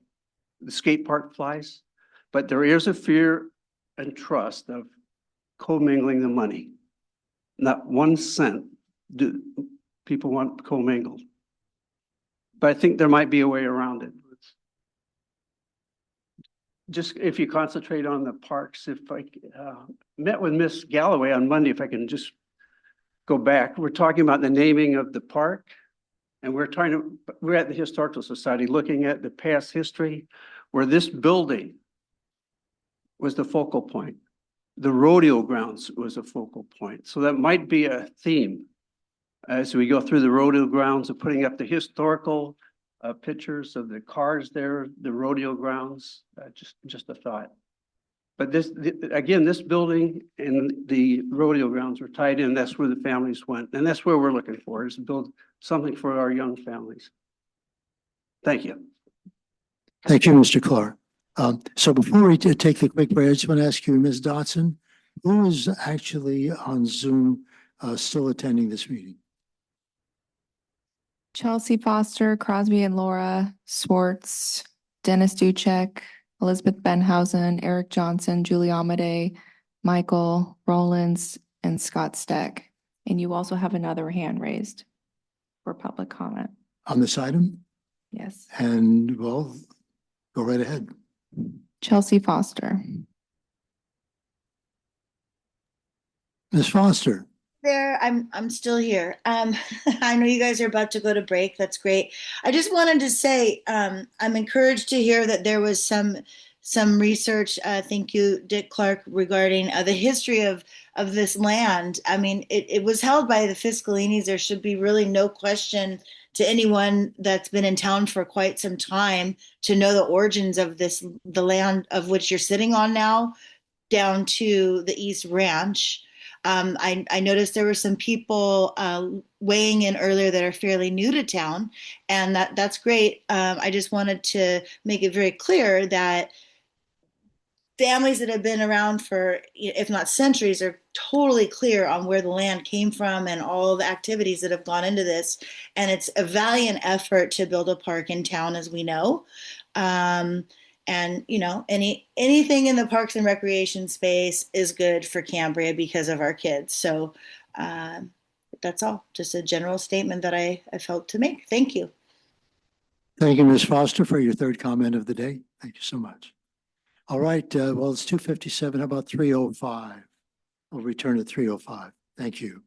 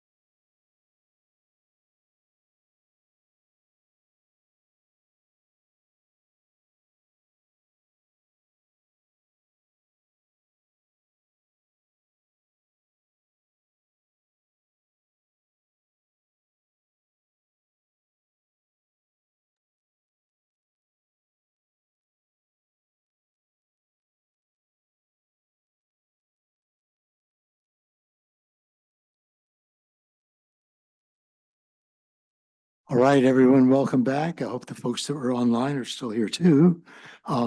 So Vice President Dean was not here for director comments earlier, much earlier in the meeting. Seems like quite a while ago. So Vice President Dean, go right ahead. I would like to compliment our FNR staff on the fantastic job that they are doing on the Vets Hall. And I know that Mr. Aguirre has been putting in a lot of time of his own on some of this project, actually manual labor.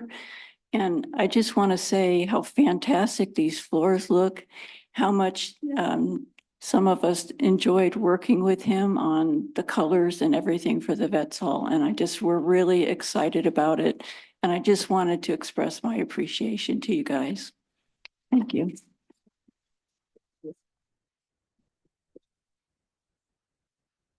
All right.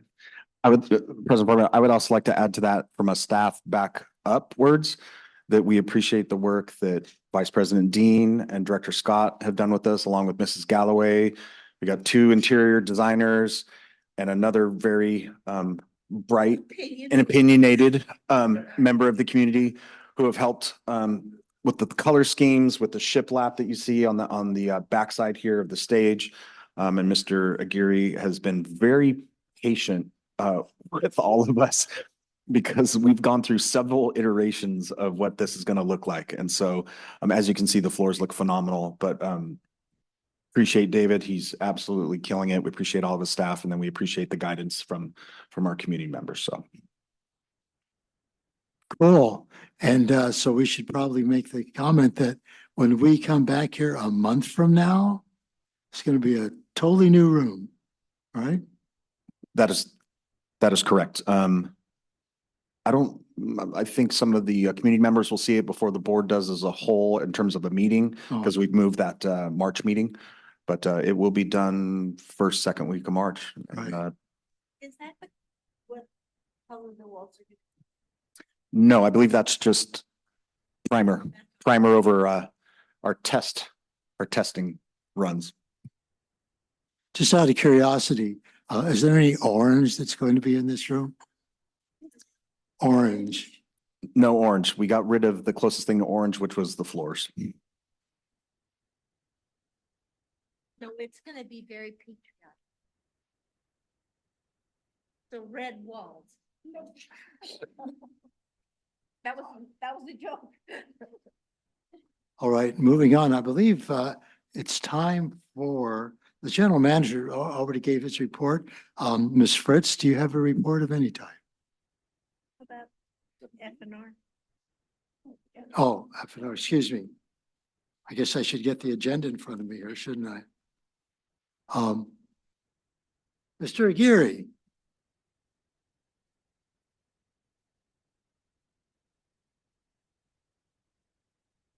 Good afternoon, and thanks for all the work you're doing. It's well deserved. It's going to be here in next month. Thank you, Harry Farmer, and also the board and also the staff. As for the Vets Hall, as you can tell, the floor has been done. That was a consecutive of 7 days. There was a couple things, there were a couple hiccups, but we got through it. It's ready to go. They actually had it all done on Monday. These 2 rooms were completely done. They ended up finishing the VCT in the hallway there. We're going to get a longer life out of the usage here, especially with the flooring. It's not the old school style of like a gym to where it's layer after layer. It absorbs everything. This one here is Bona with the HD. It has a hardener in it, and it's also a polymer, so it'll last a lot longer. The maintenance on this one here, scuffs and marks, is going to be easy to buff out. So that's going to be that was one of my biggest concerns, because just this, Saturday, we have a dance in here. And then the following weekend, we also have the Western dance. So it's going to be pretty occupied. It's going to be a good example of what's going to be the floors, what is going to represent after a big hard use, which is very good, especially in the beginning of the curing process on this. Usually takes about a week to 14 days. They did end up painting the floor up there on the stage behind you guys. They ended going with a darker color because one of my requests was as for the stage itself, it's too bright. So as like Pine Dorado, different things, events that occur, they're constantly covering up the windows, different things of that nature. This one here, when the painter comes in that I have scheduled, they're going to be painting it a flat black. So that way all the lighting will be working and it'll be basically everybody, the focus is going to be right in the middle like it's supposed to be.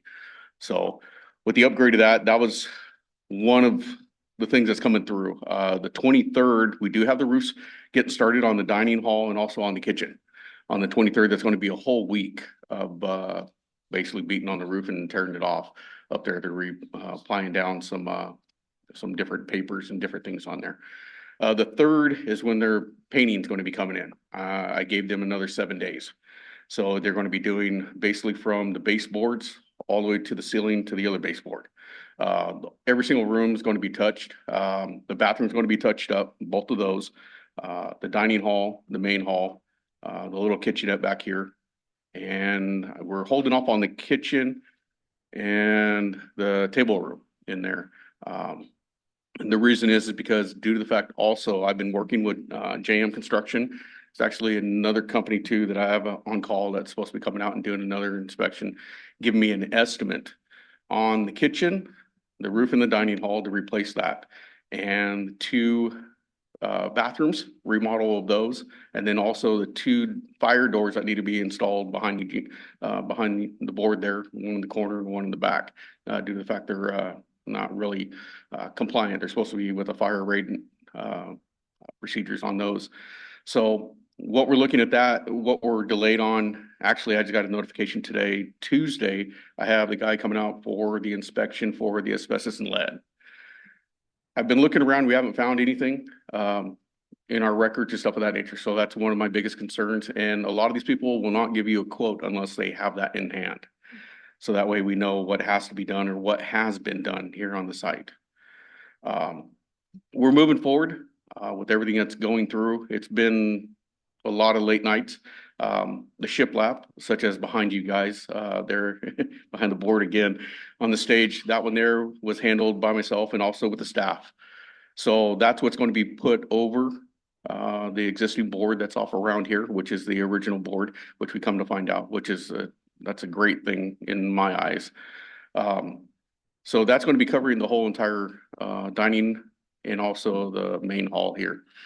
So that's something that we're going to have to get done in a week or so. So my guys, that's why they're here. The kudos to these guys, the weed whacking that goes out on the ranch, with the chips being scattered, the assisting with fixing a roof, the gutters, turning around and removing dead trees, scraping the dog park parking lot. I mean, there's so many things that go on in our department. And I'll be honest with you, I can take some credit, but these guys are the ones that are out there putting their feet in the mud and going through it. And I'm highly appreciative of all that. If they didn't buy into it, I don't know where we would be. And I know that's going to be the future of our department. It's just not knowing where we're going to be. We have a lot of good things coming our way, but somehow I know we're going to get there. There's a phrase that I've been talking to a couple of the staff, you see the rainbow, you think you're going to see the pot of gold at the end, but not, it's still further away. But the one thing I want to say, we are getting ready for the fire season. We already started flailing. One of the gentlemen did the flailing. We already did some off around the dog park in the East Ranch on that side there, just to get it started to see what we're in for. And it seems like it's going to be a pretty good fire season, just with everything of weed abatement. I have already started training the guys on herbicide spraying. That's the big thing that we're going to be doing coming up with the lack of rain that's coming through. I turned around and got their masks, got the PPEs, everything that we need to turn around and move forward. And these guys are basically trained under myself. So that way the district is covered in that area. I know on the ranch, there's conversation with the Williams currently about going out and doing invasive species out there spraying again this year, which is, it's going to happen, but we're going to meet them halfway. So that's going to save a little bit of budget in the FFRP side and also on ours. In the mix of all that, here it is again, the weed abatement. So we're putting things together, we're getting it rolling, but I do want to compliment my guys. That's the biggest thing. I cannot do it without them. Day in and day out, even when I take a vacation, these guys still step up and they knock it out. So that's something that I feel very proud of. Like I said, I can't do it without them, and I can't do it without you guys. You know, with your guys' direction and what you guys want and what you guys need is exactly, the direction that I go with them, and same with the community. That's always the biggest concern. I do not want to fail. That is my biggest thing, and my work shows it. My relationship with these guys is the same thing. So that's everything with our facilities. We're just maintaining at this point, getting ready for weed abatement. So. Does anyone have any comments for Mr. Geary before I make one? Yes, Vice President Dean. I just want to thank you again and tell you how much we appreciate you and your crew for everything that you do. Very much appreciated. Thank you. Thank you. I'm going to concur with that. I just want to comment that you talk about how hard your crew works. The example is usually set at the top by leadership. And it starts there. So, and I think your staff would concur. You set the example and they follow. Thank you. Not that they aren't inclined to do that, but you certainly help. Thank you. President Farmer, can I add one thing to Mr. Gary's report? Sure. And again, kudos to Mr. Gary and his entire team. We are really lucky to have him. I also wanted to add some thanks and gratitude to the tourism board. Because of their $60,000 donation, we're able to do a lot of these things at the Vets Hall that's not coming out of the general fund. You know, they're actually offsetting some of the costs that we did a budget adjustment for that we're going to be able to put into some other areas of the Vets Hall. And with that, some of the steam that we're gaining from these renovations have caught the eye of some other 501c3 groups in the community that are looking to contribute to some of the other renovations that may include the restrooms here in the hall and add to the renovations in the kitchen. So some good things are happening from Mr. Geary's actions and some of the things that we're doing. But I want to thank the tourism board and we do have some other 501c3s that I hope to thank once we demonstrate that we actually got some of this work done. So thank you. Thank you. All right, Mr. Geary, you and your staff, they had enough time off. They need to get back to work. I'm just kidding. It's well deserved. All right, thank you, gentlemen.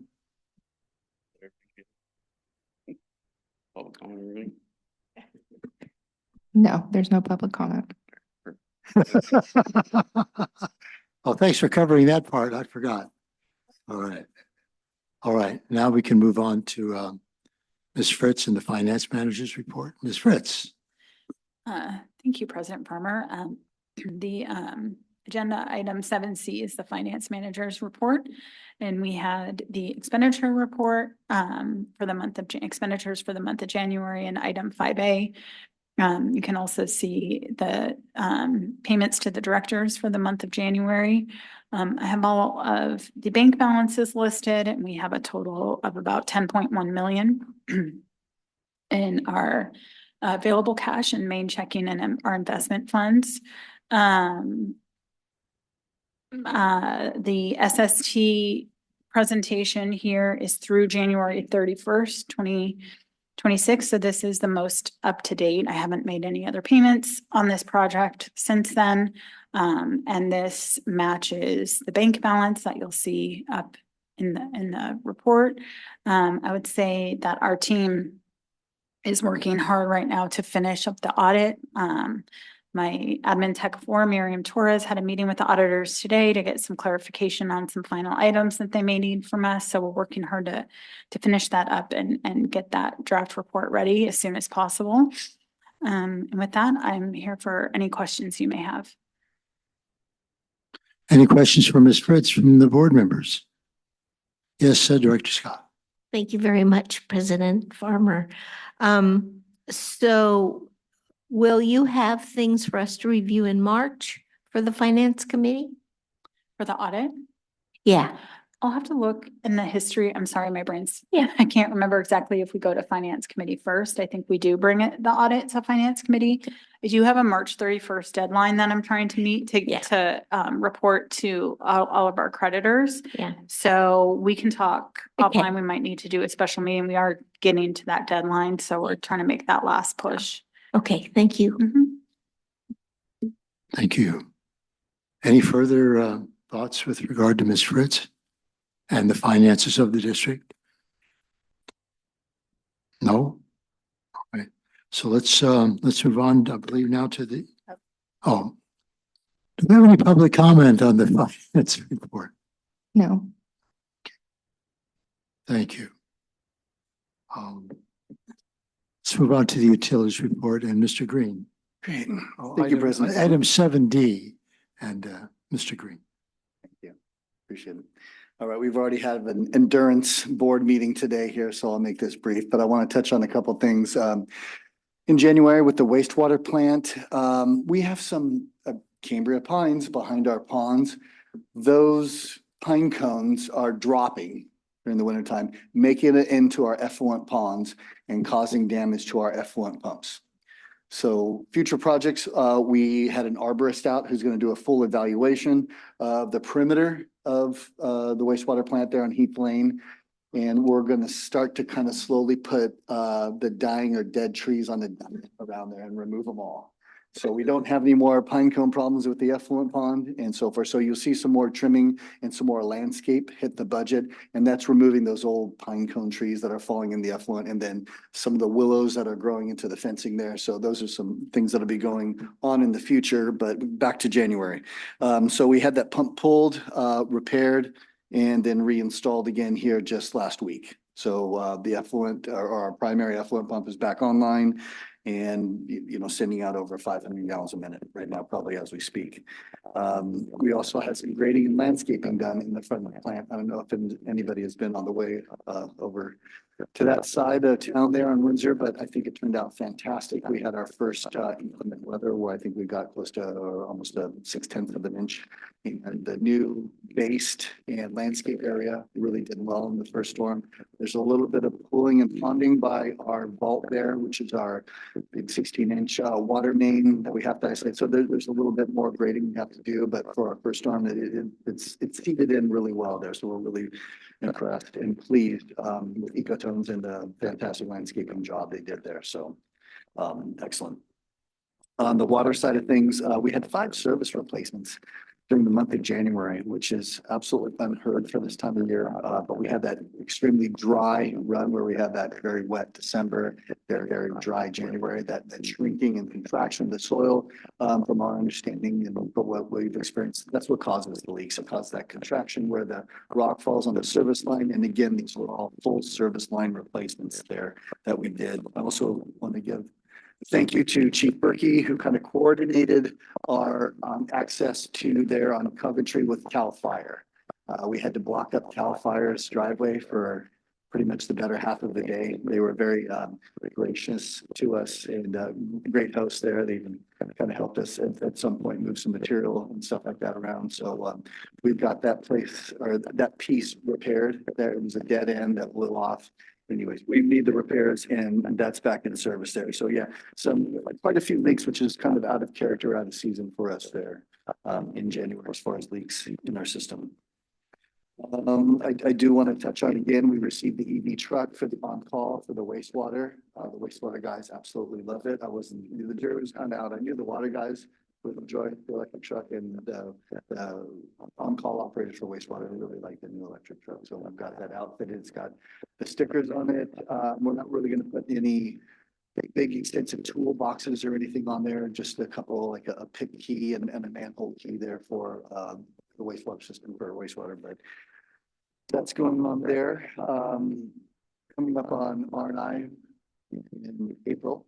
We'll touch on our annual water supply and demand assessment, as well as our urban water management plan. So we have those things coming up. We did have to cancel the R&I site visit to Stewart next week due to the inclement weather. I've heard everything from 3 to 7 inches. So it's not a real productive site visit if it's too wet or too soggy out there. And you can't hear or really see what's going on there. So yeah, with those updates, I'll continue on with our projects update. Where I'll touch on our AMI, where we did our first kind of autonomous or billing where we goes out over the cellular. We do have those 82, now 86 locations where we have to drive by to read. And we had 4 cellular locations kind of on Avon and that area that just weren't getting picked up by the cellular. So we had to reinstall the radio reads in there. But we had our first billing cycle read where all the points and inputs that we had programmed in were picked up. So that's fantastic news right there. We have our transmission line to San Simeon to and from San Simeon for the water and wastewater line. Consultants, our engineering consultants, Ken and I have been working on exhibits that were just about done and ready to schedule with state parks. Because we need that ROE for state parks. Again, we have that encroachment permit in Caltrans that we just extended in December. This ROE is the second piece of that. There are the other stakeholders or shareholders involved in this project. So as soon as we get that, we can begin exploratory drilling and potholing and boring for utilities and geologic. Let's see what else we have here. So project going along very well. As you can see, we have our what is now the tank 1, we're calling it there, that northern tank there. It's completed. It's exterior coated, interior coated. It's welding has been inspected. It's had the final exterior coating inspection. What we're doing and working on right now in between our weathering zones here is we are hooking up about a 100-pound vault to where our overflow pump will go to. So, guys, and that will be connected to our culvert drain pipe for there. We also have to hook up AC power to our rectifiers for our cathodic protection that's being done, I think, as we speak today. We also have a milliamp electrical line that our SCADA lines will be connected to our transducers there. If you remember back in September, there was that fatal transducer at tank 2, which caused a foot notice. So yeah, we want to get that hooked up correctly because that's all part of that autonomous SCADA operation that we have. So we won't have to have operators at each plant and well site all day. I think we've talked about the ski park a full extent today. SST, we touched on what we got done. Quite a bit got done during the month of January, thanks again to that dry weather. We got 150 foot of conduit installed there from our MCC panel. We have our new generator that we've had on hand. That's finally set in place on the concrete pad installed. We are waiting for PG&E's approval. And we can get our PTO from APCD, which we've already have preliminary permitting with that. All we need to do is get the PG&E power fired up to that hour and take a picture of that. We've got our PTO from APCD for that new generator there. So a lot has been going on behind the scenes there at, well, it's not really behind the scenes, but it's very noisy in front of all of us. And taking up quite a bit of space and been hard for ingress and egress there. But I do love the rain, but I appreciate the dry weather we've had in January to kind of get caught up on some of these existing or lagging tasks of the SST project. And I think with that, that pretty much brings me up to speed on everything and here for any questions you have on my projects or all. Any other questions or comments from board members? I just want to comment on the few you mentioned early on in your report that more waste than usual for this time of year. You said something like that. Do you have any idea why that might be other than just aging infrastructure? You know, I'll say like our skeleton or our bones of the system. So our distribution system itself is really good. Our AC pipe and our C900 in some places, some steel and ductile iron is in really good condition. What we have problems with are the service laterals from main to meter. That's what we're replacing. But this is the biggest. Usually January is like 0 leaks for us. Maybe it's raining and we can't see that water surfacing because of the rain that's existing on top of the surface. But obviously it was a drier one. So again, that shrinking and expansion with that soaking and that drying out of the soil, I think is what kind of causes these older now, you know, some of them are over 40-year-old, you know, close to half a century-old service lines that are in place there. So those are the ones that we're seeing are starting to leak for the first time. morale is good with the water department, even though this has been kind of a harder, more physical January for them. What they're noticing is we're not going back to the same areas. These new lines that we've installed from main to meter are not calling us out for a second and third time, like was kind of performed in the past, where we just kind of put a clamp on it and we'll see you next summer. With this, we're replacing these full service lines. We're seeing that benefit in that investment of that time in installing that, where again, we're not having water loss, we're not coming out, and these things aren't blowing up in the middle of the night and calling on-call operators out, and, for emergency calls. So, but yeah, this January was the biggest leak that I've seen in my almost 9 years here, Director or President Farman. Sorry. Wow. Well, it was kind of reflected in the photos that you showed, like on Main Street and over on Astor. So I just want to compliment the fact that your staff is doing so well, that as well as what's being installed, that you're not having to go back a second time. So I just wanted to ask you, because you mentioned here, and of course you've got the list, this is on page 2132, several leaks were identified on the customer side of the meter. How are those folks, whether they're living here or it's a second home or whatever, how are folks, when you inform them, hey, the leak is on your side, you need to take care of that? How do people react? So they're immediately notified. As soon as we're on site, there we contact billing clerk, Scott at the front desk there, who does a wonderful job, very calmly notifying the customer.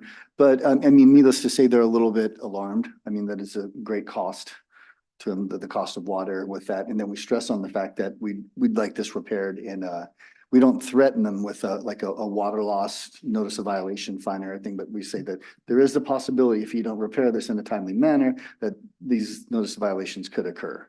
And everyone has addressed all their problems. I know I've seen some next door on Ardith and Burton right there, where it's kind of showing up. We actually had a stare, our boots on the ground was here during the month, and they looked at that. We've looked at that site several times now with our listener. And initially we found the leak was on the customer side.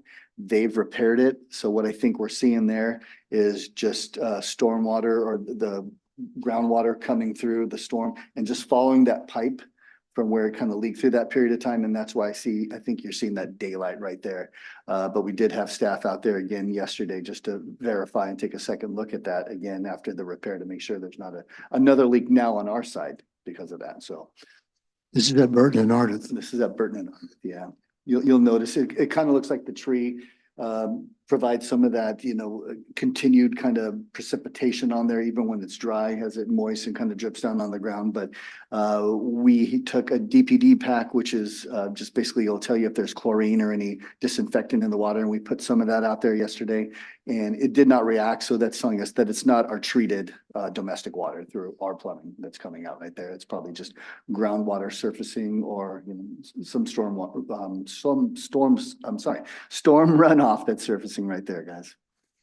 When you say groundwater runoff, I think at that corner, you're coming downhill. I mean, if you're coming on Ardith, you're coming downhill from both sides. So it's kind of a low point there, which might contribute to what you're talking about, no? Absolutely. Yeah, you have that alluvial plain kind of come down, so that hydraulic pressure will push that up. If you go up Richard's side closer to Ellis, as we get more rain and that comes out, you'll notice like an actual kind of like an artisan kind of spring comes up after the first days of rain when that head pressure comes and pushes that forward too. So that area is very prone to some shallow groundwater there that surfaces. All right. Well, thank you, Mr. Green. Certainly. Thank you, President Farmer. So moving on to public comment of the utilities report. Any public comment anywhere? Ms. Dotson. Yes, Elizabeth Bettenhausen. Thank you. Thank you, Ms. Bettenhausen. Well, thank you, Mr. President. I have a question, and I might have missed it, but was an elaboration just given by Mr. Green of the ZLD report and why it's being delayed or taking so long? I would appreciate very much a bit of an expansion on that so that we understand better where it is. And I assume that it doesn't have to be in the material coming before the Planning Commission.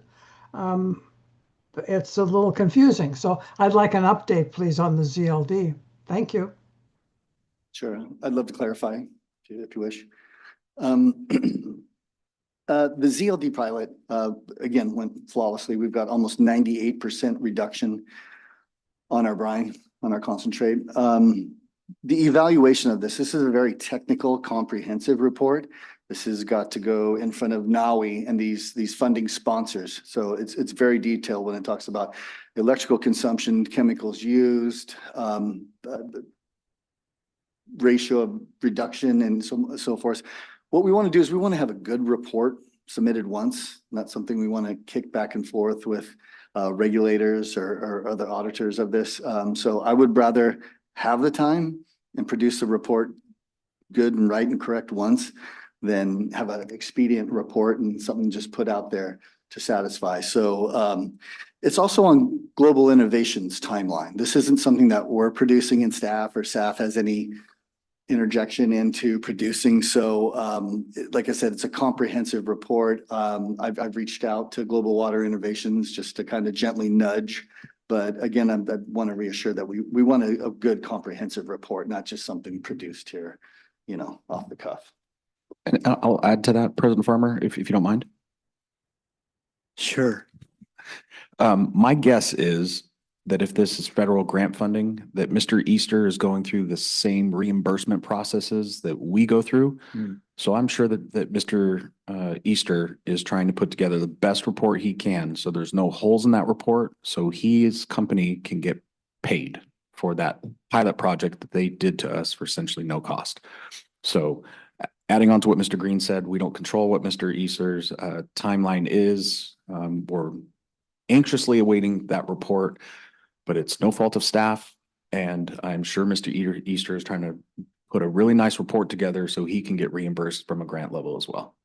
Thank you. So I guess what we can look forward to is Mr. Easter's report by Easter. That would probably be a plausible time. And General Manager McElhenney, as far as the evaluation before the Planning Commission, from my perspective, I don't think having that information or that evaluation would be too complimentary for that time or be anything groundbreaking or significant for our hearing. No, I don't believe so either. And I think it's one of the multiple options we have for brine disposal. We've put in the project description. We have two different options, the hauling or the ZLD. There's other options that we're investigating in terms of brine disposal, but from a planning commission level, I don't think that will be our Achilles heel. All right, thank you. And just one more comment. I noticed on the page 2157, the San Simeon Creek well levels. And obviously, we just had our first rain of the year a couple of days ago. So the well level has dropped just a tad. So we will hope with the rain coming up this coming week that the well levels will boost up as they normally do this time of year. We'll keep our fingers crossed there. All right. So moving on to future agenda items. Oh, pardon me. Yeah, you think I would know that, right? I mean, I'm looking right at it. Thank you. Thank you, President Gray. Board member, committee, and liaison reports. Anybody have any comments there? Vice President Dean. I did not do a Resources and Infrastructure Committee report because we had no meeting in January, but I just wanted to mention, as Mr. Green did, that we've canceled our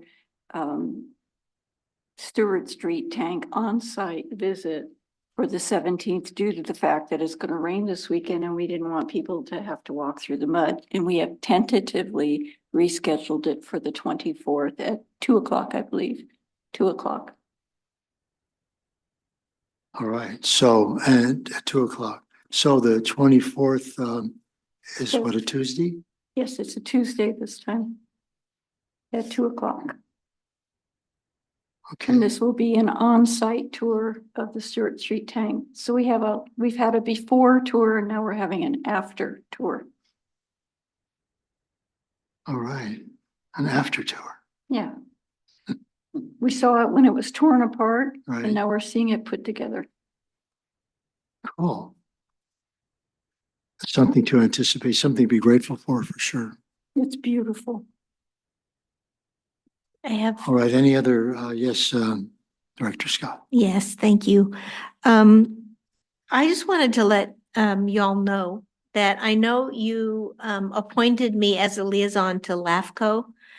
And so what I do is I go on their agenda and I read the agenda. And if there's anything that even is kind of about us or what we do, then I listen in and then I would do a report. But I do not, if it's something that is very much out there as far as we're concerned. So don't think I'm not paying attention, please.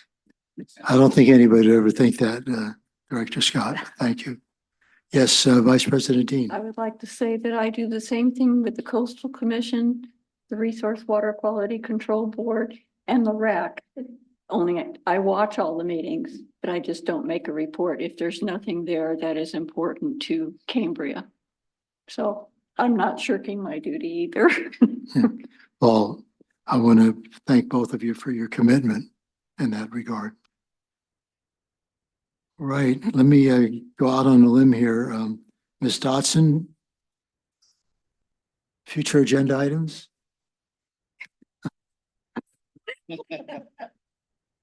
Okay, public comment. Do we have anybody online that wishes to make a public comment on this meeting that started at 10 o'clock this morning? No. Okay, once again, I am reluctant to say future agenda items. All right, Vice President Dean. I think it's time we put the Community Park Plan Phase 3 on the agenda for the board to consider approval. Right, for the approval of the park, the budget adjustment as well? Is that what you're referring to? Both of them, yeah. Okay. Exactly. And also perhaps pursuing establishing a 501c3, should we add that to it as well?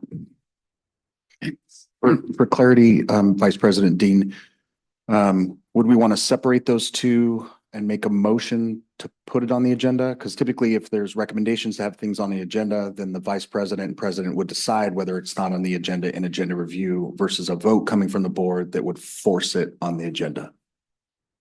Okay. So I think we trust. will the chair of pros be more comfortable if we voted that we are going to put it on the agenda?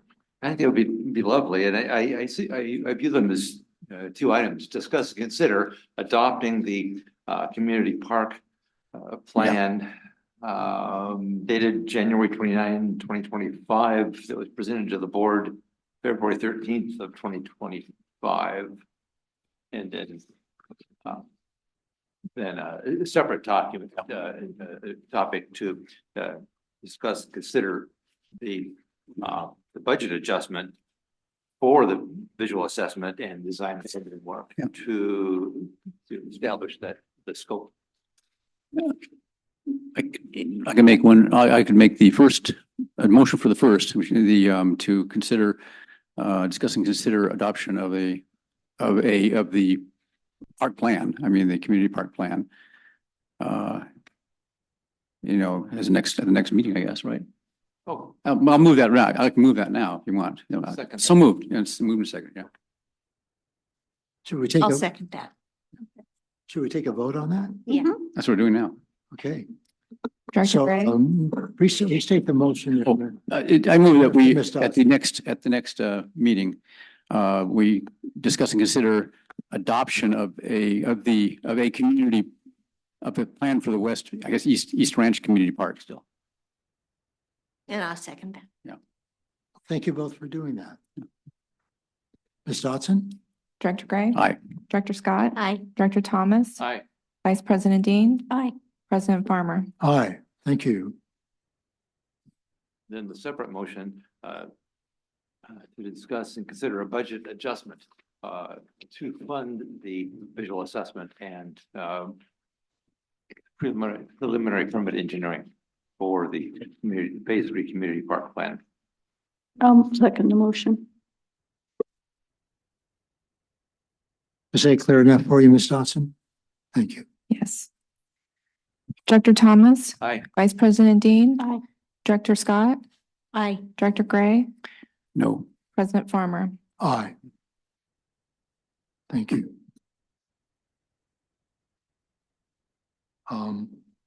Ms. Dotson, do we have future agenda items other than what we just discussed? Well, on March 2nd, 2026, we will be holding the strategic plan workshop. And then at the Fire station. at the fire station. And then on March 12th, 2026, we will receive and file the annual investment report, discuss and consider adoption of the district's strategic plan update, discussion and consideration of adoption of a resolution adopting procedures relating to weed nuisance abatement, and a discussion and consideration of an annual review of the affordable housing unit allocation. Thank you. All right, I think this has been a lengthy, but I think overall a very productive meeting in every sense of the word. I want to thank the board members for having their act totally together, staff as well. And it was nice having some new folks getting up and speaking in public comment. So with that thought in mind, it's about 3:48. And I believe this meeting is adjourned. Thank you.